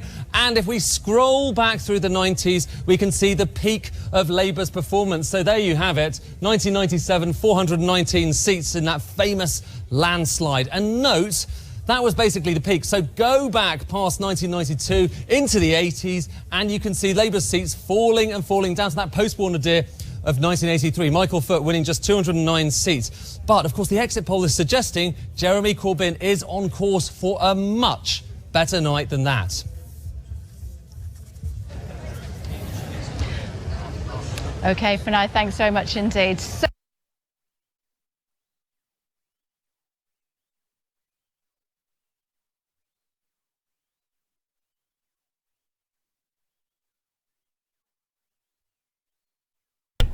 Hey, I'm back. I figured while I was gone eating some cucumbers that I would give you a taste of what the Sky News coverage is. If you want, Sky News Live, you can find Sky News Live on YouTube, so feel free to open up that window in addition to having this coverage open.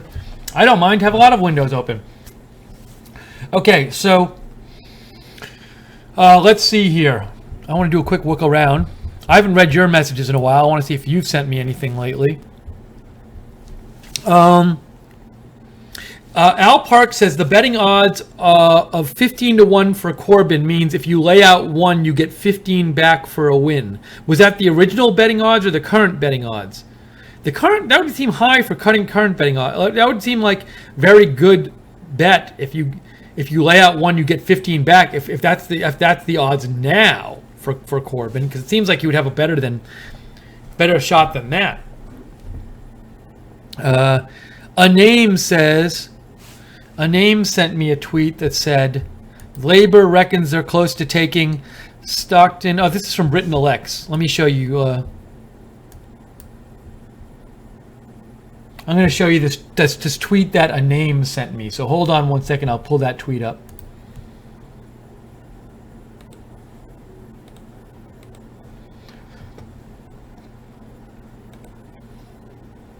So this is from Britain Elects.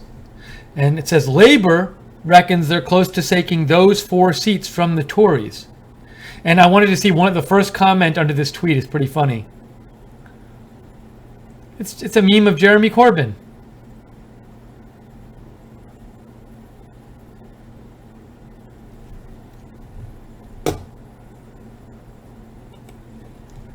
Let's go back here. Hold on. Let's go back here. So we have an update here. Let's see what we missed. Changes. We have Plaid Cymru. They hold a couple seats. I gotta look up Plaid Cymru. It is a party. It's the Party of Wales. It's a social democratic party in Wales. So Plaid Cymru hold 2 seats, giving them a total of 2 seats. Labour hold a bunch of seats. Labour gained Stockton South from Conservatives and Shipley from Conservatives. So that's important. Labour, we have 2 gains in Stockton South and Shipley from Conservatives by Labour. And in Philip Davies, it says lost to Labour in Shipley. Was he in the cabinet? That's why I'm wondering.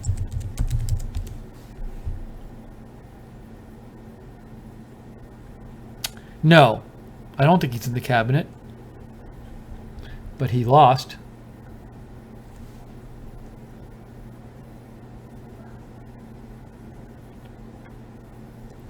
Look at that. Paul Brand says, Labour takes Stockton South. James Wharton, International Development Minister and former Northern Powerhouse Minister, is out. Robert Preston says, Stockton South falling to Labour with a swing of 5.7% is the most significant result of the night. Theresa May electoral strategy demolished. Let's get that. Let's put that tweet up and highlight that tweet there. Stockton South falling to Labour with a swing of 5.7% is the most significant result of the night. Theresa May electoral strategy demolished. Let's look up where Stockton South is, shall we?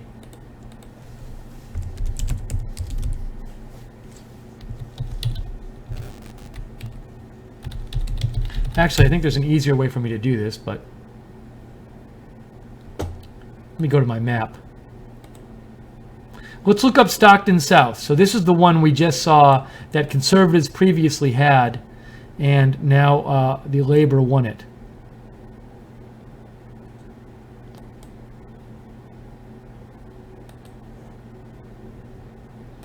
I'm clicking on it. Nothing's happening. Darn you, map. Well, that's not good. Where is it? Well, that's not helpful. Stockton South. There's Stockton South. So if you look on the right there, Stockton South is in the north. Is that where it is? Location of Cleveland within England. So the bottom map there of the two, you can see it's towards the northeast of England. That's where Stockton South is. And that's a big switch, reportedly. So a lot of these results, there's your map filling in. You can see Plaid is in Wales, and that's in the west. So those are what the green dots are. That's the Plaid party. Let's go back and see what the count is. What are they showing on the Guardian site? They have it at 42.26, but I think that there might be more results on the live page. So look at the live page there on the right. Reddit Live, 58 for Labour, 35 for Conservative. And we have some new results, and you can see here 2 minutes ago, Labour held a bunch of seats, and Conservatives held some seats too. So still really up in the air. Still, most of the seats have been held so far.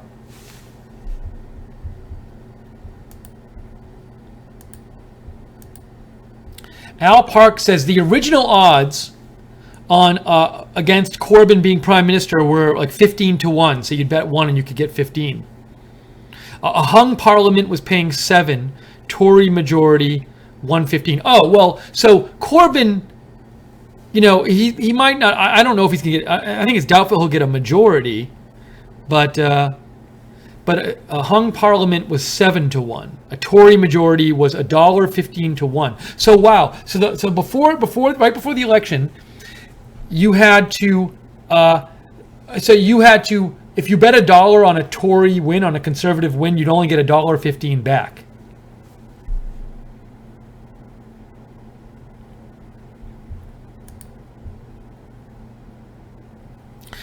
George writes in Hartlepool went 52 Labour, 34 Conservative. He says this was a Conservative target. This plus Stockton South losses not looking good for Theresa May. That's interesting. I'm going to show people that.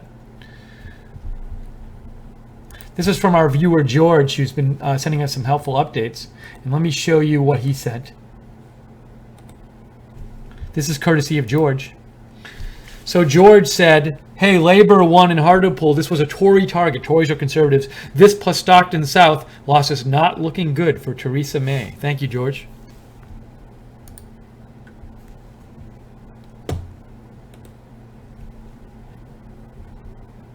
Reddit Live says, we're at 122 reported seats now. Currently, Conservatives have gained 2 seats, while Labour have gained 7 seats. Now remember, for the Conservatives to not have a majority, they have to lose at least 5 seats net, because they had 330 coming in. And they've gained 2 seats so far, but maybe they'll lose some seats going forward. Quick reminder here. Oh, this is interesting. Oh, before we do that, here's a little breaking stuff. Tory junior minister Jane Ellison loses Battersea seat to Labour. First minister to be defeated. I assume a minister is like, it doesn't have to be a cabinet member. I'm not sure how minister is defined in the UK.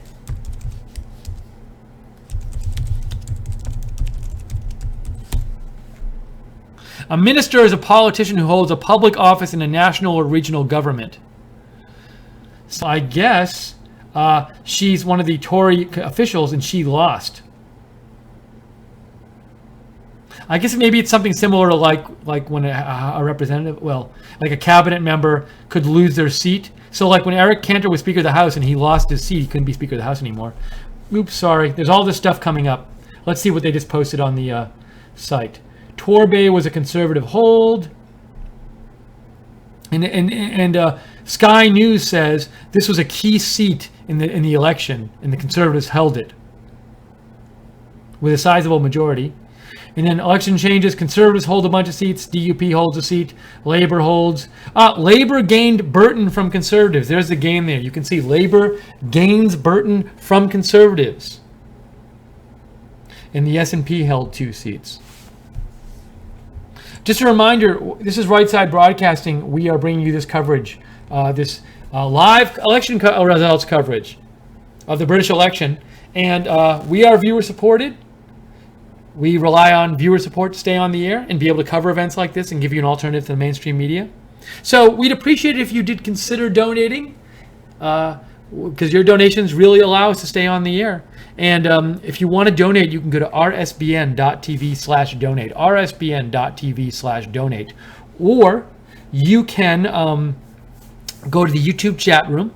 And in the bottom of the chat room, which is next to the broadcast, there's a $sign. You can click on that $sign and you can donate that way. Special shout out to the moderators who are moderating the chat right now. I saw Lynn Jean and Frank, and who else has been in there? Mrs. John Johnson, JC, staying up. So it's starting to get a little late, and moderating for us. Very much appreciated. And thank you all for watching as well.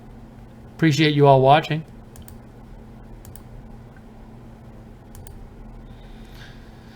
Let me look up here.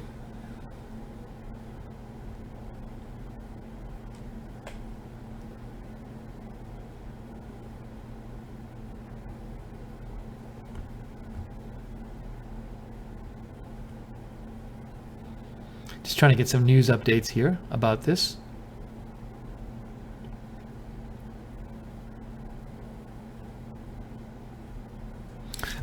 So according to, I'll show you this. I'm going to show you a tweet in a second.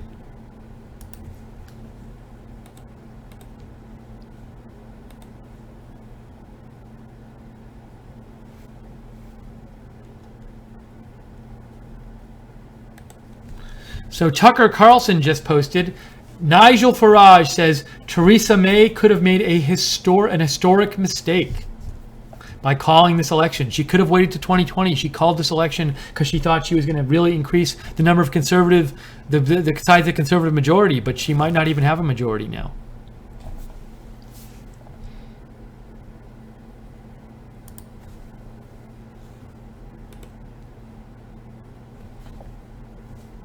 So update quickly from the Reddit feed.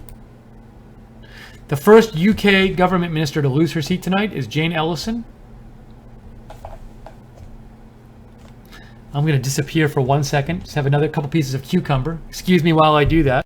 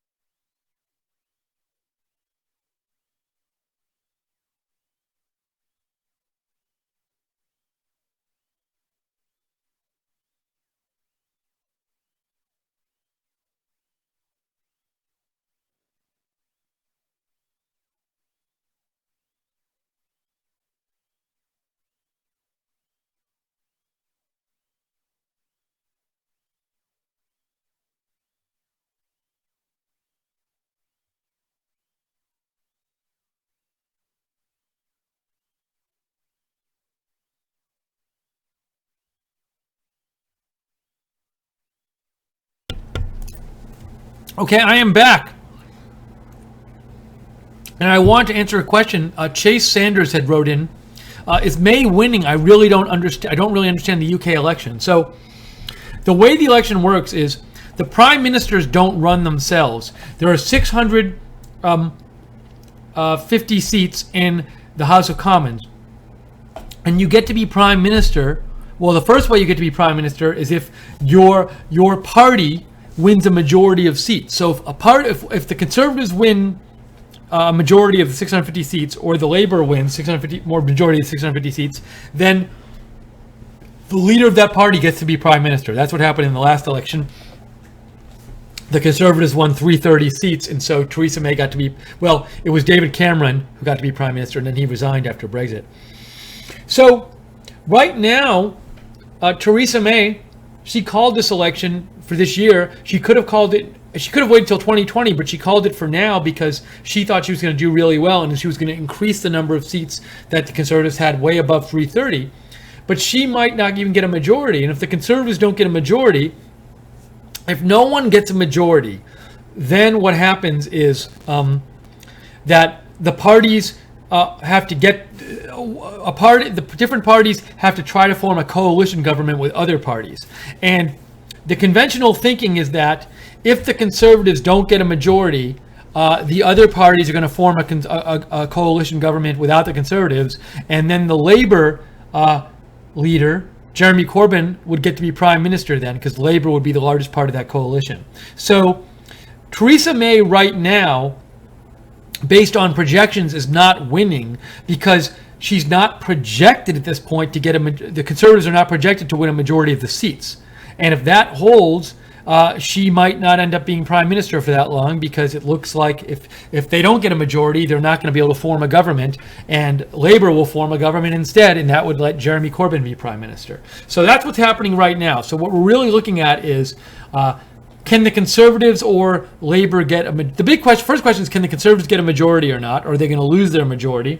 And then the question becomes, I don't think Labour is going to get a majority, but what does the seat distribution end up being? So that's what we're looking at right now. Al Park says, Steve, from the top of my head, I can give you odds on previous elections and leadership odds. Political odds worldwide is something I can do part-time. Just ask and I can usually find. Thank you, Al. I will. If something comes up and we need it, I will definitely ask. Lynn Jean just gave $10. Thank you, Lynn Jean, so much. That's very nice of you.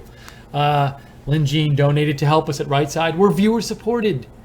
Only with your support can we stay on the air. So donations like that help us and allow us to stay on the air. If you'd like to donate, rsbn.tv/donate, or do what Lynn Jean did. Go to the chat room, click on the $ at the bottom of the chat on YouTube, on the YouTube chat next to our broadcast. Click on the $ at the bottom of the YouTube chat, and you can donate that way. Okay, let's get some updates here. Let's go back here. So Sinn Féin won a seat in Northern Ireland. That's interesting. Conservatives hold changes. Labour held a bunch of seats. Oh, Labour gained another seat. So there you go. Labour gained Bury North from Conservatives. The DUP gained South Antrim from UUP. I'm guessing that's in Northern Ireland. Conservatives hold a bunch of seats, don't gain any, and Sinn Féin hold Belfast West. And then up here we have some more updates. Conservatives held a few seats, Labour held a couple seats, Liberal Democrats gained a seat from the Scottish National Party. So the first 100 seats are in. Those are the first 100 seats right there. But actually, that's not up to date, because if you look on the right there, on the right, that's where you get your update. So Labour has 78 seats, Conservatives have 57, Scottish National Party with 11.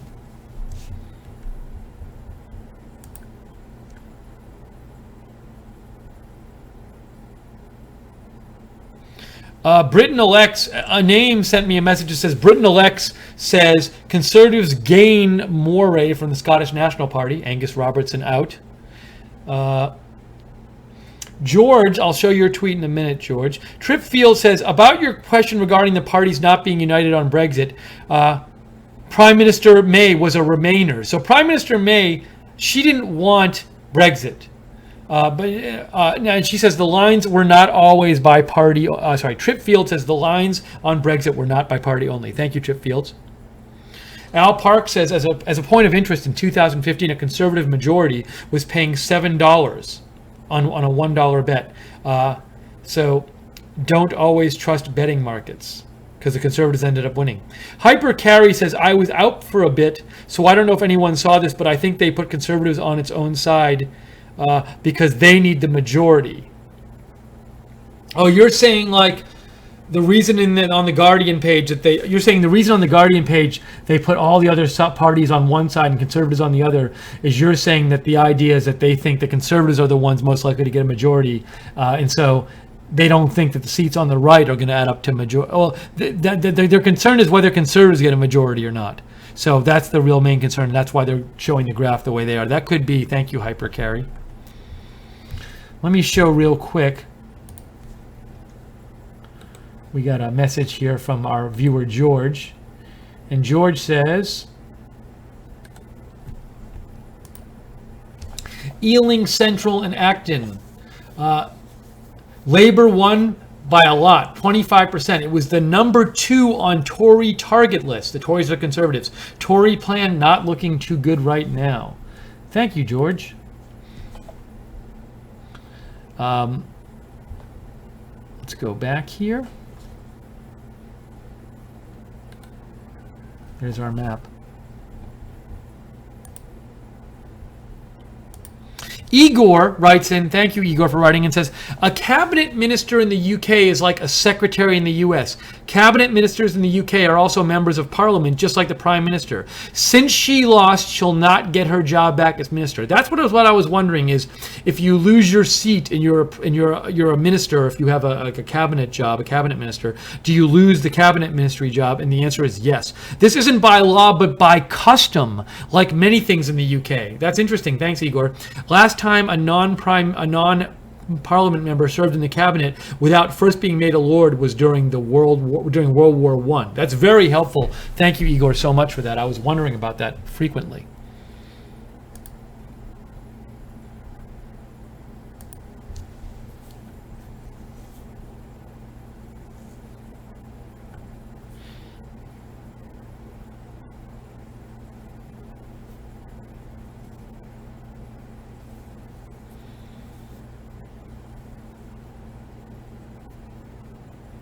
Okay, a couple tweets I want to show you here on my Twitter feed, so I'm going to go to that. Give me 1 second. A couple quite interesting tweets here.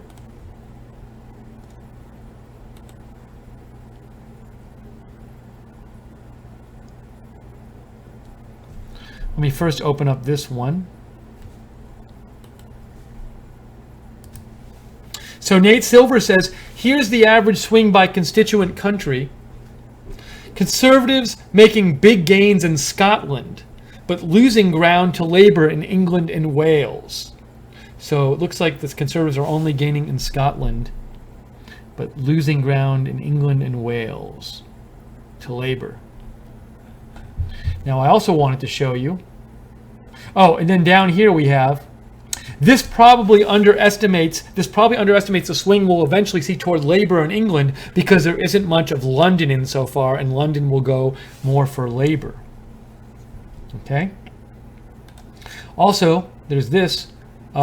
Tim Stanley says, chat with his Tory. Labour government now not impossible. It's not impossible that there could be a Labour government. And also, we've been seeing this meme, which is the repeated Jeremy Corbyn looking at the camera meme underneath.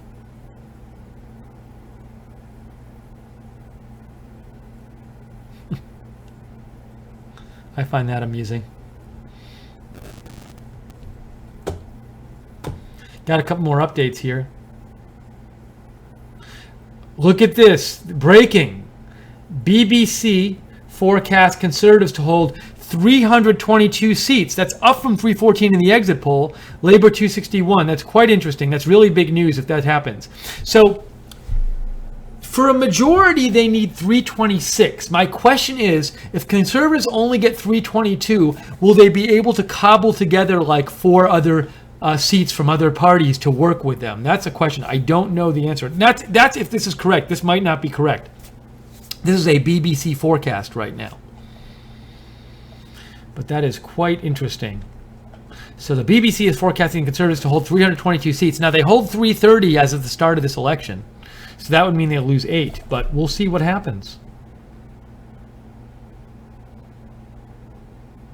Changes since the last update. We have Labour holding a bunch of seats, and they gain Glasgow North East from the Scottish National Party. Conservatives hold a bunch of seats and gain Rhondda from Labour. That's very significant. They gained one from Labour and Moray from Scottish National Party. So if we look at what's going on so far on the right there, we can see 67 Conservative, 87 Labour, 14 Scottish National Party. Right, I need to disappear for a second and finish my cucumber pieces. So I'm going to disappear for 1 second. I'll be right back.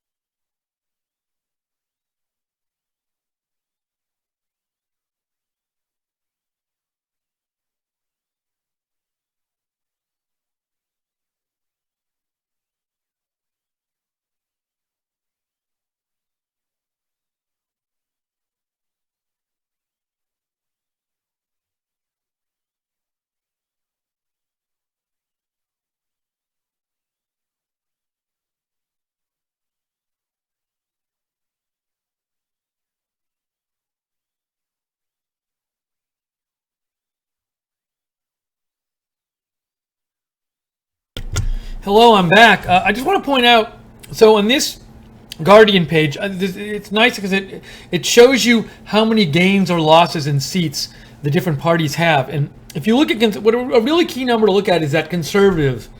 Next to Conservative, it says how many they gained or lost. And this is a little behind this page, but it says Conservatives are -1. Now, the Conservatives currently have 330 seats, and you need 326 for a majority. So really, that's really the key number to look at is how many seats will the Conservatives lose if they lose seats in this election.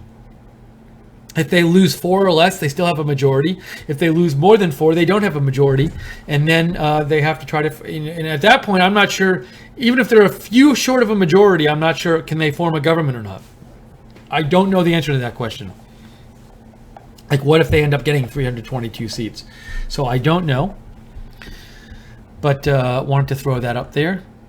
I had a tweet I wanted to show you.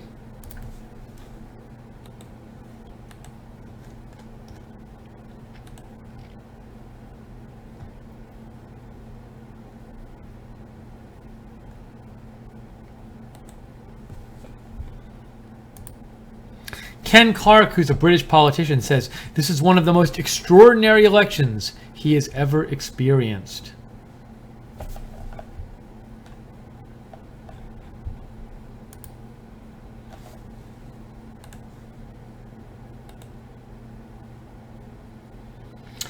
George says, according to the BBC's Laura Kussenberg, senior Tories now accept that the exit poll is broadly right. So the exit poll had Tories at 314, and the Conservatives at 314. But, I wonder I would assume if they get 314, they can't form a government. If they get 322, can they form a government? So I'm not really clear on how big a difference that is, on what number they would have to get to form a government. Even so, if they don't get 326, if they get 323, can they pick up 3 seats from 3 allies or something? I have no idea.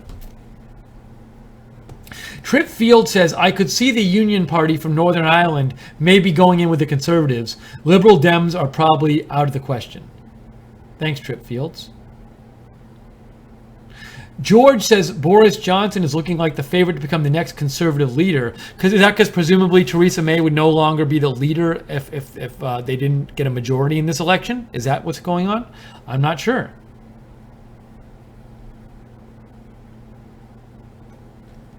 Let me know, George, if you think that's going to be the case.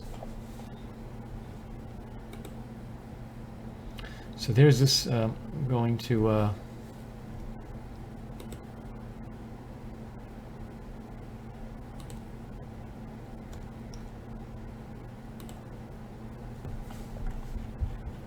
I'm just checking your messages too here, making sure I'm all caught up here.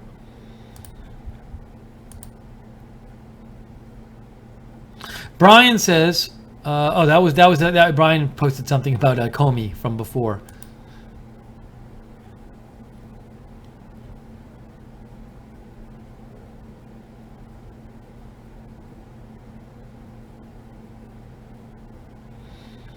Here's another tweet I'll show you.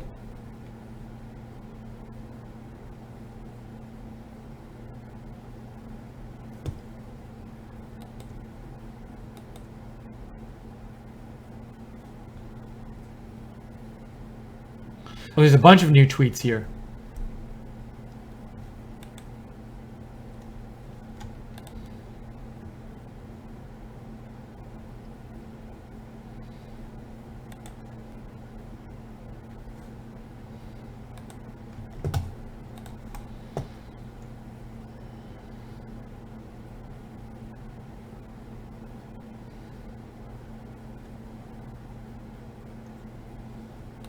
Here's an interesting tweet. Tom Barton says, Nigel Farage is more strident now, saying Theresa May is toast. That's what Nigel Farage says.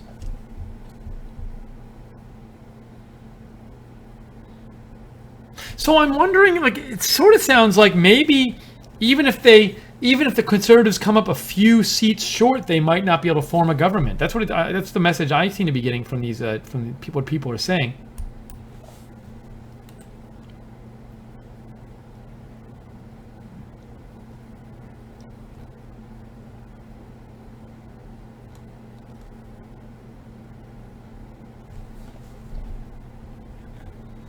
Let's get our map up for a second and see what's going on there.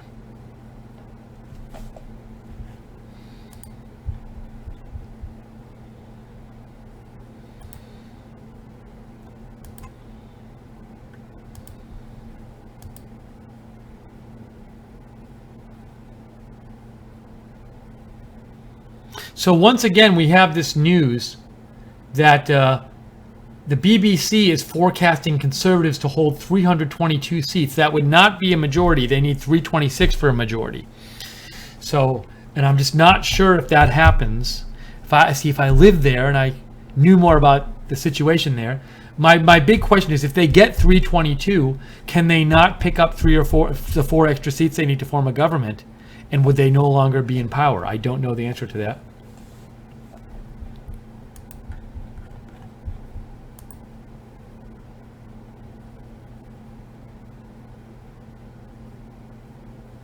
Ooh, this is a new update here. Let's see. Conservatives hold a bunch of seats, and they gain Ochil and South Perthshire from the SNP, Clacton from UKIP, and Walsall North from Labour. So that's 3 gains there from the Conservatives, including 1 from Labour. Then the SNP hold a bunch of seats. Then Labour holds a bunch of seats, and then they gain one from the SNP and one from Southport.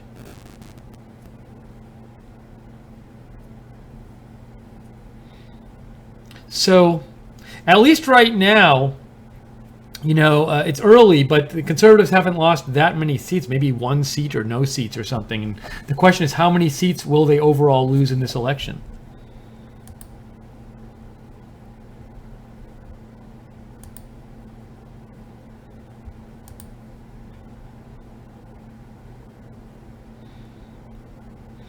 Sam Miller sent me a message that SNP deputy leader, Scottish National Party, the deputy leader of the Scottish National Party lost his election to the Conservatives in Moray.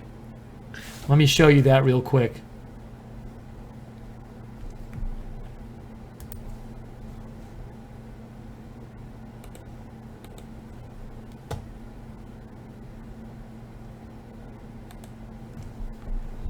This is what Sam Miller sent me. Deputy leader of the Scottish National Party lost his seat to the Conservatives in Moray.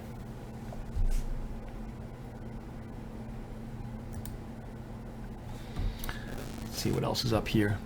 Taylor Williams says the DUP, which is Northern Ireland, a Northern Irish party, will side with Conservatives. However, May needs to resign after this election. So Taylor Williams, what you think will happen is, even if it happens that the Conservatives get slightly less than a majority and they form a coalition government, May will need to resign. Trip Fields just realized if Boris Johnson becomes the prime minister, he and Trump can see he has the more awesome hair. So if you don't know who Boris Johnson is, I'll show you.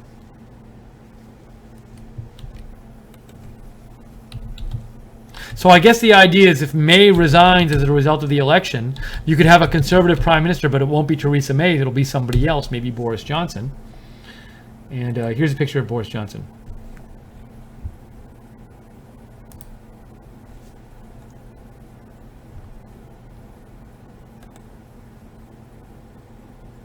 You can see his hair.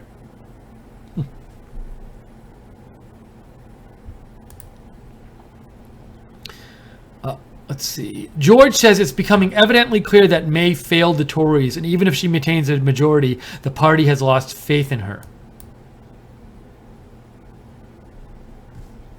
Oh, and a name just sent me, Labour gained a seat in Midlothian. And Al, you say the Scottish National Party and any hopes of a future Scotland referendum are being destroyed. Why are you saying that, Al? I'm not sure. Feel free to clarify. Igor writes in.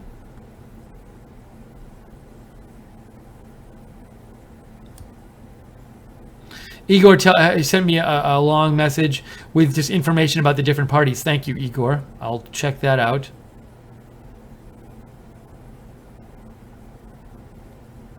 So let me just read. He says Conservatives are supposed to be conservative. We're split on Brexit. Unionists. May was anti-Brexit but has since accepted it. Labour, from socialists to social democrats and some more leftist US-style liberals. Most MPs were against Brexit, but the voters were divided. Corbyn wasn't strongly anything back then and is way more leftist than usual for Labour for many years. So Igor thinks that if the Conservatives don't get enough seats, it will be hard for them to get enough seats if they don't get enough. And Igor says, he thinks it's likely that they'll end up with a hung parliament if Labour doesn't get enough seats in the election. And a hung parliament is a parliament in which no single political party or bloc of parties has an absolute majority.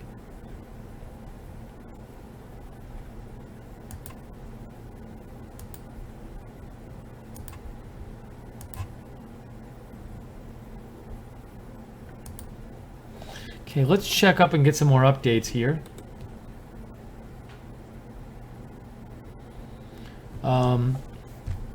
Okay, we have Labour is at 100 seats. Sorry, I want to show you that.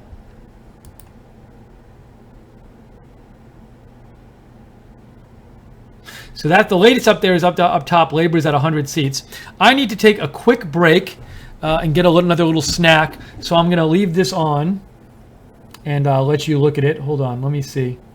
We just got another election results update. So I'll look at that first.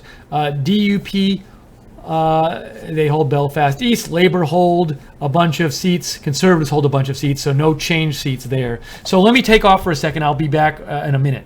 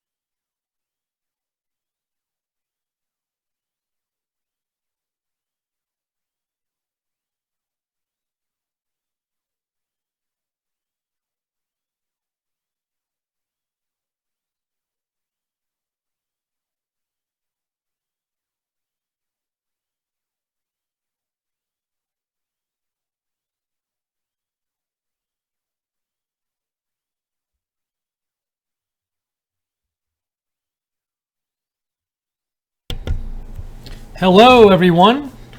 We are back. We are still covering this. It's still happening. This election, it's still early. They're still getting the results in. So what do we got? What have we missed since I was last here?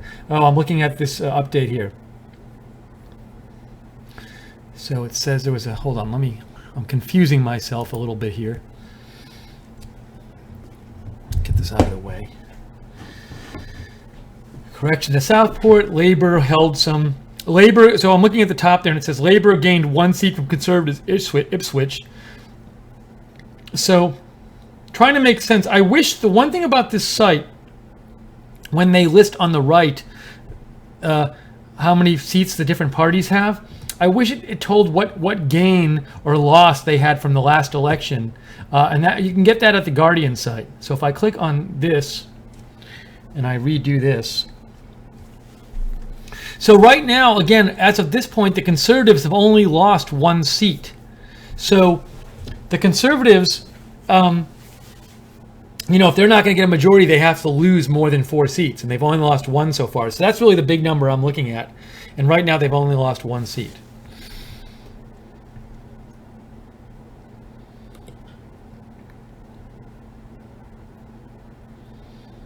That's what they're showing right now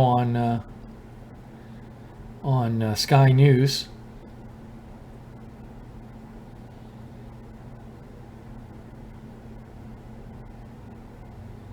I don't know why they're showing that woman. And we can go to our map here. Oh, I want our map. I think some of you sent me messages here. Nigel Farage, according to George, Nigel Farage states that he thinks a second referendum on Brexit is now a real possibility. Now, why is this, George? Why does he think a second referendum is a real possibility? Because the Conservatives aren't winning? I'm a little confused about that. Al Parks says, looking for an outsider for next Conservative leader, Ruth Davidson. She is a Scot and the Conservatives have been saved there. In Scotland, you're saying. Sky News, says George, are predicting the Tories to get between 308 and 328 seats. Their central forecast is 318. Now, I'm guessing if they got 318, that would not be enough to form a government, even with a coalition. Thanks, George. Igor says, something noteworthy is that the Scottish Tories are becoming relevant again. They were irrelevant there since at least 1997, not even among the top 3 parties, but after the Scottish referendum, managed to sell themselves as better representing unionism than Labour and became the second largest party there. Labour, on the other hand, lost its seats to the Scottish National Party and going from first party to third. So it seems that Conservatives are doing better than they have been previously in Scotland.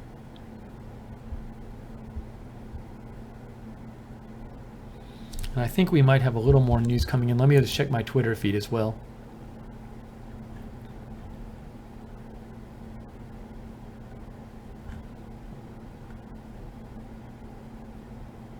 Here's a new. This is an important tweet here.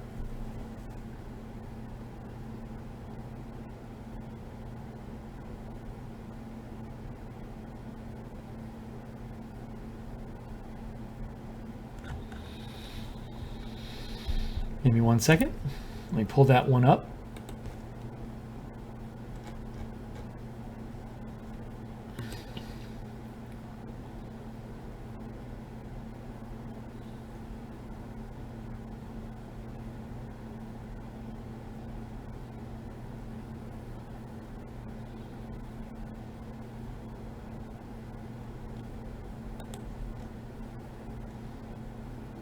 This is the tweet I wanted right here. No, that's not what I wanted to do. This is from Steve Kopak at CNBC.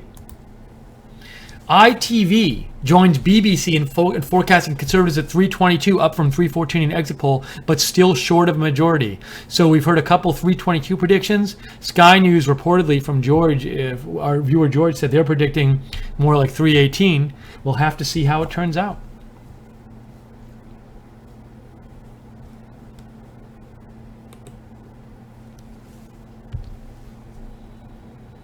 See, now of this map right here, we have the Conservatives even, not even having lost any seats overall yet.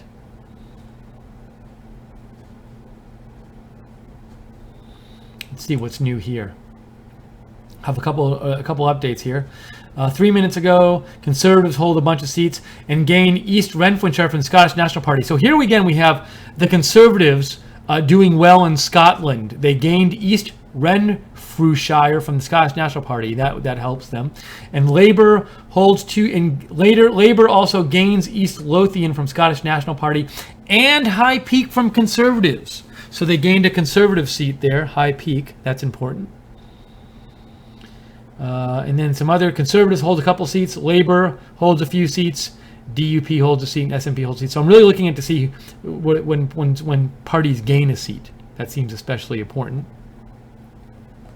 So I'm looking for that.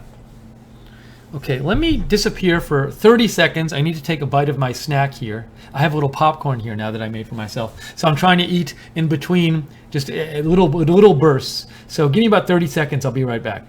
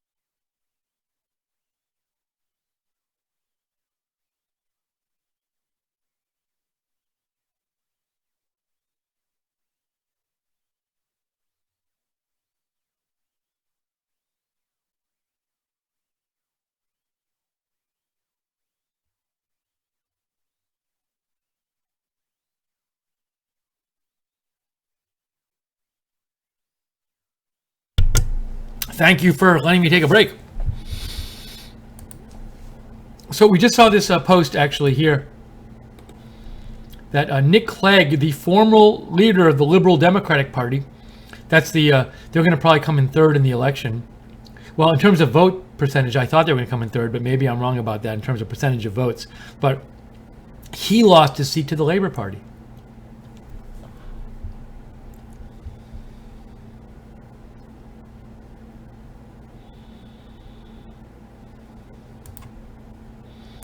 Just trying to get to some more news here. This is an important tweet here. And I will show you this.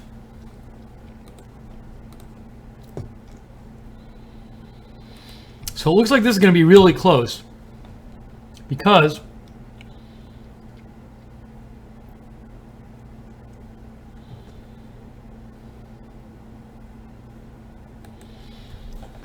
this is from Lord Ashcroft, a former deputy chairman of the Conservative Party. He says, BBC has raised the forecast of Tory seats from 314 to 322. A majority after deducting Sinn Féin and Speakers is 321. So what Lord Ashcroft seems to be saying is if the Tories can get 321, they will be able to form a majority government. But right now they're projected to have 322 by the BBC. So like one seat could decide this, whether they can form a majority or not. So it's really going to be close. Every seat counts.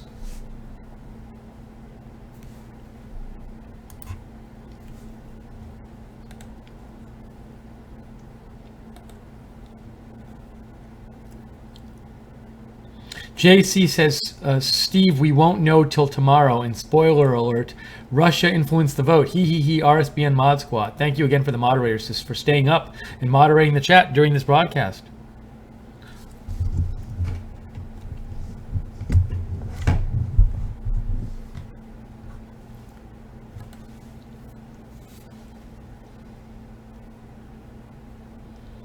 Just looking for more updates here.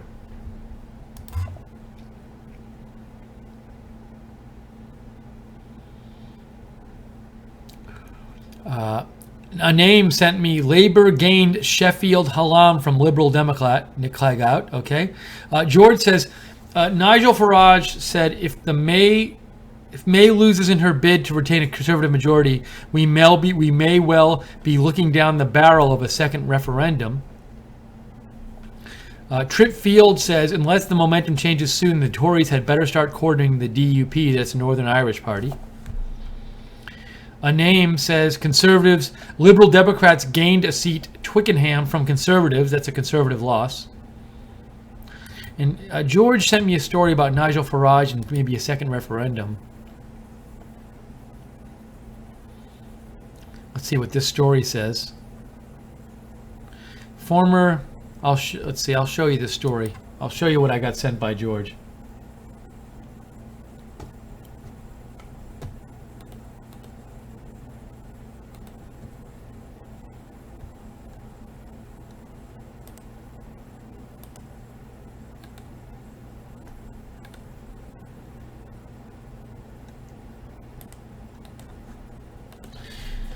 Here's a story George sent me. And it says, not again, Nigel Farage hints of a second Brexit referendum could be on the cards if May loses a majority. So what does it say down here? Let's see if we can get more detail here. If the result of tonight is that we finish up without a government with a clear majority, then pushing for Brexit, then a huge gap opens in the political landscape for the UKIP, which is once again. But he said officials in Brussels, well, that's a former UKIP leader who said that, well, it's not Farage. Hold on, I want to make clear here. That's what Farage says. And he also said, look at this, he said officials in Brussels will have looked at the exit polls and be cheering very loudly because if we leave the exit polls, Brexit is under a bit of a threat.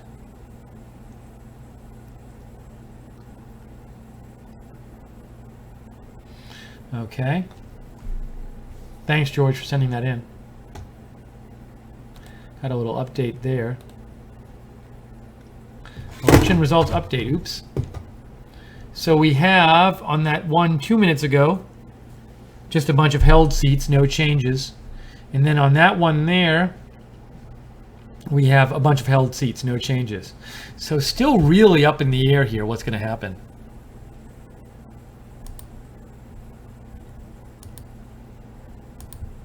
This is Right Side Broadcasting. This is our live coverage of the British election results. Glad you're with us. We've been on since the polls closed. Man, have we been on that long? We've been on for what? It doesn't seem like that long. I can't believe we've been on that long. Is it really like 6 hours? Crazy. Maybe it's 5 hours. No, we came on at, I think we came on around 4:45. So about 5 hours we've been on. But we're enjoying covering this for you and with you.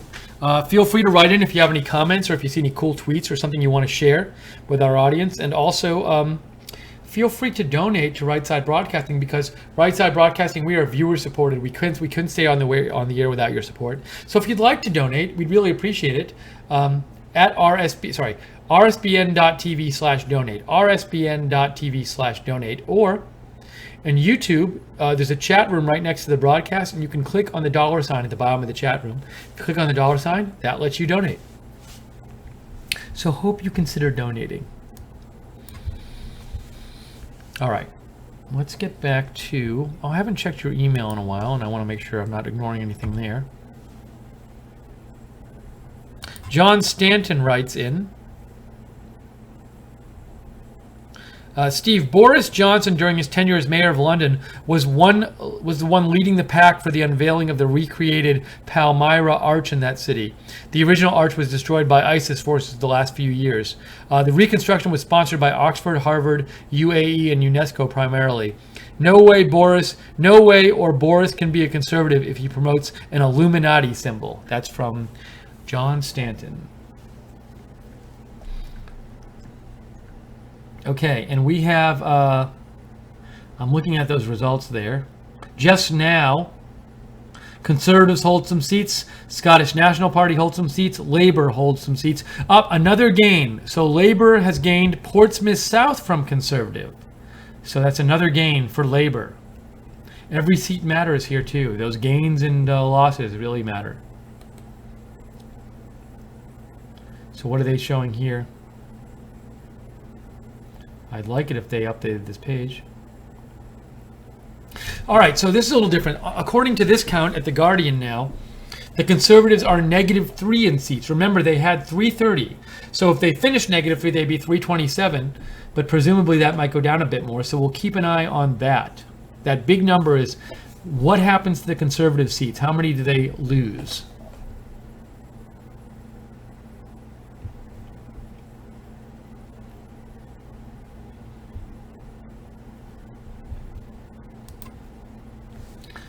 Go back here.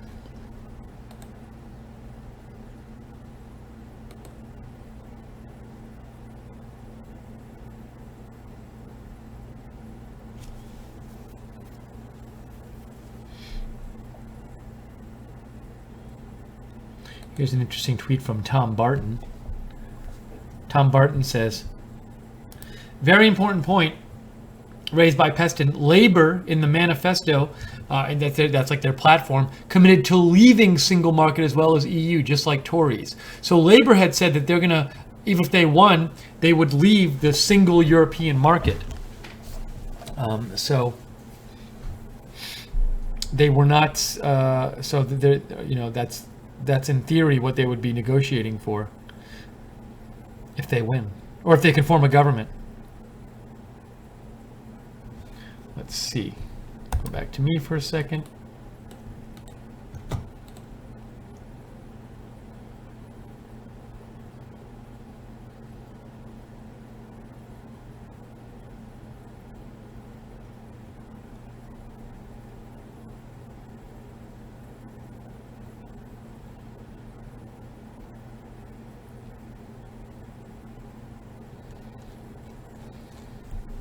Just trying to get some updates here.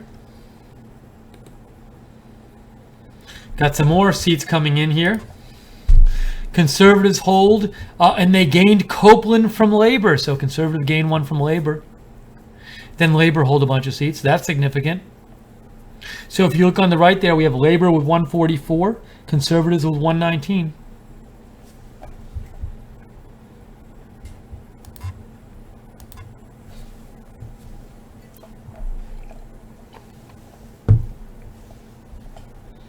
Very, very, very close election.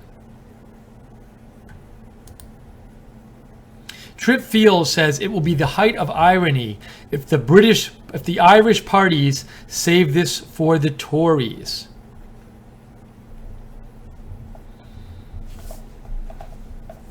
Thank you, Trip.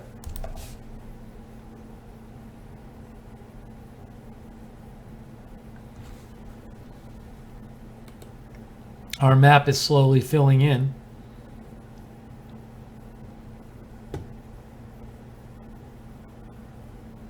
You can see the yellow dots at the top in Scotland are the Scottish National Party.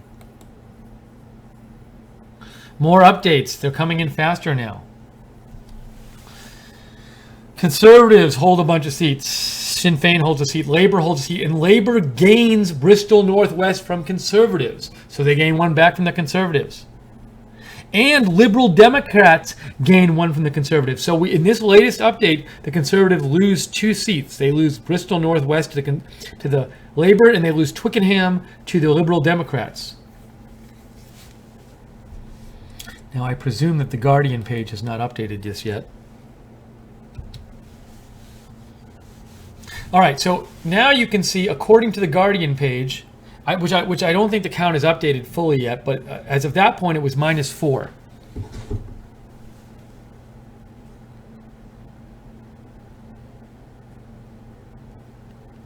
Sorry, I'm just texting back Joe, who texted me.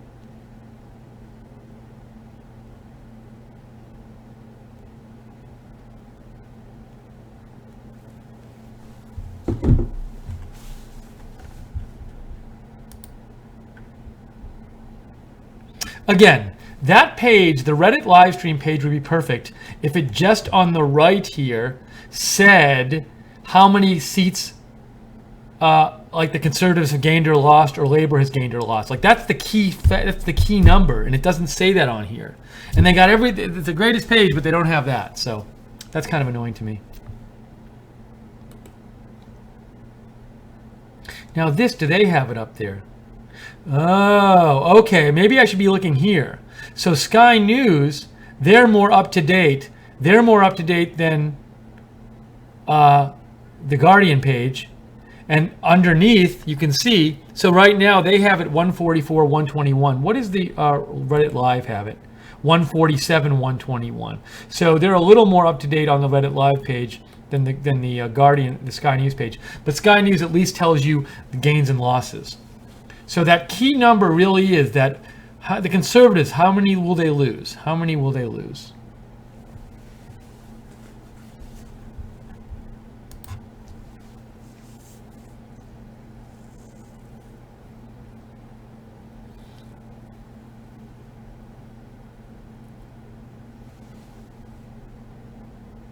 How about this tweet? Let me show you this tweet. Look at this.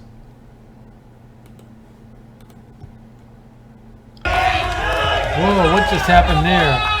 I don't know where that's coming from, where that sound is coming from. I literally have no idea. Oh, here it is. Sorry. No, it's there. It's a tweet of some sort. Hold on. Sorry. Where was that coming from? I have no idea. That was, I apologize for that. That was quite odd. There's some window I have open where that sound is coming from, and I don't know where it is. And it's happening again.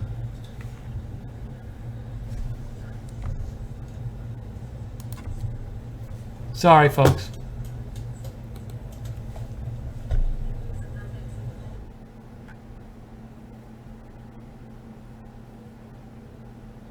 Gosh, that's so odd.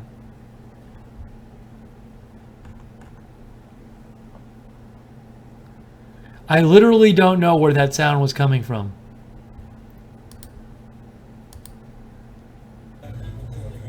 What's happening?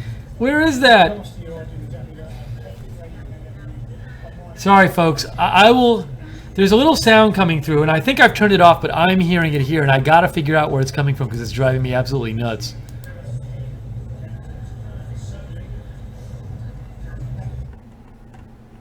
What is that?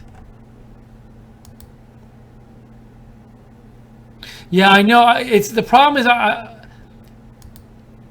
I'm using Chrome, but none of the when I'm looking at all of the different pages I have open, and none of them have anything that should be video playing.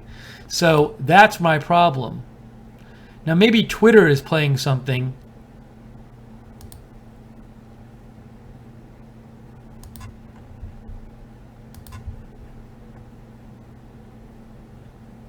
That's really odd.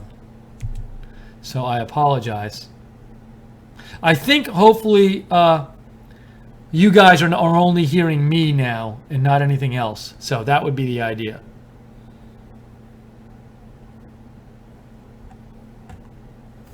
All I was trying to do was open a tweet.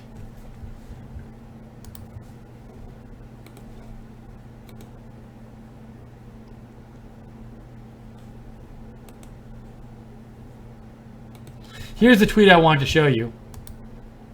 Labour set to take Canterbury, which has been Tory since 1918. It's been Conservative since 1918, and Labour is set to take it. That's pretty interesting.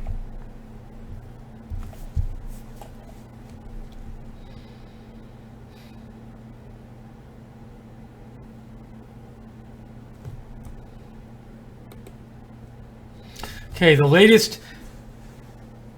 All right, so Sky News, they're forecasting Conservatives will get between 308 and 328. And right now, according to them, the Conservatives are down 3, which might have changed a little bit. They're close to up to date here, so it's still very close. Remember, the Conservatives had 330 as of last election. So if they lose more than 4, they no longer have a majority.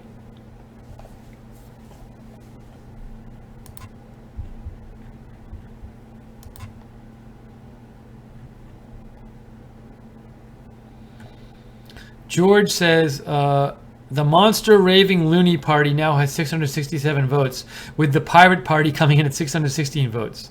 Who are you rooting for? A name writes in that the Liberal Democrats have gained Bath from Conservative. That would be another Conservative loss.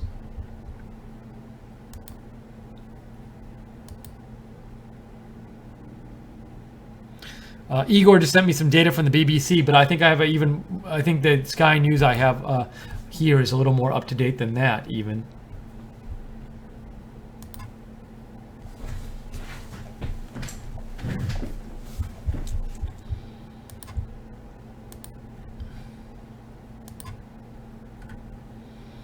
This again is Right Side Broadcasting's coverage of the British election results.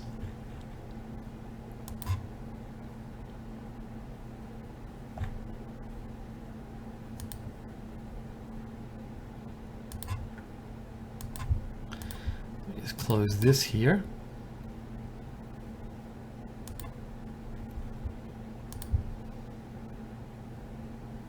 Haven't gotten any new seats called yet in the last few minutes. Keep an eye out for that.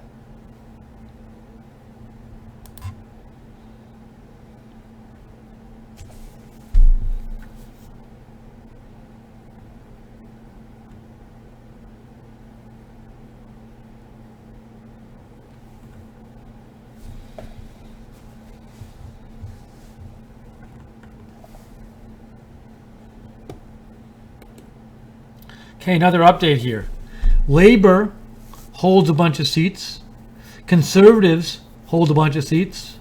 Sinn Féin gets a seat from, I don't even know what the SDLP is. What is the SDLP? Social Democratic Labour Party? Oops. It is the Social Democratic and Labour Party. So no change there in terms of gains and losses. We're still at, no. We want to. I don't like. We want to go here. No, that's not where we want to go. There we go. That's the latest. That's update.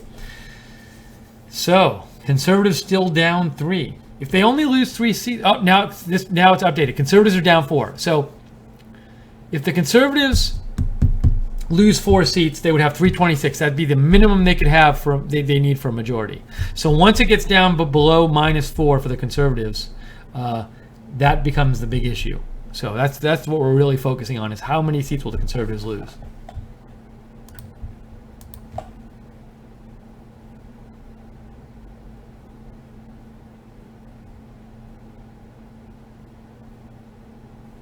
Here's an interesting tweet I'll show you.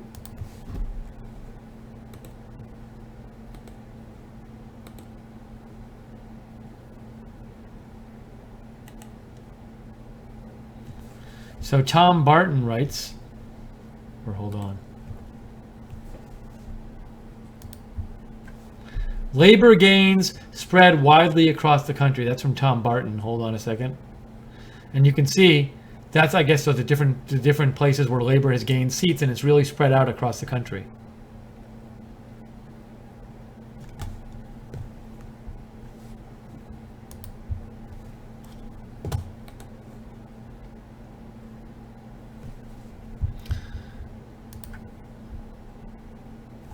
Let's see.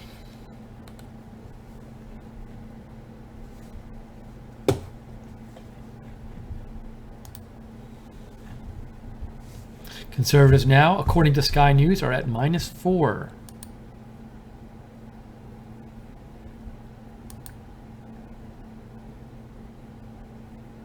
JC writes, "What's a refugee? All I'm getting are trespassers." That's from JC. JC, I'm not sure what this has to do with the election. A Name writes in, Labor gained a bunch of seats. Now, I don't know if these have been discussed yet, but I'm going to show people that tweet in a second. Zhank says, keep the cartoons, use your power. Hold on a second here.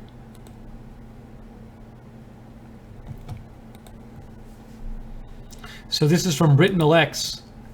We have Labor gains 3 different seats there from the Conservatives, and East Lothian from Scottish National Party. Now those might have been reported on our Reddit page already. Although I want to show you another Corbyn meme here.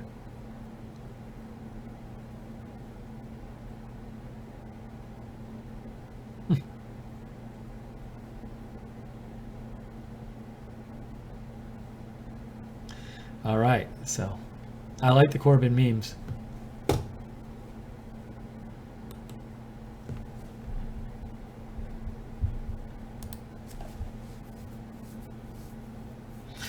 We have a tweet from A Name told me that according to Jim Waterson, Jeremy Corbyn, the Labour leader, has called on Theresa May to resign as Prime Minister and make way for a government that's truly representative of the population. That's very interesting.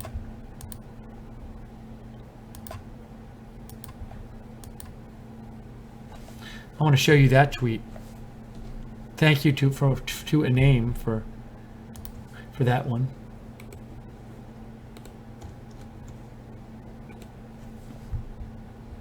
The one I was talking about. Jeremy Corbyn calls on Theresa May to resign as Prime Minister and make way for a government that's truly representative of the population.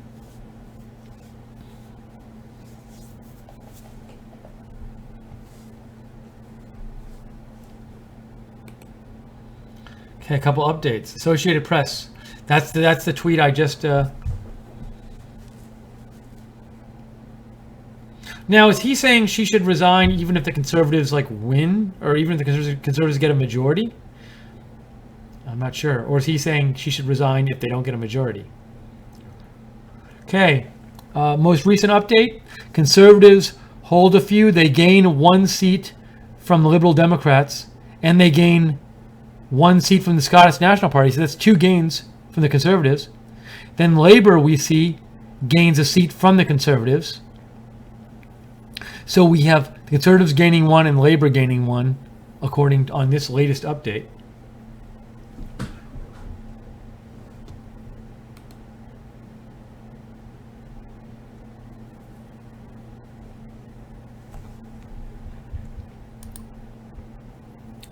Theresa May will speak soon. I'll show that if I can find it here. Ooh, sorry, I was just going to see how my Sky News was doing. And it seems to have encountered an error.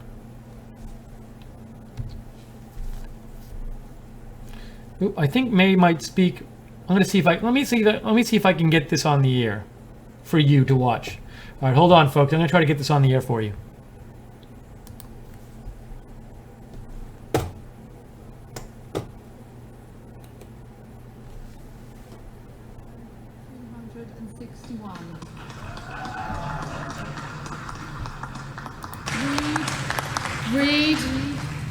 Reid, Julian, Michael, Ivor. The Just Political Party, 52. Smith, Bobby, known as Bobby Elmo Smith, 3. Smith, Grant, Jonathan, Independent, 152. Victor, Edmonds, Christian People's Alliance, 69. Wall, Derek, Norman, Green Party, 907.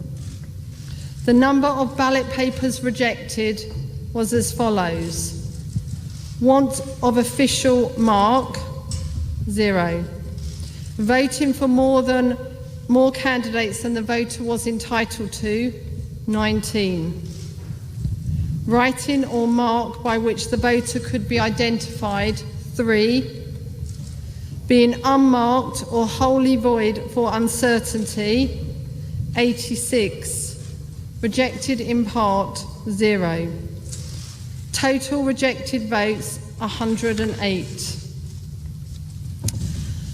I hereby declare that Theresa May, the Conservative Party candidate, has been duly elected. I'd like to ask the successful candidate to come up. So a few words from Theresa May. She had nothing to say to us when she walked into the stadium. Let's see if she has anything more to say now about this massive miscalculation that she made. Thank you very much. And first of all, may I, on behalf of myself and all of the candidates, thank the returning officer and all her staff for the hard work that they have put in today in running this election here in the Maidenhead constituency. Can I also thank the police who have had an extra job here tonight in ensuring the security of this event. And thank you to all those who have once again supported me as the Member of Parliament for Maidenhead. It is a huge honour and a privilege to be elected as the Member of Parliament for this constituency, and I pledge that I will continue to work for all my constituents as I have done over the period of time that I have been your Member of Parliament. As I say, it's a huge honour. This is a wonderful constituency, and I look forward to continuing to work with you to see improvements, further improvements, for the life of those who are living here in the Maidenhead constituency. As we look more widely across the country, of course, returns are still coming in. We have yet to see the full picture emerging. Votes are still being counted. But at this time, more than anything else, this country needs a period of stability. And if, as the indications have shown, if this is correct, that the Conservative Party has won the most seats and probably the most votes, then it will be incumbent on us to ensure that we have that period of stability, and that is exactly what we will do. I would like to thank all those across the country who have voted for the Conservative Party today. As we ran this campaign, we set out to consider the issues that are the key priorities for the British people. Getting the Brexit deal right, ensuring that we both identify and show how we can address the big challenges facing our country, doing what is in the national interest. That is always what I have tried to do in my time as a Member of Parliament, and my resolve to do that is the same this morning as it always has been. As we look ahead and we wait to see what the final results will be, I know that, as I say, country needs a period of stability, and whatever the results are, the Conservative Party will ensure that we fulfil our duty in ensuring that stability so that we can all, as one country, go forward together. Thank you. So the Prime Minister said nothing as she walked into the stadium, the leisure centre here, but she had a few more words to say. Immediately off the stage, we're guessing that she's going to go right out the back door. Yep, there she goes. Does not want to talk to any journalists today. What a catastrophic miscalculation she made. She looked wrecked. Looking at her face, she looked defeated, even though she obviously has won her constituency with pretty much the same majority as before. That was the same face that we saw the Welsh Manifesto launch as it started to unravel, and they had to backtrack on the social care provisions written inside it. And the question after question, myself included, we're talking about, you know, a manifesto of chaos. She started to look like that. So we've seen that face before. What I thought was interesting just at the end, what she was saying there, she seemed to be alluding to what may happen constitutionally, that she is talking about stability is important and the Conservative Party will ensure that. That suggests that she's not going to go immediately, but she'll stick around as we approach that negotiating deadline date.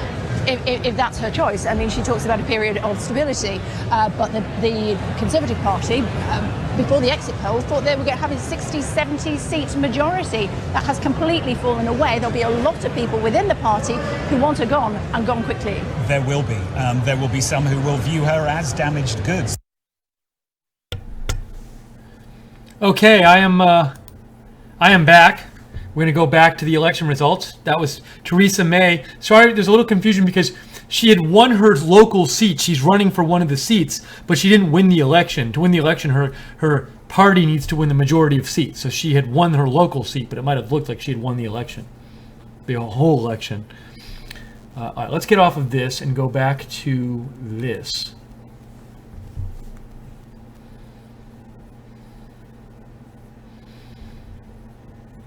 Oh, this is huge. Look at that. If conservative sources tell LBC's political editor, if Theresa May does not secure the majority, she will step down. How about that? And that looks likely to happen. I'm going to retweet that. John Jensen gave $5. John, thank you so much. That's really nice of you. We are viewer supported. We can only stay on the air with your support. We really appreciate your donations. So John Jensen just gave $5. John Jensen 4. That's really cool. If you'd like to donate, you can go to rsbn.tv/donate, rsbn.tv/donate, or do what John Jensen did, which is in the YouTube, if you're watching on YouTube, in the chat room next to the broadcast, at the bottom of the chat room, there's a $sign. Just click on the $sign. You can donate that way. Also, if you're interested in getting free Right Side stuff in exchange for setting up a monthly donation, go to www.patreon.com/rsbn and you can see the free stuff you can get for donating monthly. www.patreon.com/rsbn. Okay, so that's really important because I don't think Theresa May will not secure, I don't think she will secure a majority, so she very well might step down. That's according to that tweet there. And if these other election results update, we see Labour gain a seat from the Scottish National Party. Liberal Democrats gain a seat from the Conservatives. The Conservatives lose a seat, there. And then Conservatives gain some seats. Hold on, I'm just catching you up. So we gotta take stock and see what's happening. Oh, so there's some more results. Conservatives hold a couple seats. Labour, look at that. Labour gains Cardiff North from Conservatives. And they gain another one from the Scottish National Party. And then Prime Minister Theresa May was re-elected as the Member of Parliament from Maidenhead. That's a specific place where she serves, representing. So let's take stock here and look over here. Oh, and Carl Peterson just gave $5 and said, it's the Vikings. So thank you so much, Carl Peterson. That's really cool of you. Very much appreciated.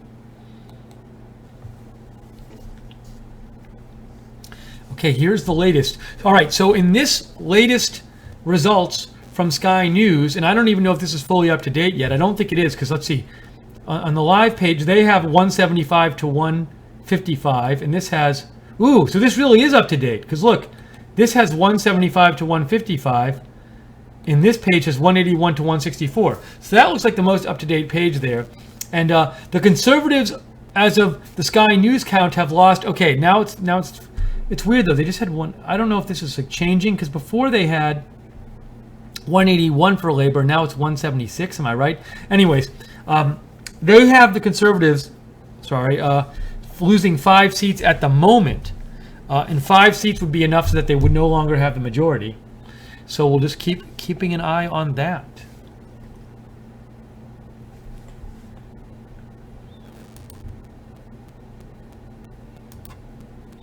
This is Right Side Broadcasting. This is our coverage of the British election results. We have been on the air since the polls closed, about 5.5 hours ago.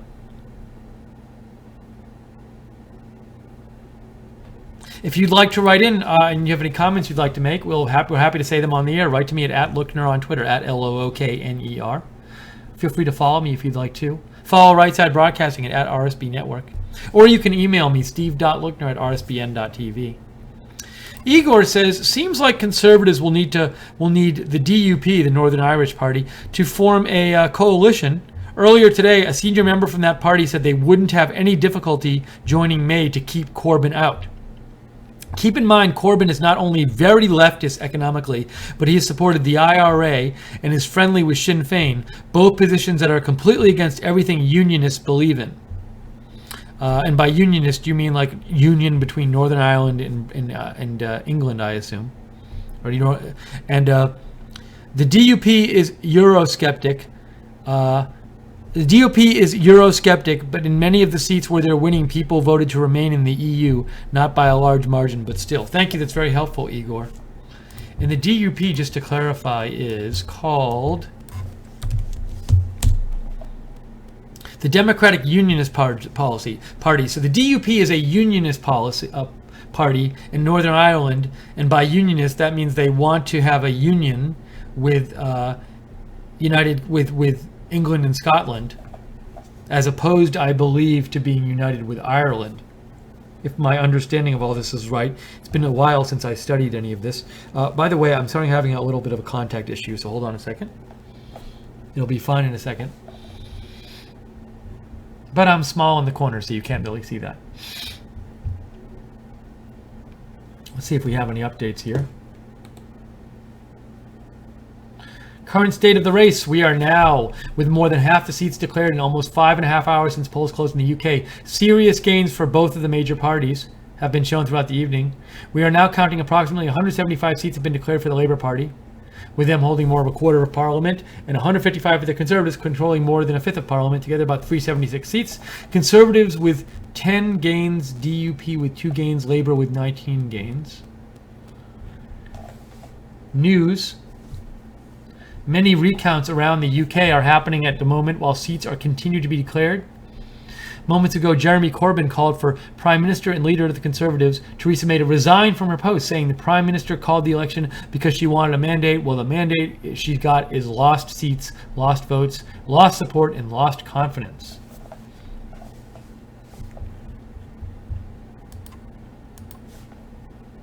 Raymond Scott says, what do you think can happen with U.S.-British relations if Jeremy Corbyn becomes Prime Minister? You know, I have to confess, Raymond, I don't know that much about Jeremy Corbyn, except for what I've read like in the last week. So I don't know if it'll be a big difference, though. I certainly don't think of Jeremy Corbyn, from what I've read of him, as somebody who's like anti-U.S. So I don't know if it'll really be a big deal. Don't know.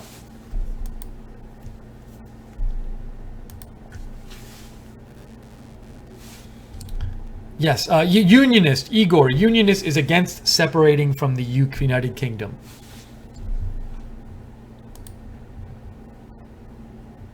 So would a unionist, if somebody was not a unionist in Northern Ireland, would they want to just be independent Northern Ireland, or would they want to unify with Ireland? I'm not sure.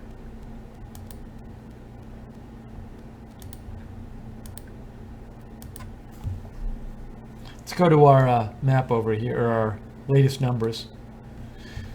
So according to Sky right now, they're saying the Conservatives are down 8 seats. That's very significant. That would put them, if they're down 8, if they finish down 8, that would put them at 322, which would not be a majority. Now, presumably they could get some allies and form a government, but they would not have a majority. And it might be the case that Theresa May would step down and let somebody else run the Conservatives and become Prime Minister.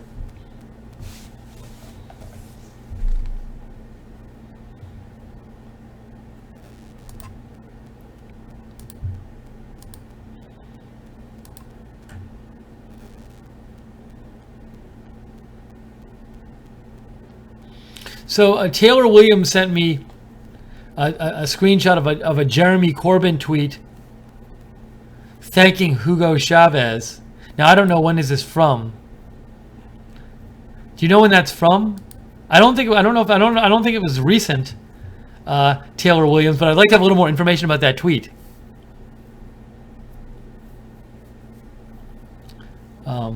Because I want to make sure it's a legitimate tweet and not something like somebody created. Trip Field says, is the DUP's hour fast approaching, looking more and more likely? Irish save May. Look west at dawn. That's from Trip Fields.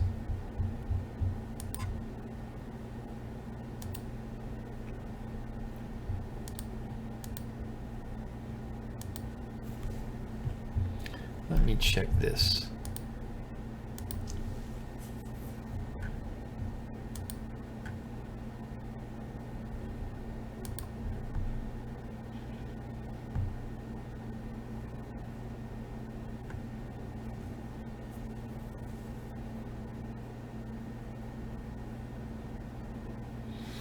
Here's a tweet I'll show you.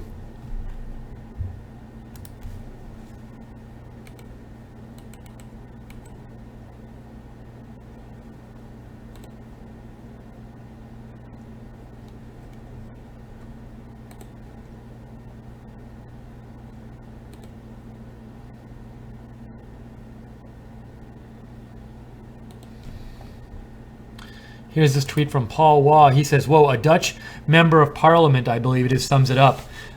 Says, Cameron gambled, lost. May gambled, lost. Tory party beginning to look like a casino. That's from this person who I think is in the Dutch parliament.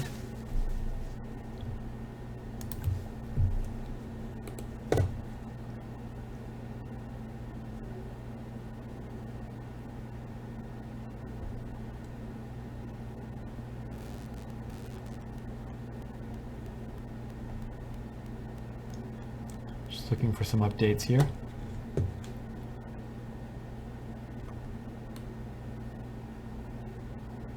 Oh, this is very big news. This is quite big news. I'm going to show you a tweet now. This is quite important from Steve Kornacki. This is really significant, actually. The BBC is now revising its forecast from 322 for Conservatives to 318. Majority is 326. So maybe if they only get 318, they won't be able to form a government. That's really important.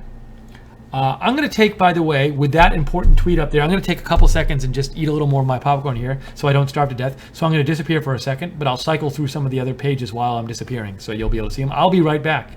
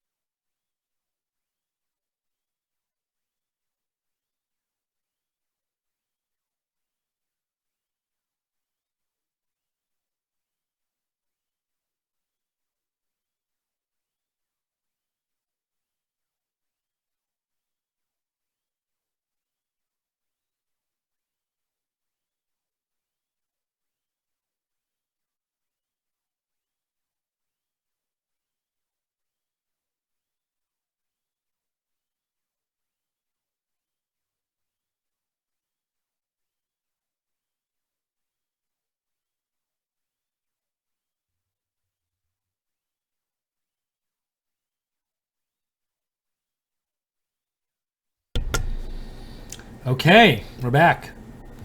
So as you can see, some more seats have come in.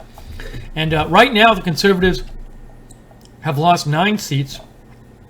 That would put them at 321 if it stayed that way. But as I said before, Steve Kornacki reported that the BBC revised its forecast and they're putting the Conservatives at 318. That would be a really bad result for Theresa May and the Conservatives. Really, really bad. No majority. I don't even know if they could form a majority with that many seats. So that would not be good for them. We'll see what happens.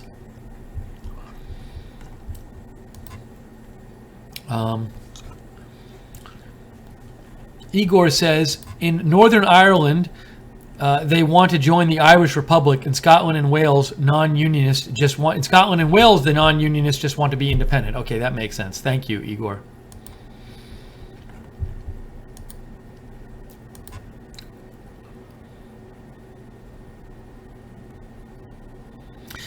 So Right News UK says, let me show you this. Hold on one sec, please. This is courtesy of Taylor Williams, who just wrote in.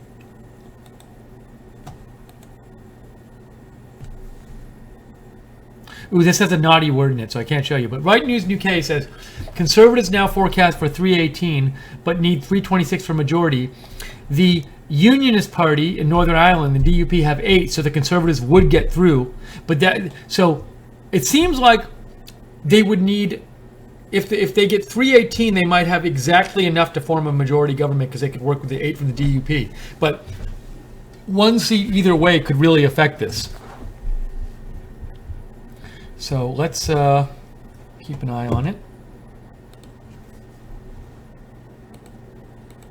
Thanks for sending that in, Taylor.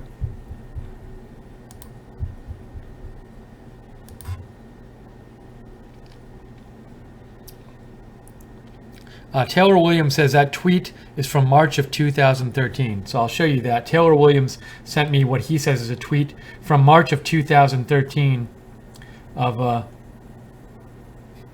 from Jeremy Corbyn. Okay, so Taylor Williams says that's from 2013 from Jeremy Corbyn. Now Jeremy Corbyn is a leftist, so if that is, you know, if it is a real tweet, I could see people definitely having problems with that tweet.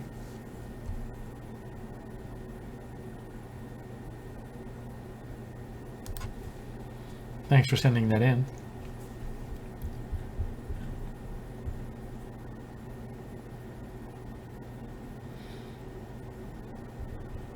I also saw a tweet I'll show you. I saw a couple people saying that Theresa May ran against somebody with a bucket on their head, named Lord Buckethead. Supposedly, this is the person who ran against Theresa May. I'll show you this. It's Lord Buckethead.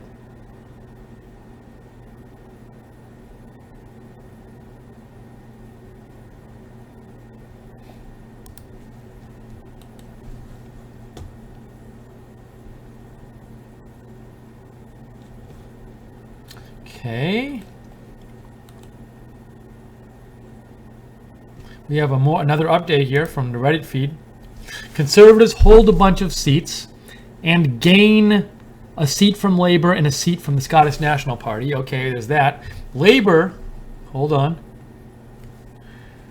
Labour hold a bunch of seats and gain Derby North from Conservatives. All right, and then it says there's 4 constituencies in recounts. Let's see what the Sky News site says. Sky News still has the Conservatives losing 9 votes, 9 seats so far. Again, that would put them at 317. Now we did see somebody write that they would need 318 to work with the 8 DUP members to reach a majority that way. So it looks like it'll be tight. But it's not looking like they'll get a majority on their own, which is a big disappointment for them.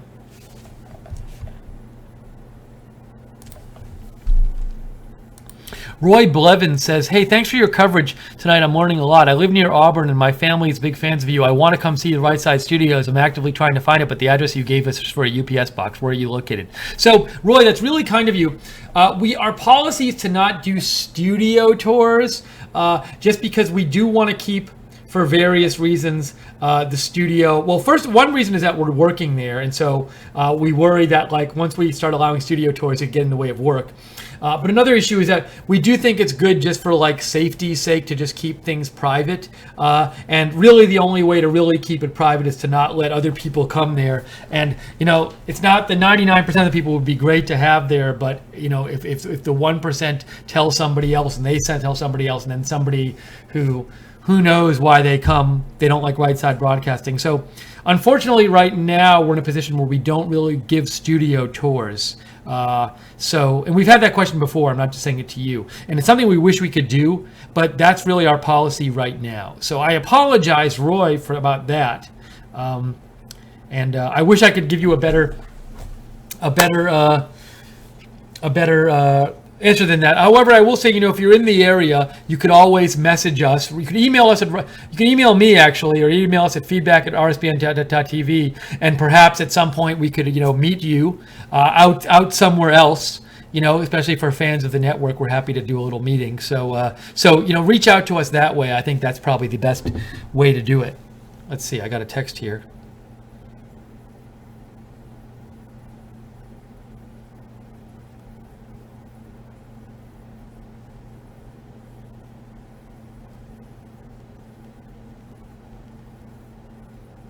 Sorry about that. I just was catching up on a text from Joe.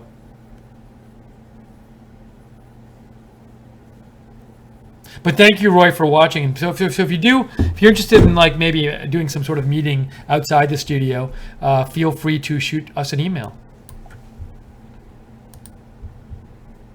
Al Park says, make no doubt, Corbyn is very left across the board, but he has Eurosceptic tendencies, anti-TPP. Oh, wow. I guess Amber Rudd has so the Conservatives have now lost 10 seats. That's quite significant. That would put them at 3. Actually, I messed up before. So the Conservatives lost 10 seats. That would put them at 320 because they had 330 before.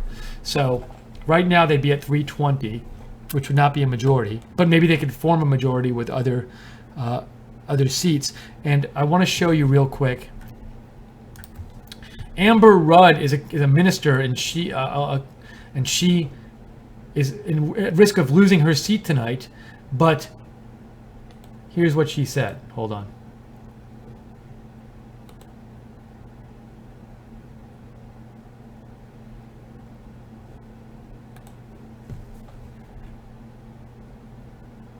So a name writes in, Amber Rudd not accepting her loss, ha. And you can see, oh, sorry, I want to get this out of there.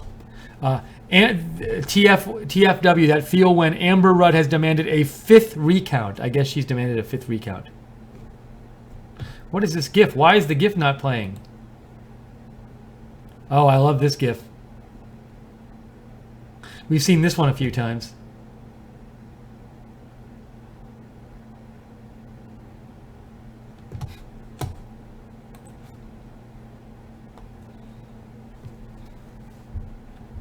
Amber Rudd is conservative, by the way, so Jeremy Corbyn is looking confident because she's demanding a 5th recount.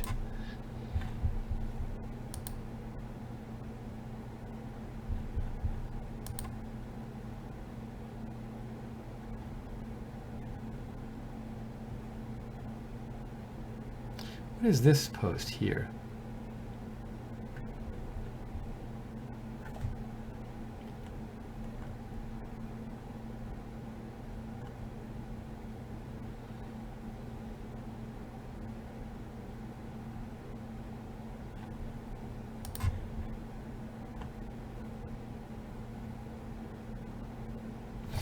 Here's a post I think is kind of interesting.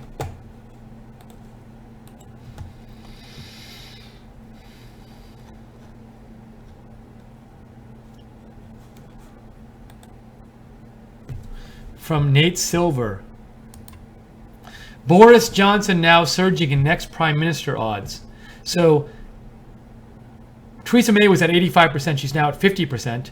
Boris Johnson was at 0.4% at the beginning of the day, and now he's at 23.8%. So I guess the thinking is that the Conservatives could win enough could get enough to form. They could win slightly less than a majority, and then Theresa May would resign, but they'd still be able to form a government, so they could have a prime minister, and then Boris Johnson would take it over. So that's the thinking. He's gone up a lot.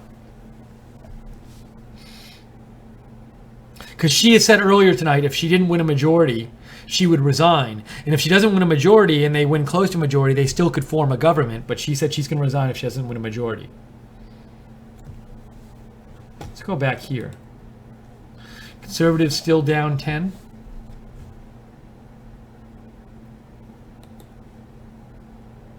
Some more recounts being reported recently. Looks like they do their recounts before reporting, and only then if they've recounted enough. And we have some more updates here. Labour hold a bunch of seats and gain oh, look at this. Wow. So Labour holds a bunch of seats. They gain Canterbury from Conservatives. They gave Weaver Vale from Conservatives. And they gain 2 seats, it looks like, from the Scottish National Party. The Conservatives hold a bunch of seats but don't gain any. So that's the key there. We have the Conservatives losing 2 seats to Labour and not gaining any. So maybe this Sky News number will change here. Will that change and go to like -12 or something? I'm not sure. But we're looking at that -10 number for the Conservatives and seeing if that'll change.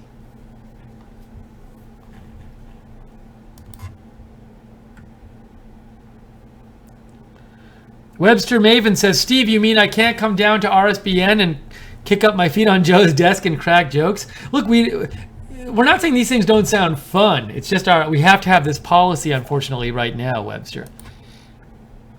It does sound fun, though. Igor says of the tweet that Jeremy Corbyn made a few years ago in 2013 praising Hugo Chavez. Igor says, this is legit. He also praised Fidel Castro, supports Hamas, Hezbollah, and worked in an Iranian state-owned TV channel from 2009 and 2012, and wants to give the Argentina shared sovereignty over the Falklands, even though 99% of them voted for being British. Worse of both old leftism with his socialism and new leftism with his useful idiot attitude toward Islamic terrorism and similar issues. So Igor is not a fan of Jeremy Corbyn.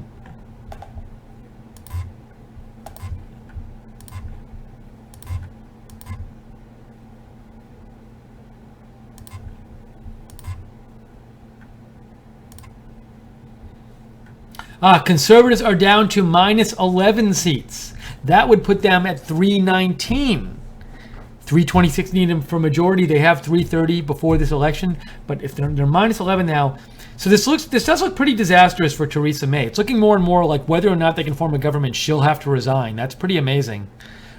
Remember, she could have just stayed prime minister until 2020, till the next election, but she chose to declare election this year, or 2 months ago, I think it was, or a few months ago, she chose to declare an election before the Brexit negotiations, and it looks like she might lose her prime ministership because of that. How much do you feel if that happens?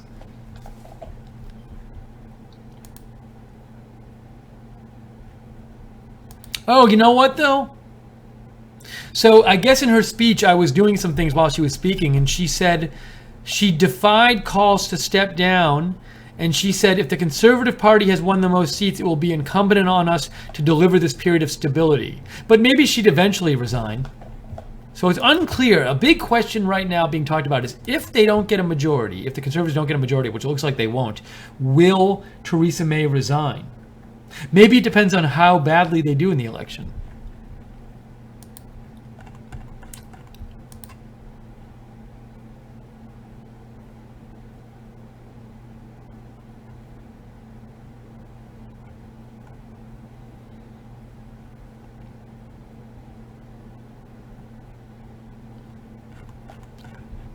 Checking to see if there's some more news here.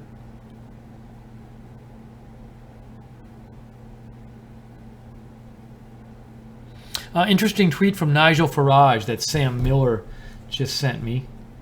You know, Nigel Farage is one of the biggest supporters of Brexit.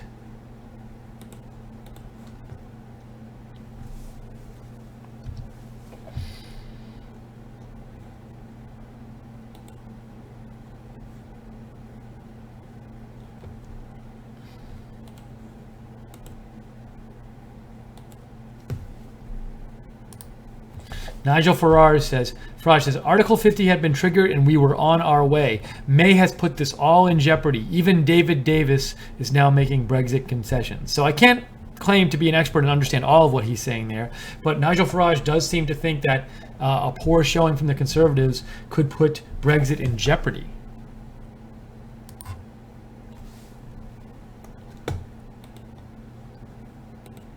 JC writes, bye bye England and welcome to the party. Hashtag travel ban now. Thanks again to the moderators for moderating the chat room. You've been moderating for 6 hours in this broadcast. Thank you so much. I'll show you, this is the latest headline from The Times. Check this out. This is the 3:30 a.m. edition of The Times of London. May's poll nightmare.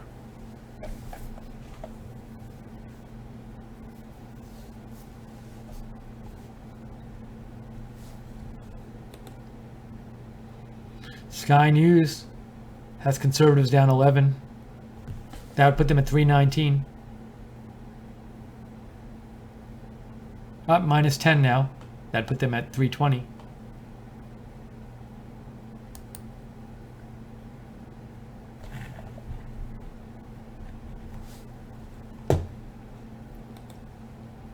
Ooh, new updates here. New updates. Conservatives hold a bunch of seats, but don't gain any. That's no gains in this latest update. Nobody gained or lost seats in that latest update. That's the big thing.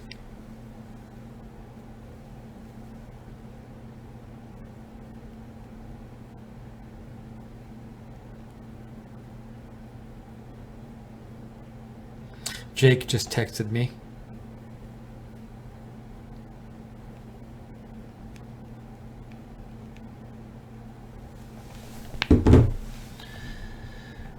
Go back here to, so Conservatives still down 10, down 10. Tripfield says, are those Irish accents I hear in the new government, specifically Northern Irish accents? Not yet, but seeming more and more likely. So what Tripp is saying is, if the Conservatives say get like 319 or 320, that's like 5 or 6 short of a majority. There's speculation that the Northern Irish Party, the DUP, will the members of that party who won their seats will side with the Conservatives and allow the Conservatives to keep their government. That would still be a bad result, however, for the Conservatives, that they couldn't get a majority on their own.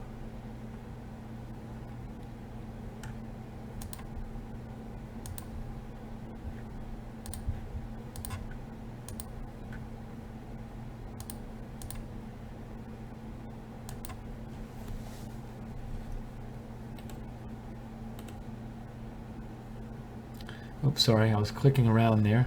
That was from earlier. That was when Theresa May spoke earlier. Proud American says Europe is just tanking to the bottom.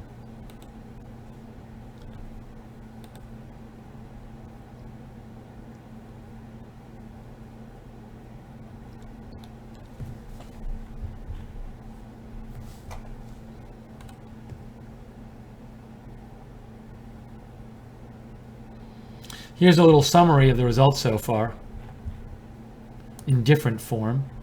That's a summary. Results so far. I'll get off there for a second.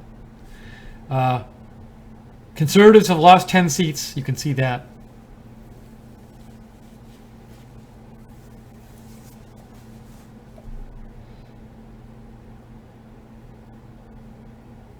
Labor's up to 206.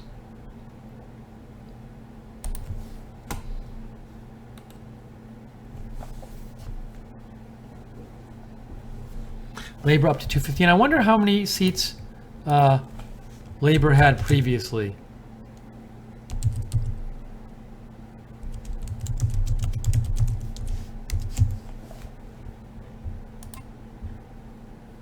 So Labour had 229 in the current Parliament. They have 229. So I see Jacob Seals has joined the chat room. So Labour has had 229. It looks like they're going to definitely exceed that.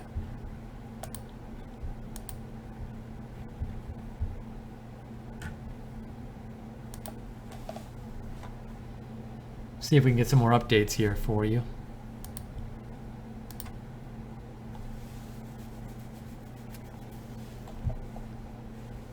If you're enjoying our coverage tonight, and maybe even in the morning, depending on where you are, hope you consider donating. We rely on viewers to stay on the air. Viewer support. We're a viewer-supported network. So if you'd like to donate, go to rsbn.tv/donate, rsbn.tv/donate, or you can go to YouTube, and there's a chat room next to the broadcast. Go to the bottom of the chat room and click the $sign there, and you can donate that way.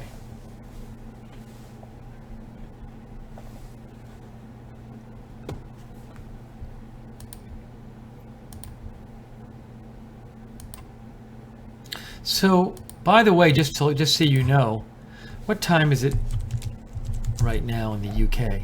It's 4:04 a.m. You know what's weird?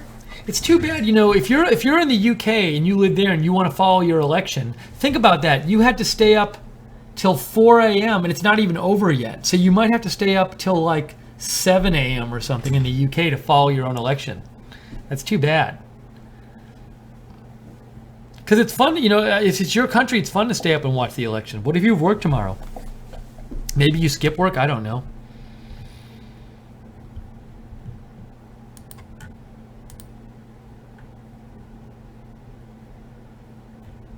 Feel free to send in your comments too. Still reading your comments. At Lookner on Twitter, at LOOKNER, or you can email me. The address is on the screen.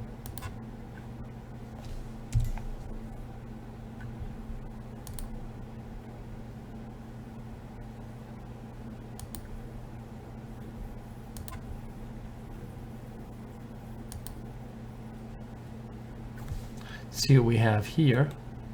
Another update. Sinn Féin hold a couple seats. Labour hold some seats, and Labour gains Croydon from Conservatives, Croydon Central.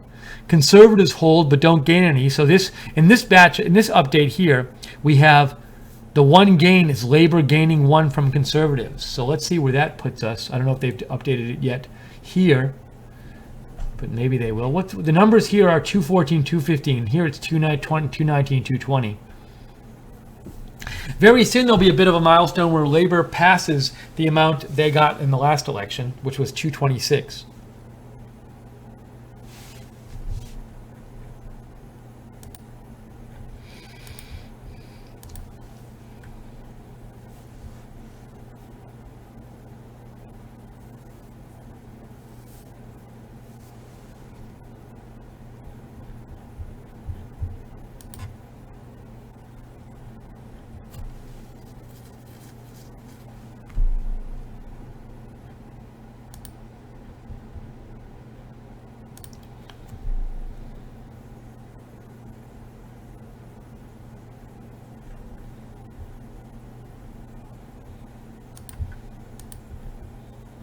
Just clicking around here to try to get some more updates.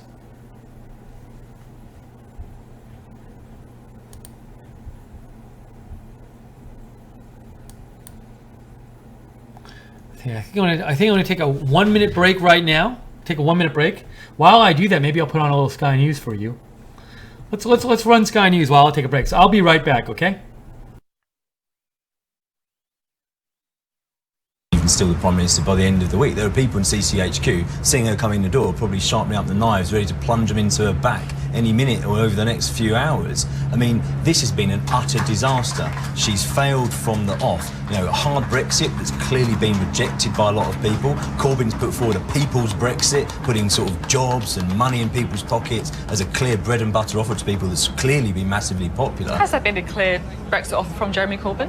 I think so. He said quite clearly, we're going to invest in our economy, we're going to build a post-Brexit situation that puts ordinary people first. And what were the Tories banging on about? You know, fox hunting. I mean, it's just absolutely ridiculous, some of the stuff they came out on this campaign. I mean, there's some people I think will probably be losing their jobs at CCHQ alongside the Prime Minister. OK, thank you both very much for your thoughts on that.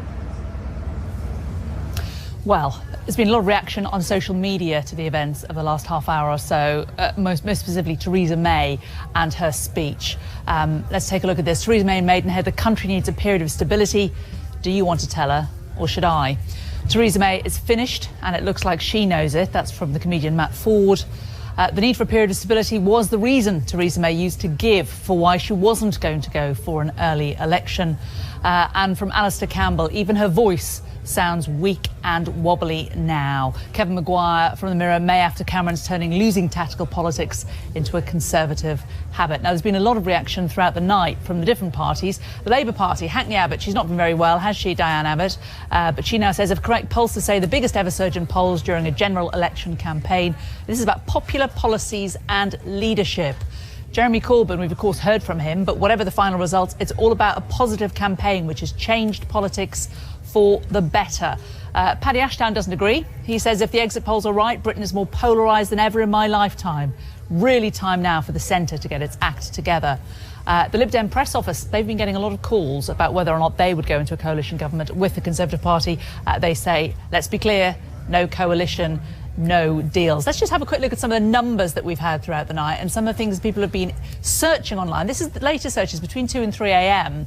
And this is very interesting considering what we're talking about in terms of a Conservative Party possibly having to rely on votes from the DUP. DUP is now the most popular search for UK political parties in the UK.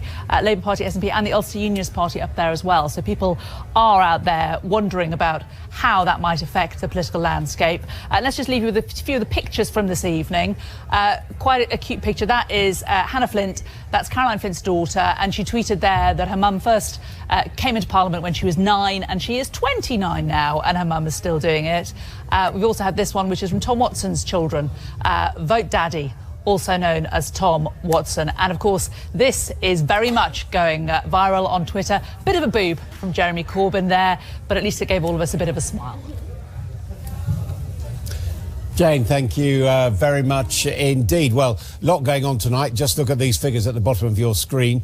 First of all, the Conservatives have now overhauled Labour on their way to being the largest party. Secondly, 41% each for Labour and Conservatives. That's over 80%. That is the highest share of the two main parties, I think, since the 1970s. Thirdly, Liberal Democrats are now on 10 seats. That is up from 8. So although they've lost Nick Clegg, they are having a relatively better night than they did 2 years ago. And joining me now is one of their re-elected MPs, Sir Vince Cable, who has taken back his seat in Twickenham after a 2-year absence. Well, first of all, Vince Cable, congratulations on your re-election. Secondly, looking at this hung parliament, what role do you expect the Liberal Democrats to play in it? I think constructive opposition. We're not joining a coalition or a pact. We've been very clear about that. But we can nonetheless be constructive. I mean, what this election has thrown up is there's lots of things to digest, but what is very clear is that the country is divided in all kind of ways, geographically, by generation. I think the parties are going to have to learn to stop, shouting at each other with big ideological differences and find common ground on areas like Brexit. The government can't just press ahead with the very extreme UKIP type of Brexit they envisage. Things like long-term personal care require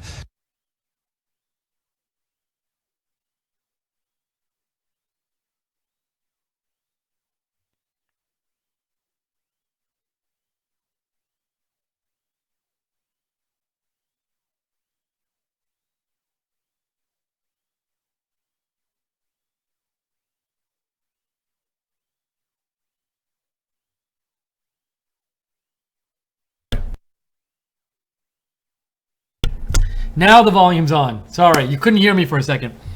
We're back. So the Conservatives right now are down 9 seats. That would put them at 321. And that would, if they have 321, that would be less than a majority, but they could probably form a majority government with some people from other parties. And specifically maybe the Northern Ireland party, the DUP. So there's still this question of if they don't get a majority, though, in this election, will Theresa May resign anyway? That was unclear. So we're keeping an eye on what happens with that vote count. Here's another update about election results. We have Conservatives. They hold a bunch of seats and they gain a seat from, I don't know if that's 2 seats from the Scottish National Party. So again, Conservatives is helping them doing well in Scotland. Then Labour holds some seats and then they gain a seat from the Liberal Democrats. They gain a seat from the Conservatives and they gain another seat from Conservatives. So those are 2 seats they gain from the Conservatives right there. So that's pretty important. So we have Labour gaining 3 seats and we have Conservatives, I think basically a wash because they gained 2 and they lost 2. See if this changes at all.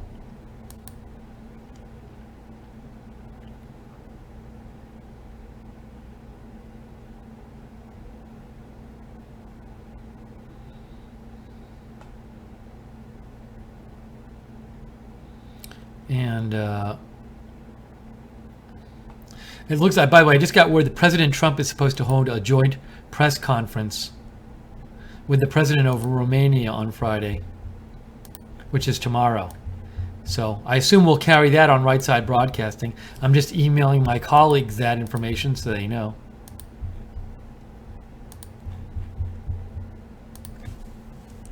Excuse me one sec while I just tell them that.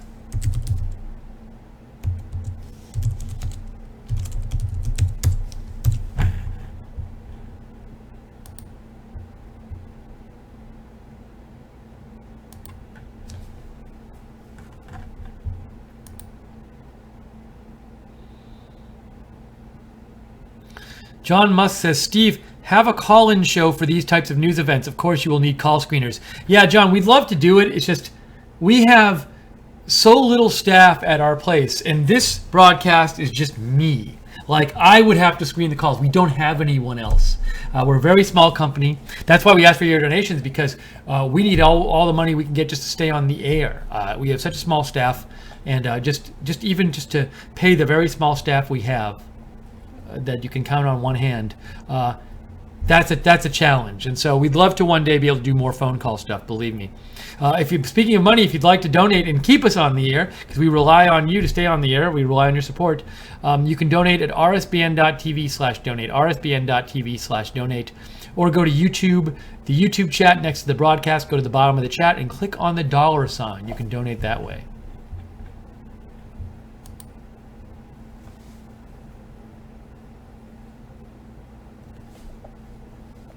So Conservatives are now gone back down at minus 10 seats. That would put them at 320. Do we have our map up still? Or do we have the, let's see, this will give us better of a sense, this will give us a better sense of how many seats have been called already. Oh, look, see them, it's filling up there. So the Conservatives are on the left and everybody else is on the right. And the problem is with the Conservatives is they're not going to, it looks like, well, it's filling up really fast. See, if the right fills up fast enough with all those other parties, the Conservatives won't be able to get a majority anymore. So it's also significant, every seat that the Conservatives don't win, even if like the Scottish National Party wins it, that's a seat they can't win toward their majority. So that's worth paying attention to too. What's the number on this? That's 228, 210, 220. Yeah, that's much different. So this one is ahead of this. Sky is ahead. Look at the vote share.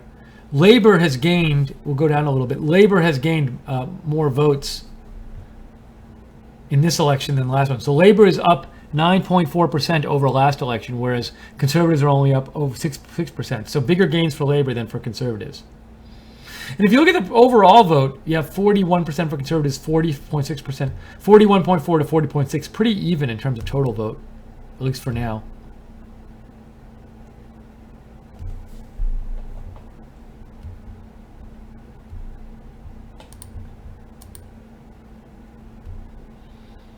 Al Park says, I watch the elections in the UK, USA, and others better than the Super Bowl for politics junkies. Yes, I enjoy watching the elections too, Al. I've always enjoyed that.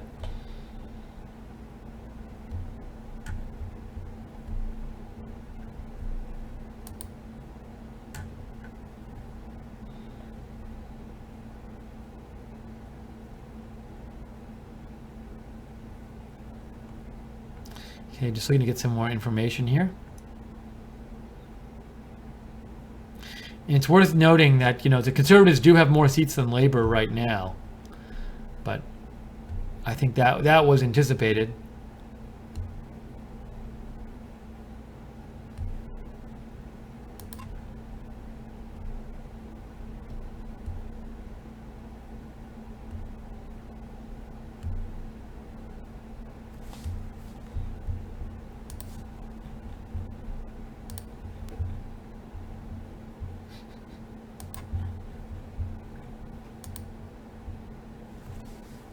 I think we have another update here. Let's go to that. Let's see. Conservatives hold a bunch of seats. They gain one from SNP. They gain one from Labour. And they gain two from Labour. I'm sorry. So they hold the seats. They gain one from Scottish National Party and gain two from Labour. Labour gain two from Conservatives. That's a wash. They gain two from Conservatives. Conservatives gain two for Labour. SNP. So in that whole... The net of all this is that the Conservatives gained one seat.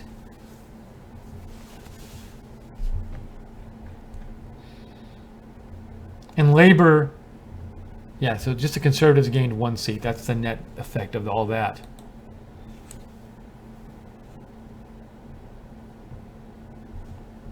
Let's see this map again.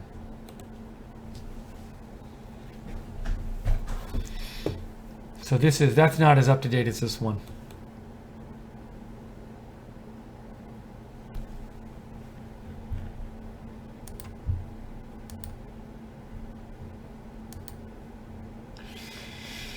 Igor says, election already over in Northern Ireland. The DUP gained 2 seats to 10. Sinn Féin has 6 seats. They gained 2. SDLP has 0. They lost 3 and 1 independent MP.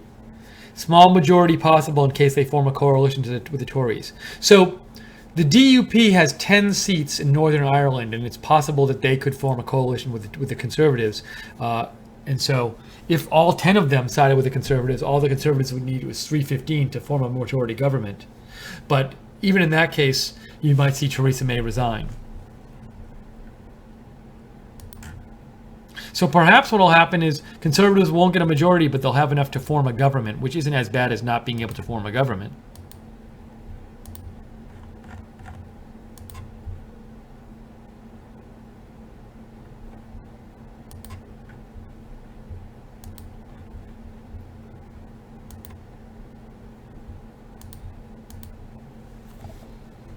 And the Conservatives now, they're only down 9 seats.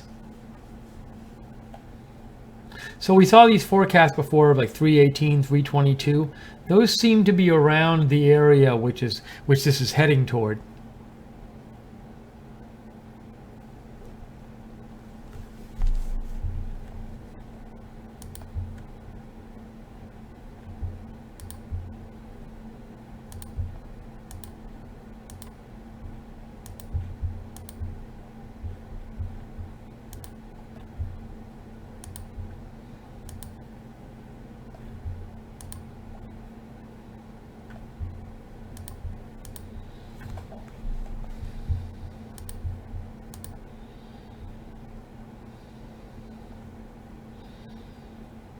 Wow, former Scottish National Party leader Alex Salmond, who led Scotland for more than 7 years, has lost his seat in Parliament to the Conservative Party. I'll show you that tweet. That's interesting.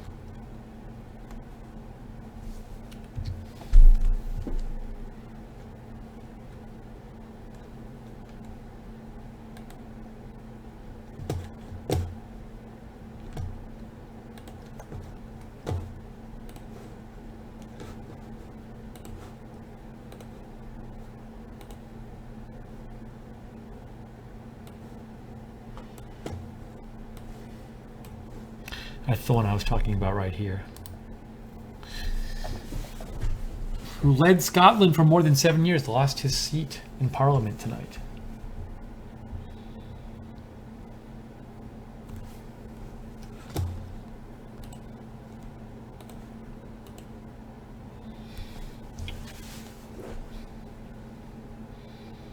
Conservatives still. Oh, let me show you the map. That's interesting. There's the map. See how filled in it is?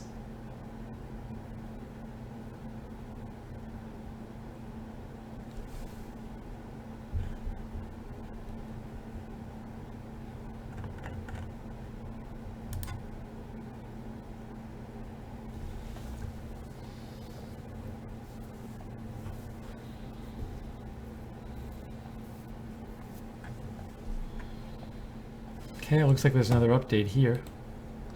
New update. Labour holds a few seats. Conservatives hold a few seats. SNP hold a few seats. So nothing, or a seat. So nothing big there in that update.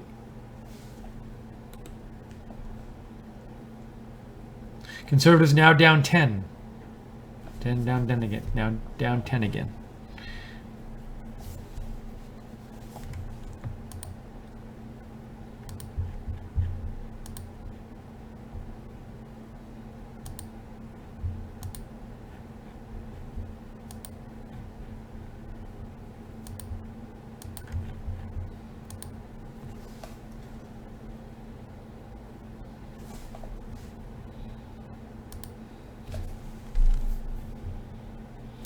Trip Field says, the big loser tonight is the Scottish National Party. Butchery is how I describe it. I guess Sturgeon overplayed her hand and paid the price. Thanks, Trip.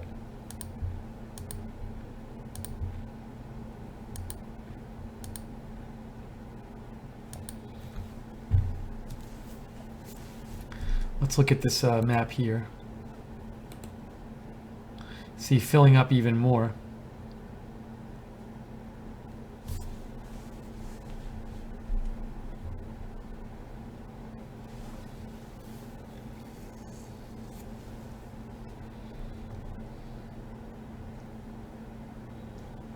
How much behind this? That's 247, 227. That's 251, 230.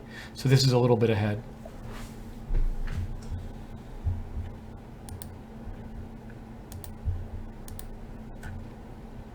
Proud American says, Steve, if you have to, splash ice water in your face. I'll be fine. I'll be fine here. 11:20. Well, it's 10:25 our time. We were up early today though because we covered the Comey hearing, but I'll be fine. Thank you.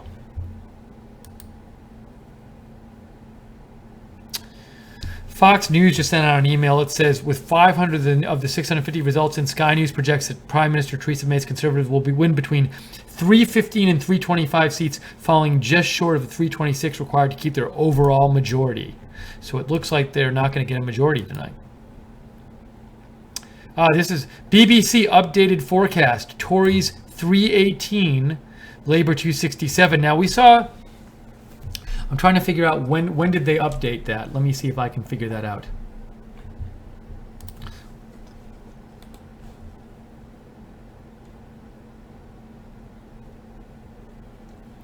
Trying to figure out if when they updated it recently.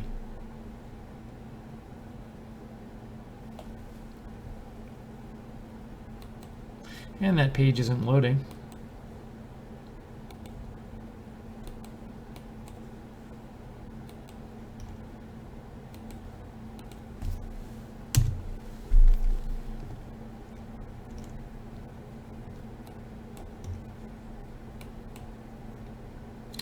Okay, and we have this also. Conservatives now down 11 seats. I think 11 is the most we've seen them being down. I don't recall it going to 12 at all. I think 11 is the most. And look at how close that vote is, the overall vote. Oops. 1 percentage point difference.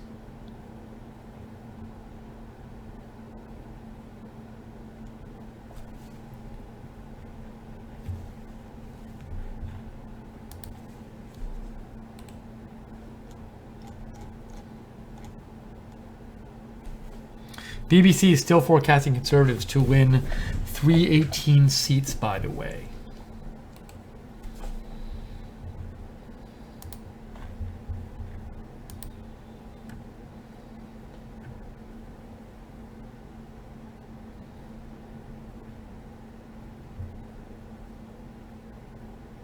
President Trump will hold a news conference Friday in the Rose Garden, by the way, as I mentioned before.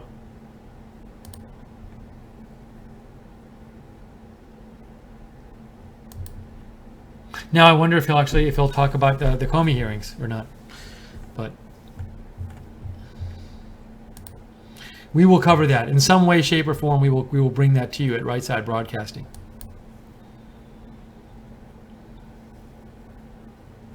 Rosalie Curran says, what will Jeb Bush do as his first act of prime minister? Rosalie, I'm not quite getting that. Are you saying that Jeb Bush is a conservative and he belongs more in Britain than here? Feel free to explain, Rosalie Colin.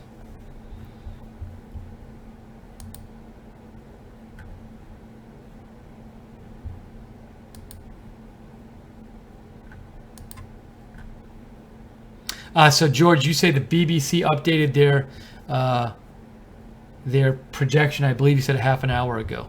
Thank you. So they're still at they're projecting 318 for the Conservatives, which would be minus 12. That's what 318 would be. It would be minus 12. I wonder if some people in the UK are waking up and turning on our feed now. It's possible. Good morning in the UK if you're there. This is Right Side Broadcasting. We've been up all night.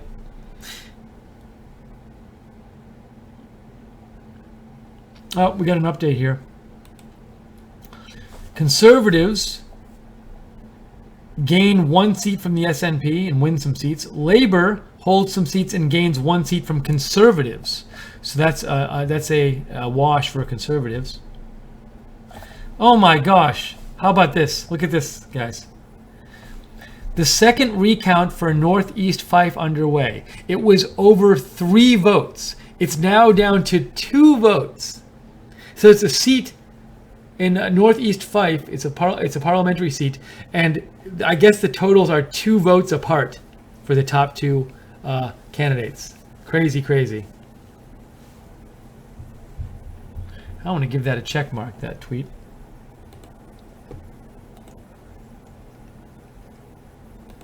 That's pretty nuts.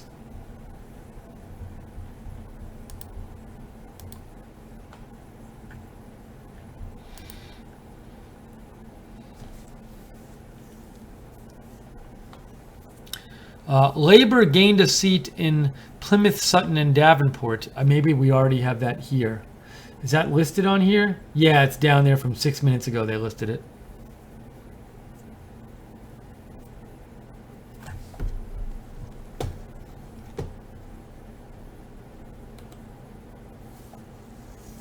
Okay, Conservatives still minus 11. I like seeing our map too.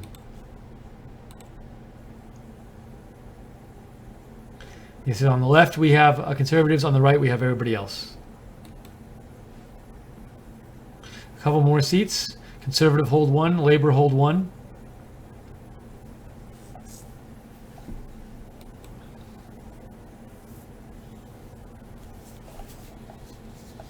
So right now, how many seats are in? 495, 505, 538. So it looks like there are about 90 seats left to be distributed. 90 seats.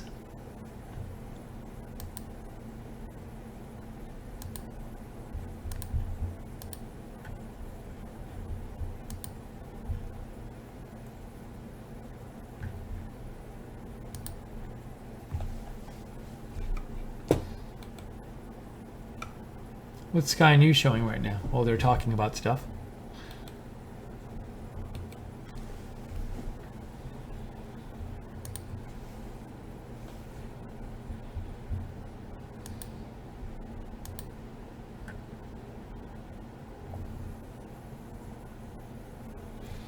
A little tweet I'll show you from Lord Ashcroft.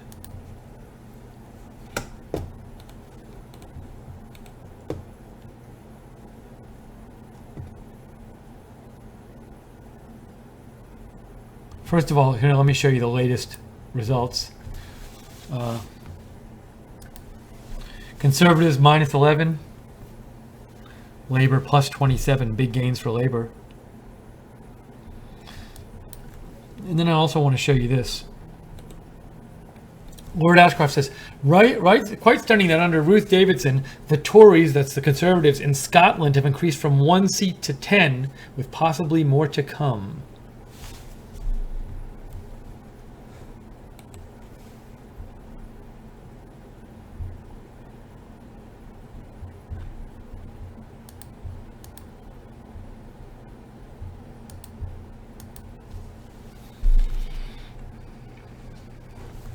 We have a tweet here from Steve Kornacki I want to show you.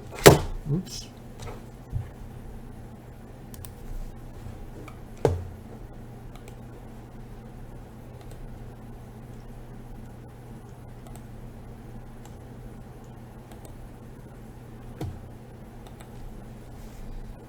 Oh.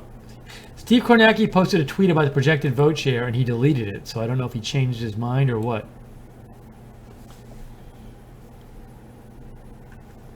By the way, I've seen this tweeted a bunch of times. I think this might be from tonight.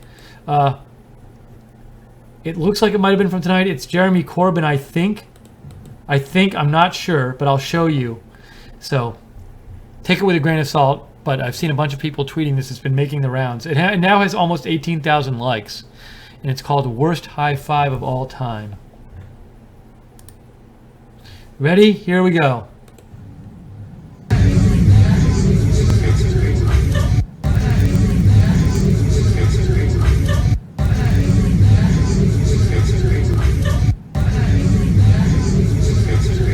So it looks like it might have been tonight. It looks like it's Jeremy Corbyn. I'm not sure. There you go. There's your laughter for you. And it has about 18,000 likes and 12,000 retweets. Okay, enough of that for now. We've had our fun.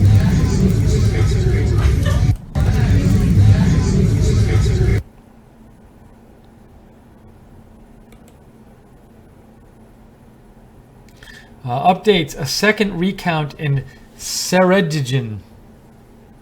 Conservatives held a seat in Beckenham. Labour held a seat in Bethnal Green and Bow. A couple more seats come in. No changes.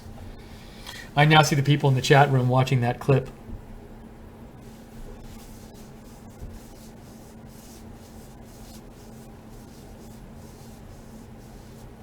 Bob says it's real. It was on Sky News.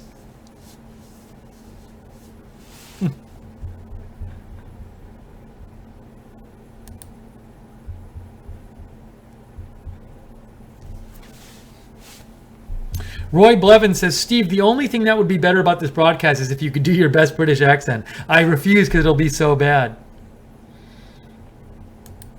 Igor says, if Sinn Féin doesn't send any of their MPs to Parliament, as they usually do, since they refuse to swear allegiance to the Queen, the working majority will be 322. That's interesting. So if I'm calculating correctly, so Conservatives need at least 312 seats if they get a coalition with the DUP, so they can only lose 18 seats. That's very interesting. You're saying Sinn Féin doesn't actually send their representatives to the Parliament, and because they don't, they're from Northern Ireland, and I guess they have allegiance more to Ireland than they do to the UK.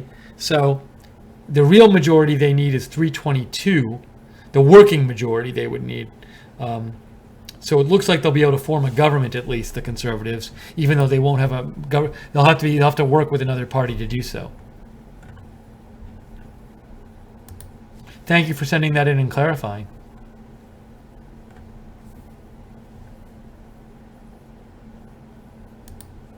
Oh, I got a clarification here from Rosalie Cullen.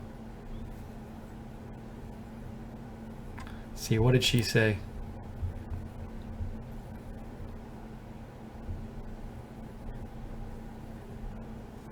It's a meme where it says, regardless of how you feel about his politics, Jeb Bush deserves a loud, healthy sex life. Share if you agree.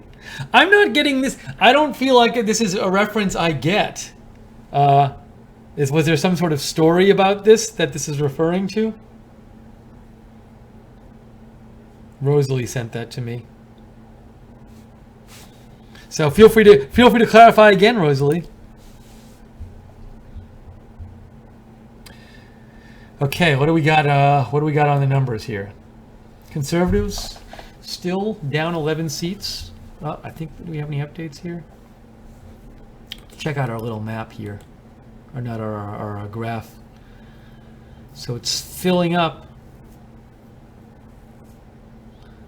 Looks like the Conservatives might end like just a little short the majority. But we gotta look at the cartoons again. The cartoons are so great.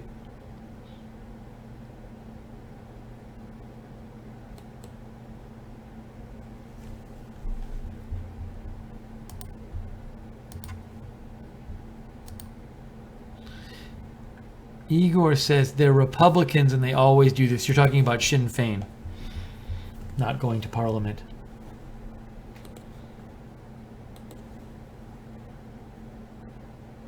Oops, sorry.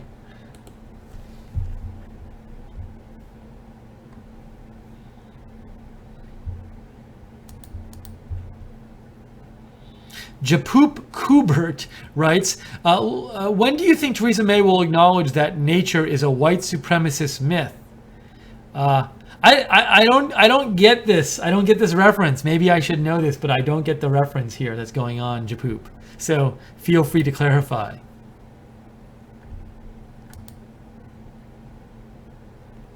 Trip Fields says, Jeb Bush announced as new Conservative Party leader, finally a position worthy of his talents, Prime Minister Jeb. I'm so confused. This is the second person who's written in talking about Jeb Bush being the leader of the Conservative Party in Britain. Now, why is this? Why are people saying this? I'm confused.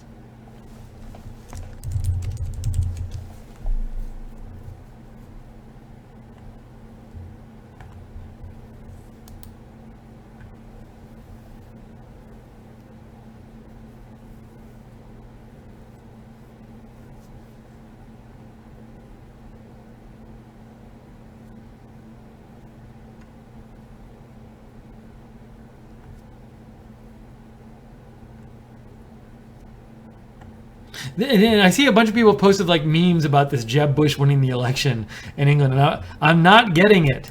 And maybe I'm forgetting some reference from the campaign. So let me know if I am.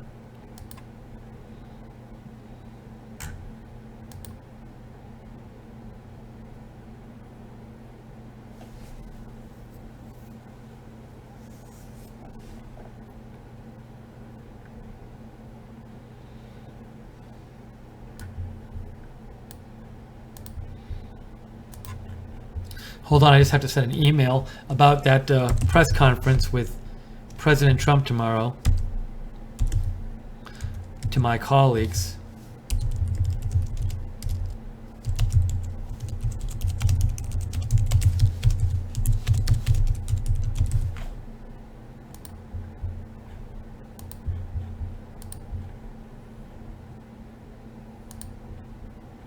Now, by the way, I don't think that'll be a full press conference because he's giving it with the Romanian president. And normally when he does one of those joint press conferences, they don't take a ton of questions. They take like a few questions. So that would be my guess, as it won't be that long, actually.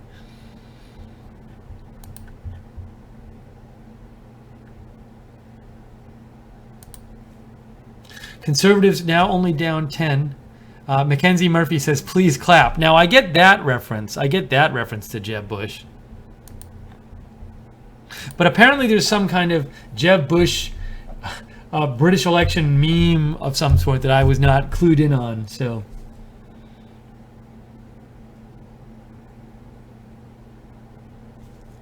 we're getting some recount news here. So we have second recount in Ceredigion, recount in Kensington. This is the Scottish Conservatives leader says there's now no chance of a second Scottish referendum. And a second recount is probable in Richmond Park. So those seats, I don't know if we'll stay on for those seats. Those will probably take forever. Sorry. There we go. That, right now we can see Because there are not that many seats outstanding at this point. Let's look at our Guardian page.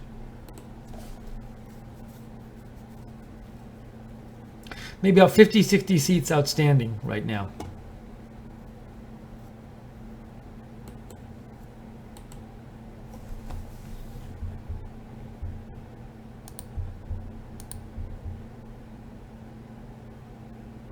Rosalie Cullen says he's coming for G7, and it's a Jeb Bush.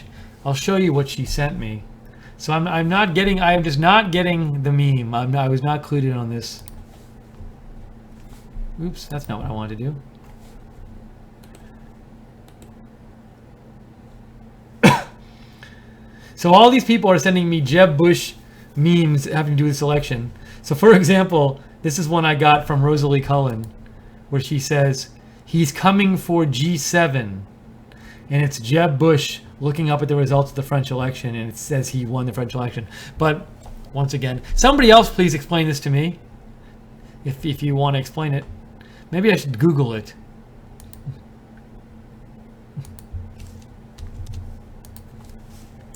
Jeb Bush British election.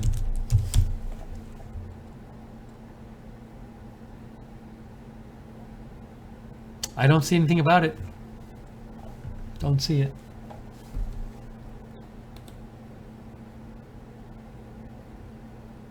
A recount is underway in Hastings, it says. Oh, here's something about turnout. Voter turnout in past elections in the UK. So today it was 64.3. Looks like 66, 65, 61, 59. So pretty comparable to the last two elections. The turnout today.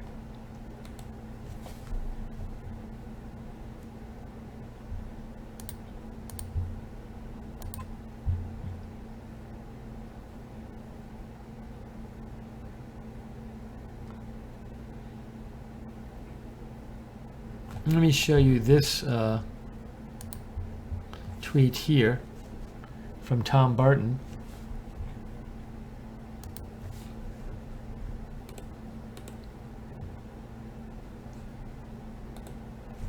Tom Barton says, sadly, the clear trend of this election is that there's now a bitter division in the country, and such times politics can turn nasty.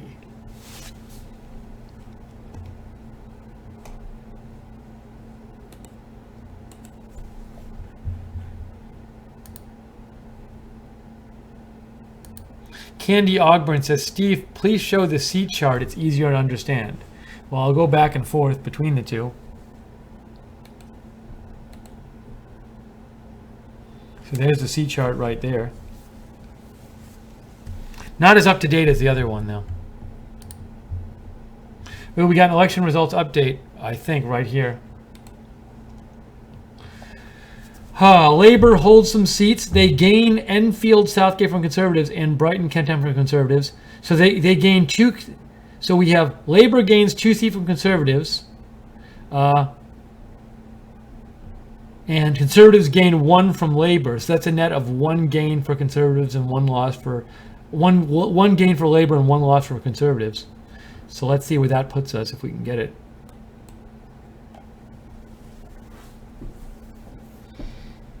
They have Conservatives down 10. And this is not this site is not as updated. But you can see it there.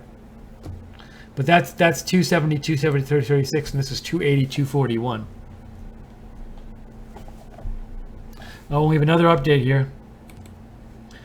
Conservatives hold a couple seats. Labour hold a seat.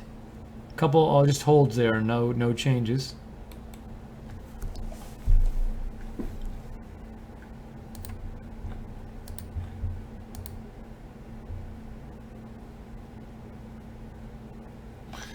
This is an interesting tweet I'm going to show you right now.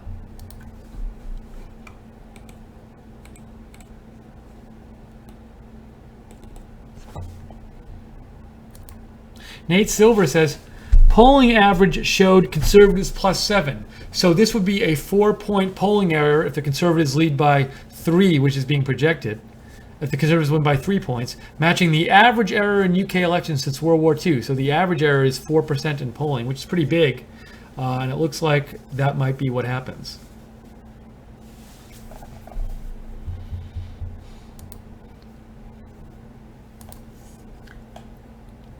Igor writes, one thing I noticed is that this election could be seen as a victory for the establishment. UKIP and SNP, the largest two non-mainstream political forces in the country, both lost, while Conservatives got 5.9% more votes, Labour 9.5% more votes, and Lib Dems plus 4 seats, even though they lost votes.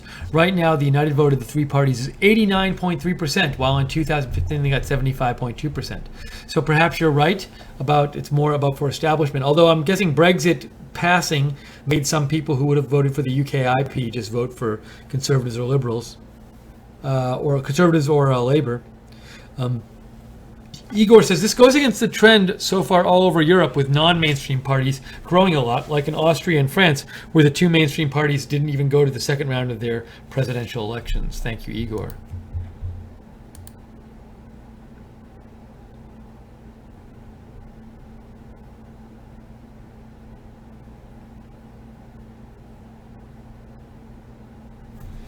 See here. Numbers continue to tick up. Conservatives still at -10, which will put them at 320. And this is a little less updated, but it's got a fun map there. So the Conservatives would need to reach that middle line in order to get a majority.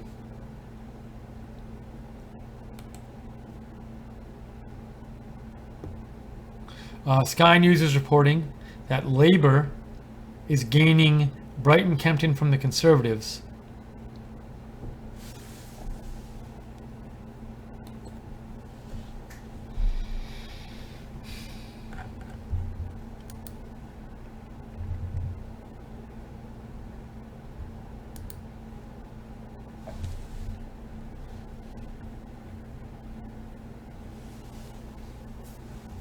So this is Right Side Broadcasting, by the way. In case you're just joining us, maybe you woke up and joined us. We've been covering this entire election results tonight since the polls closed, and we are viewer supported. So if you enjoy our coverage, hope you consider making a donation. You can donate by going to rsbn.tv/donate, or click the $sign at the bottom of the YouTube chat room. And we rely on your support to stay on the air. We can't stay on the air without you. So again, rsbn.tv/donate, or click the $sign at the bottom of the YouTube chat.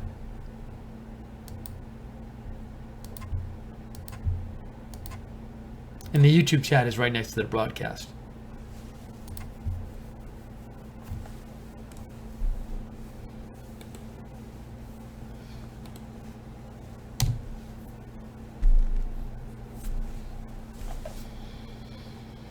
So the Conservatives are running out of seats because if the non-Conservatives get, it looks like 1, 2, 3, 4, 5, 6, 7, 8, 9, about 20 more seats, then the Conservatives will be guaranteed that they cannot get a majority, which it looks like they're not going to get.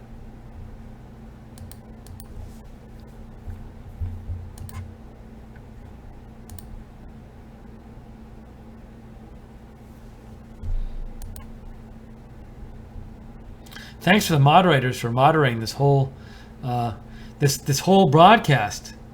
A number of the moderators have been around the whole broadcast. Amazing. Carl Peterson writes out to shout out to RSBN and Steve Lookner. Thank you, Carl. Thank you for your donation earlier. We appreciate it.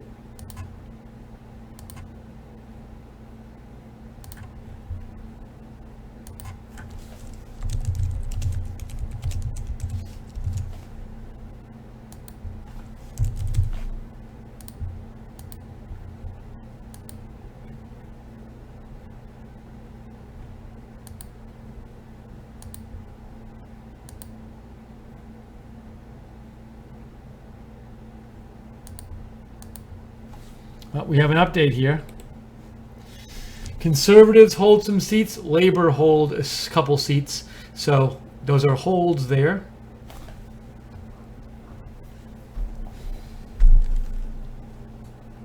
So they on this page have it 294 to 247. They haven't caught up here yet. But note that, according to Sky News, Conservatives are down 12 seats, which would put them at 318, and that's what the BBC was projecting them at, 318. You gotta you gotta wonder, will Theresa May resign, and if so, when? So when she spoke earlier tonight, it seems like maybe she'd wait because she wants a period of stability. So here again is another of Rosalie Cullen sent me another Jeb Bush related post, and as I said before, I am not clued in on the Jeb Bush meme relating to this election, but I'll show you the post. I'll show you what she sent me anyway.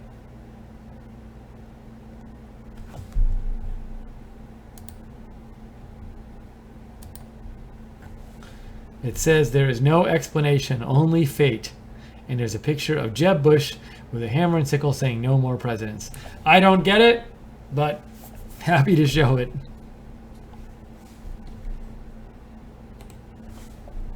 Wow, okay, this is some news. For the first time, the Conservatives are down 13. That's a new low for them during this election. We have never seen them down 13 before. If they're down 13, then they get 317 seats. Quite interesting. So that's a first. They are down 13 from the last election. Chaz Packen says, made mistake of only calling for limit on refugees instead of complete pause of refugees like President Trump. That's from Chaz Packen. Hashtag Make America Great Again.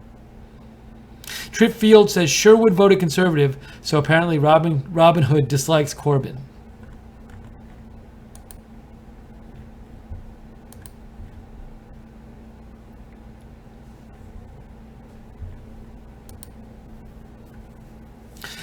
Wow, so it looks like Amber Rudd, who is a cabinet member, who's a minister, has held her seat after 5 recounts.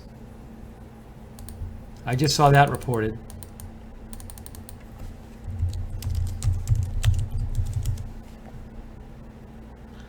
Oh, she's the Home Secretary. Wow, that's a very significant position. I'll show you that if I can in a second.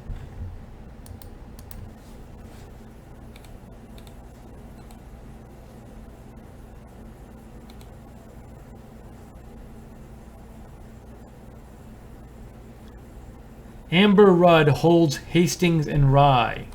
So she ended up winning her seat very close. That's from Patrick O'Brien.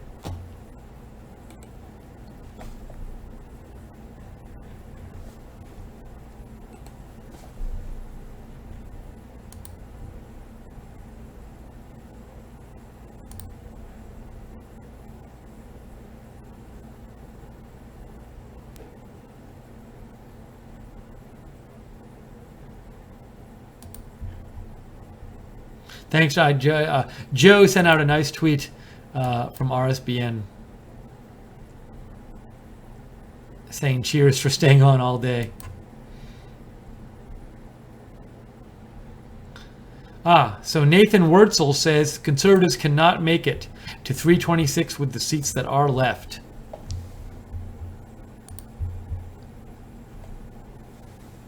Let me show you that.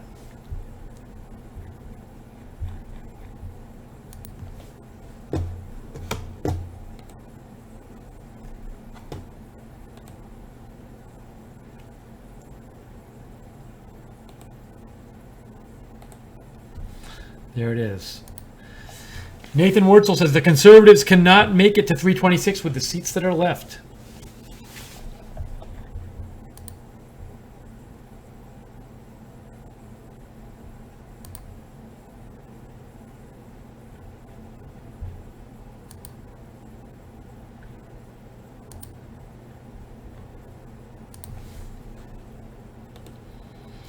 Okay. Labour gain a seat from the Conservatives, gain Keeley from the Conservatives, and Conservatives hold 2 seats. So another gain for Labour.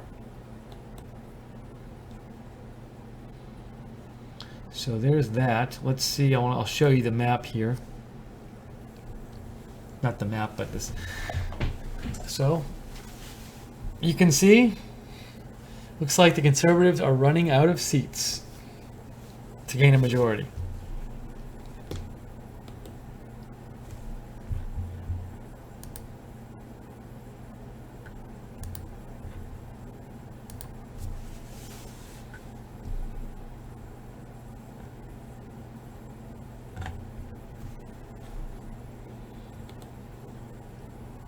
Oops, I don't want to go there. I want to go back here. So we can't have many seats left. I see I'm counting 300. Looks like there's probably like 50 seats left or something. 54, 65, 302, 592. Looks like there are about 58 seats left as far as I can gather. The UK vote share forecast is that the Conservatives will have 43% and Labour will have 40%. There's the share forecast. Oops. So that's that. And then Sky News is forecasting a hung parliament with Conservatives winning between 315 and 321 seats and Labour with between 260 and 266. So Conservatives, Sky News is saying Conservatives will win between 315 and 321.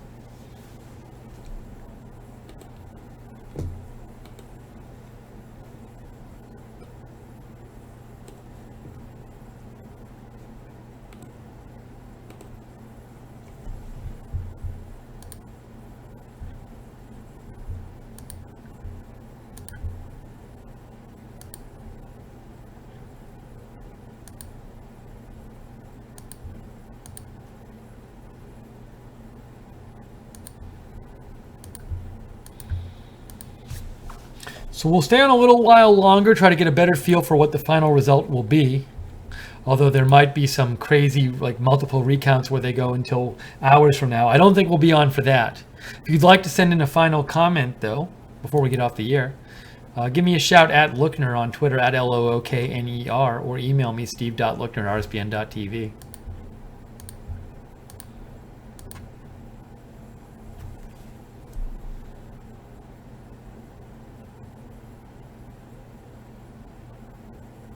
I feel like the results for the seats are coming in more slowly now, and I wonder if that means like they're just like recounting endlessly.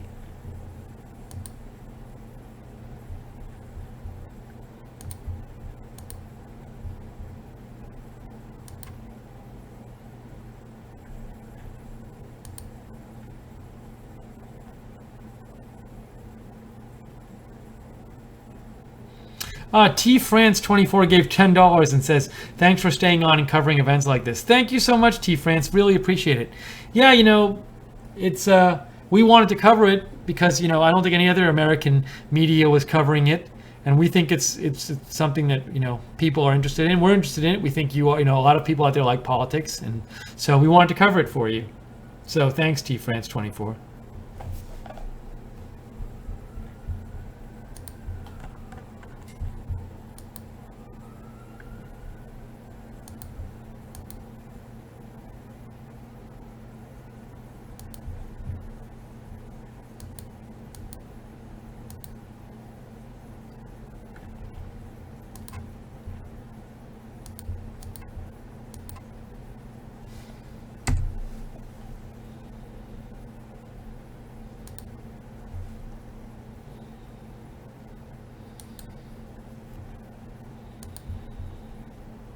Just looking for some more updates here.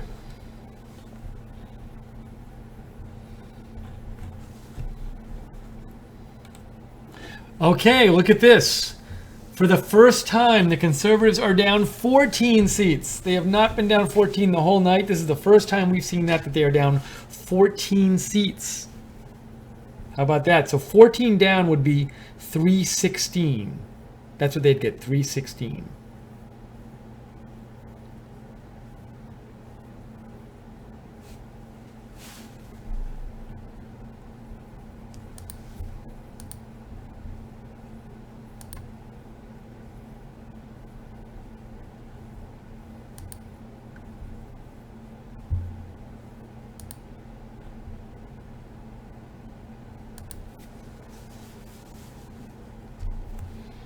check out this our chart.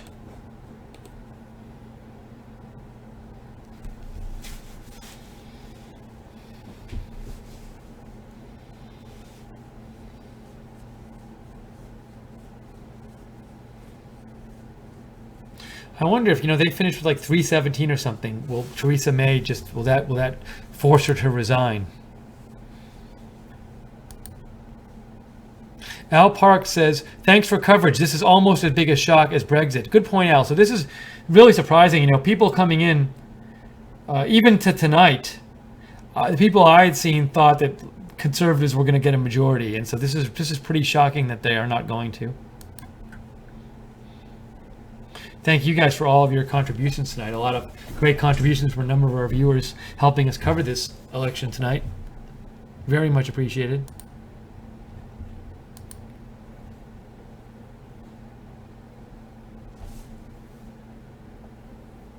Here's a tweet from Tom Barton I'll show you.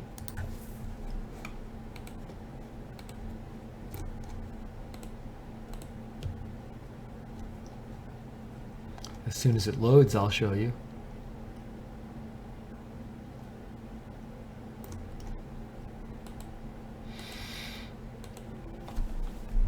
Tom Barton says, Peston laments, Brexit talks due to start in 10 days. How can they start with rudderless May government? It's unbelievably messy.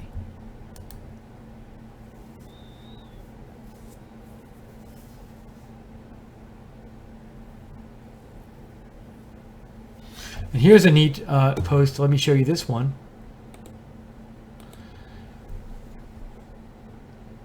Where is it? No, I had it. That's not the one I wanted. That's the one I wanted. BBC forecast. All right, BBC forecast is that Conservatives will lose 15 seats. This is the lowest forecast we've seen so far. BBC's forecasting Conservatives will only have 316.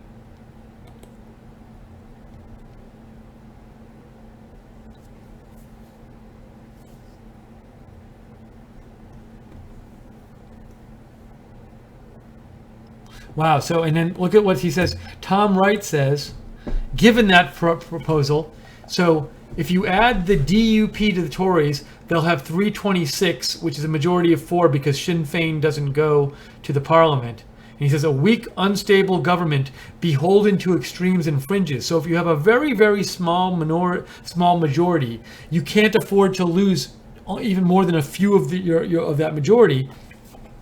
And there might be some extreme members or fringes in that majority, and so it makes it hard to pass legislation. I mean, we've seen that with the Republicans now because they have such a small majority that a few members who have more extreme views can really affect whether legislation passes.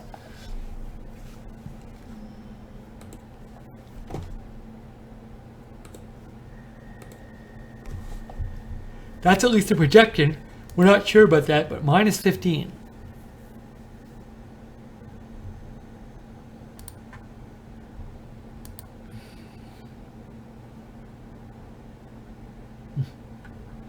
Japoop Kubert just said, are you ready? And of course I have no idea what that means, but I will give it a like anyway. Okay, election update here. Liberal Democrats hold, Labor hold, SNP hold, Conservatives hold. So a bunch of holds there. Recount underway in Dudley North.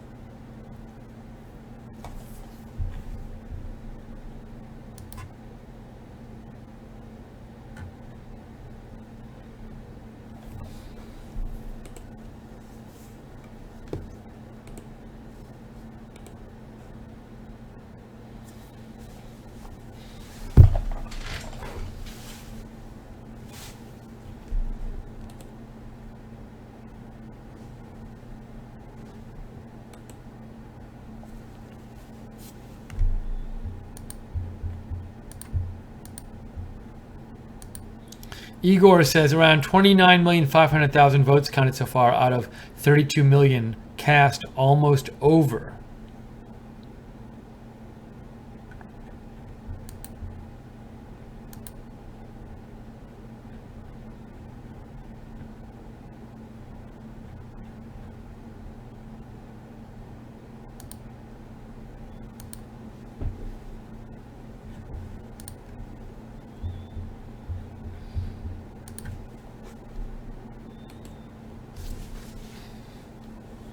We're getting close. We are getting very close, I think.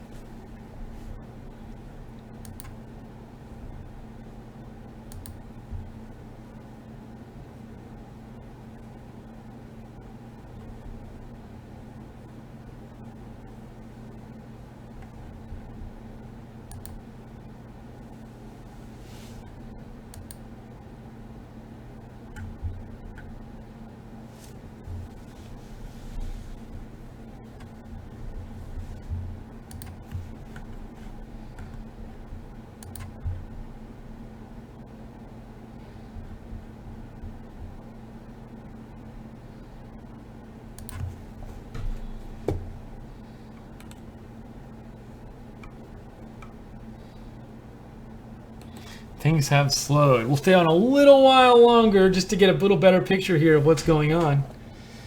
It looks like the pace of returns has slowed immensely. Japoop Colbert says, thanks for all you do. That's very nice of him to say.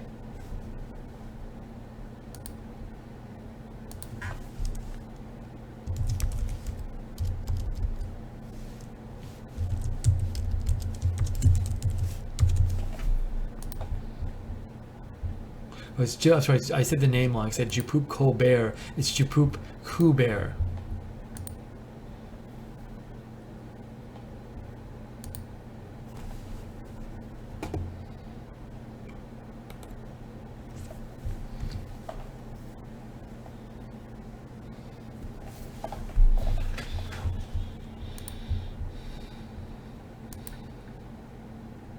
You gotta wonder what's going on with these seats that they haven't announced yet. The Telegraph has this update. It says still on course for a conservative minority government.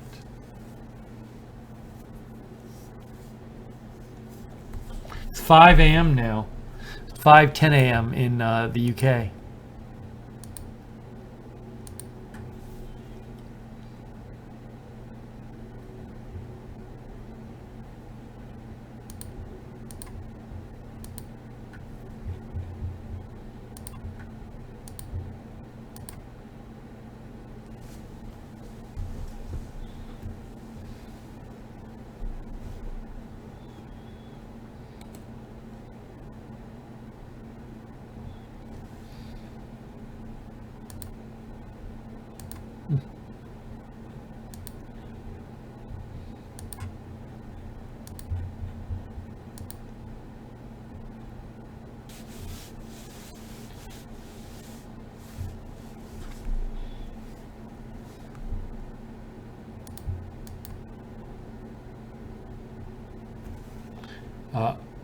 Oh wow, look at this. This is pretty amazing. Third recount expected in Northeast Fife. A difference of just one vote. One vote! Conservatives hold a couple of seats there. Now they have 299.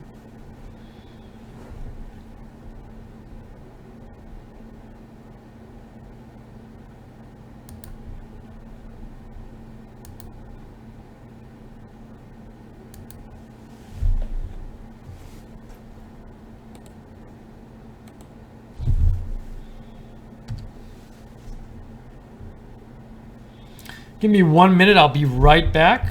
I'll be right back.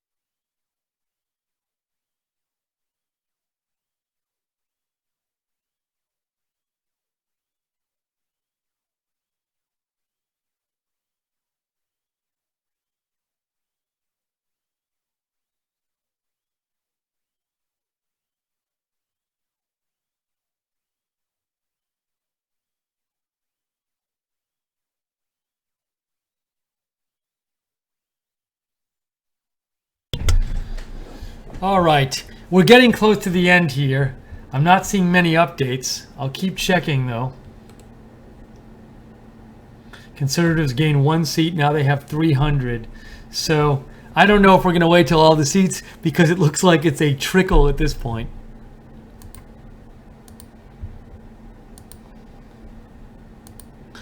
Igor says, talking of costs, Northern Ireland is one of the UK's costliest regions with a large fiscal deficit of around £5,400 per person. Might the DUP try to force the Tories to send them even more money if they get a coalition? They've never been in a governing coalition before, and this would be only the 7th coalition in 120 years. It's interesting because, yeah, if that Northern Ireland party is the one that allows the Conservatives to to govern, they could probably demand from the Conservatives. So good point.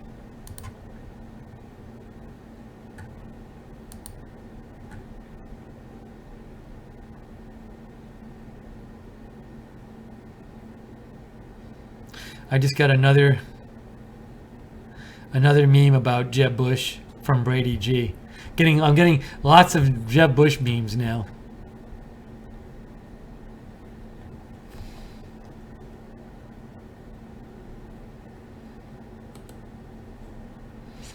Now the Conservatives are down only 12 there. How about our map here?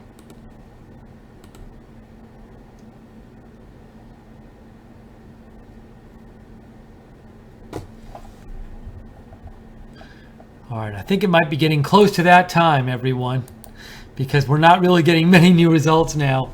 And in terms of seats left, it looks like there's about 50 seats left. So I think we might end this stream, because I think it could be another 8 hours until we have more results. Now look at this. We got this just in.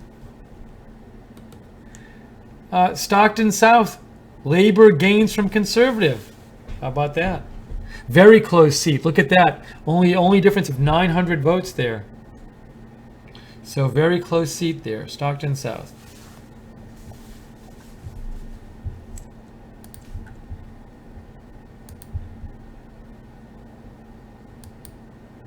Although 2 minutes ago we see Conservatives gain Stoke on Trent South from Labour.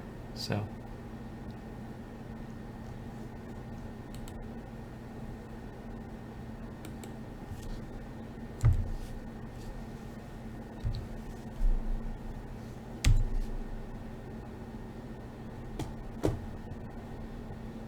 So the latest count here is 300 Conservative, 251 Labour. So it looks like Conservatives definitely won't get a majority. And I think we're gonna wrap it up. I think it's time. It feels like it's time. So it's been quite a ride, everyone. We went through the whole election. We came on the air. When did we come on the air? I want to say about 3:45. Is it 3:45 or 4:45? Yeah, but we came on the air about 4:45 Eastern time. So we've been on about 7.5 hours. We gave full coverage, and a lot of you have been with us most or all the time, so we appreciate that. Still some people watching on Facebook too. So hope you've enjoyed our coverage of the election. What do we got there? Look at that. JP Morgan says likelihood of UK needing to request delay in Brexit process has risen substantially, probably because they have to form a new government now.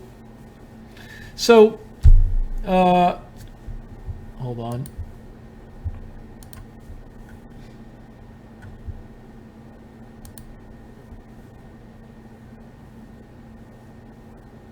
Sam says Fox News is reporting Trump suing Comey over leaks. I'm not seeing that reported anywhere. Was that recent? Because I'm not seeing in my recent tweets anybody saying anything about that. Let me do a quick check.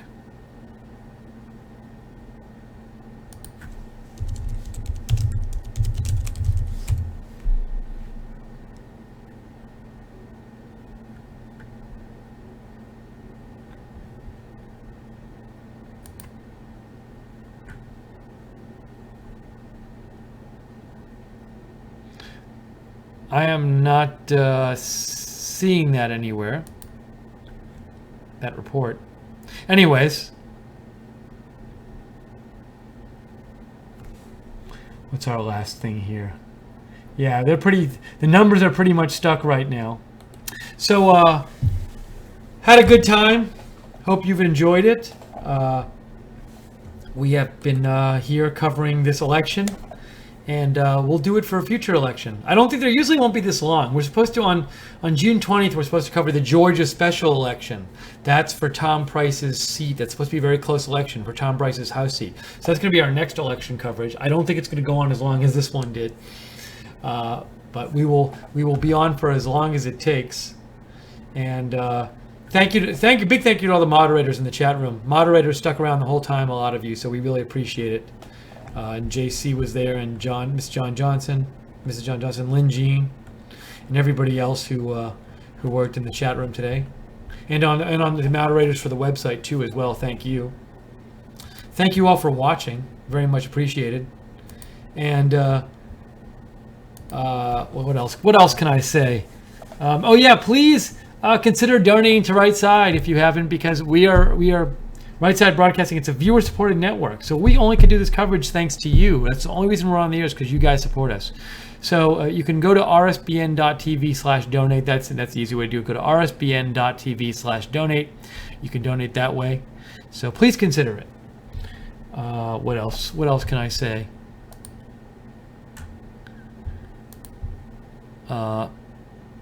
Sam Miller says he just saw on Fox that Trump is going to sue Comey over. Is Fox even live right now, Sam? They're usually not even live at this time of night.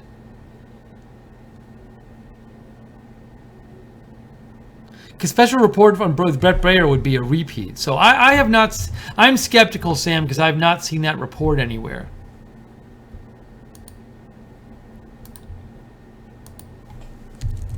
About Trump suing Comey.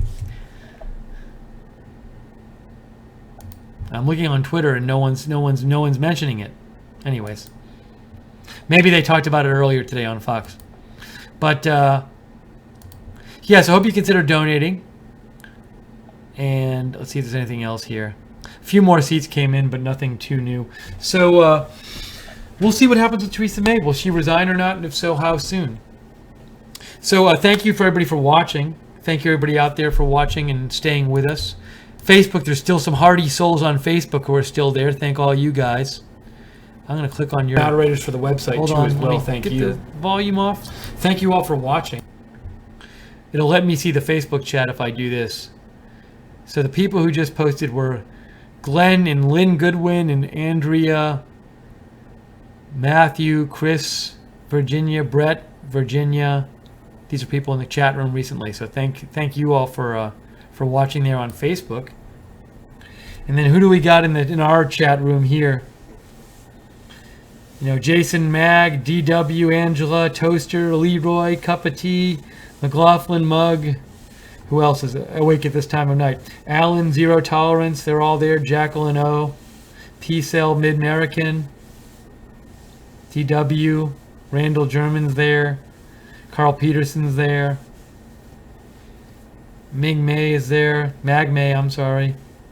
Swoosh is there. So all the Jason Thornton's there.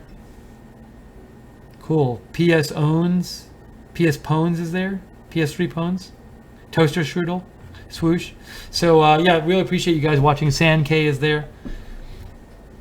Andrew's there. So I wish you all a very good night. And appreciate you all watching. And we'll do it again sometime. We'll do it on June 20th. It's supposed to be the next election. We'll do it again. But we like covering breaking news for you guys and being on the air. So some people are saying bye, everyone, in the chat room there. Boji is saying Fox is live. Strange. Now, Boji, I turned on Fox and it wasn't live. It was on Brett Baer. I'm looking at Fox. It's on Special Report with Brett Baer. I'll leave it on for 2 seconds. Keck is out there. Good night, Keck. Thank you, Lynn, so much. Thanks, Lynn Goodwin. Lynn Goodwin says we appreciate you guys. Lynn's on Facebook. Oh, and a bunch of people shared our video. Andrea Rogers, some other people. We really appreciate it. Thanks, Mrs. John Johnson. Thank you for moderating. Yeah, see, Brett Bayer is on. He is not live. He is recorded. That is not live. Jason, thanks. And Linda Goodwin says, did May lose? So May lost in the sense of the Conservatives are not going to get a majority. So the Conservatives will still be able to form a coalition government with some other people, but that's a bad for her to not get a majority, and she's probably gonna. She very well might resign because the whole purpose of calling the election was to gain a lot of seats, but they lost a bunch of seats, and now with a very, very small, even if they team up with somebody else to have a working majority, they will not have a lot of flexibility. And when you have such a small majority, it's very hard to get legislation passed, because if you lose a few people on a particular piece of legislation, it won't get passed. So, yeah, I think this is, while the Conservatives will still be in power, this is a loss for the Conservatives and for May. Okay. All right, everyone. That's going to be it. We're going to sign off right now. Let me just do one last check here. Rosalie Cullen says I should stay on. That's funny. It's been a while. She says I should stay on, but she posted a Jeb Bush picture saying stay. Here, I'll show you what Rosalie Cullen posted. It's sort of an appropriate last thing to show before I get off the air. That's what Rosalie Cullen posted. Stay with Jeb Bush. Oh, it's Joe Biden and Jeb Bush. It's a Joe Biden Jeb Bush meme. So there you have it. So Jimmy Beam says, yes, Fox News is live with special report. I don't think it's special. Again, I turned on special report, and I don't think it's live because it doesn't say live. It says special report, but it's a repeat of special report from earlier. I'm convinced of this. Sam Miller says Brett is live. Why doesn't it say live? Maybe you're right. Maybe it is live. Usually when they're live on Fox, it has live there. Maybe I'm wrong. Okay. Anyways. We won't get into this argument now. It's too late to get into this argument. So, thank you, everybody. And so now Leslie62 is saying Fox is live. So a bunch now, 6 or 7 of you said Fox is live. Maybe you're right. I might be wrong. So maybe you're right about this. I'm surprised they don't have a live thing on there, but they don't. But you might be right. So I won't debate you on this. I trust enough of you. Oh, now it says live? Says Leslie? I've turned it on 3 different times and it did not say live one time when I turned it on. Oh, it does say live. How about that? Well, it is. I take it back. It is live. I see the live and they're live now. So that's quite interesting. So thank you for letting me know that Fox is live. You win. And on that note, yes. So Jimmy, you are right. And everybody else who said they're live, you are right. I am wrong. Okay. It's been fun. Have a great night, everybody. Thank you for watching. Very much appreciate it. And we'll be back at Right Side soon with some new events. Tomorrow we'll have President Trump's press briefing or press conference from the Rose Garden, I think at 2:45 Eastern. And I think Nick Fuentes is doing his show, America First, at 4 p.m. Eastern. So check that out. But for now, this has been Right Side Broadcasting. I'm Steve Lookner. Hope you've enjoyed it. We will talk to you soon. And have a great rest of your night, rest of your morning. Have a great Friday. And we'll see you really soon. So let me just make sure I have the right thing to get out of here. Oh, do I not have it up here? Let's see. Here it is. There I am. So we're going to sign off when I go for here. Okay, everyone. We'll see you later. Have a great night /morning /great Friday.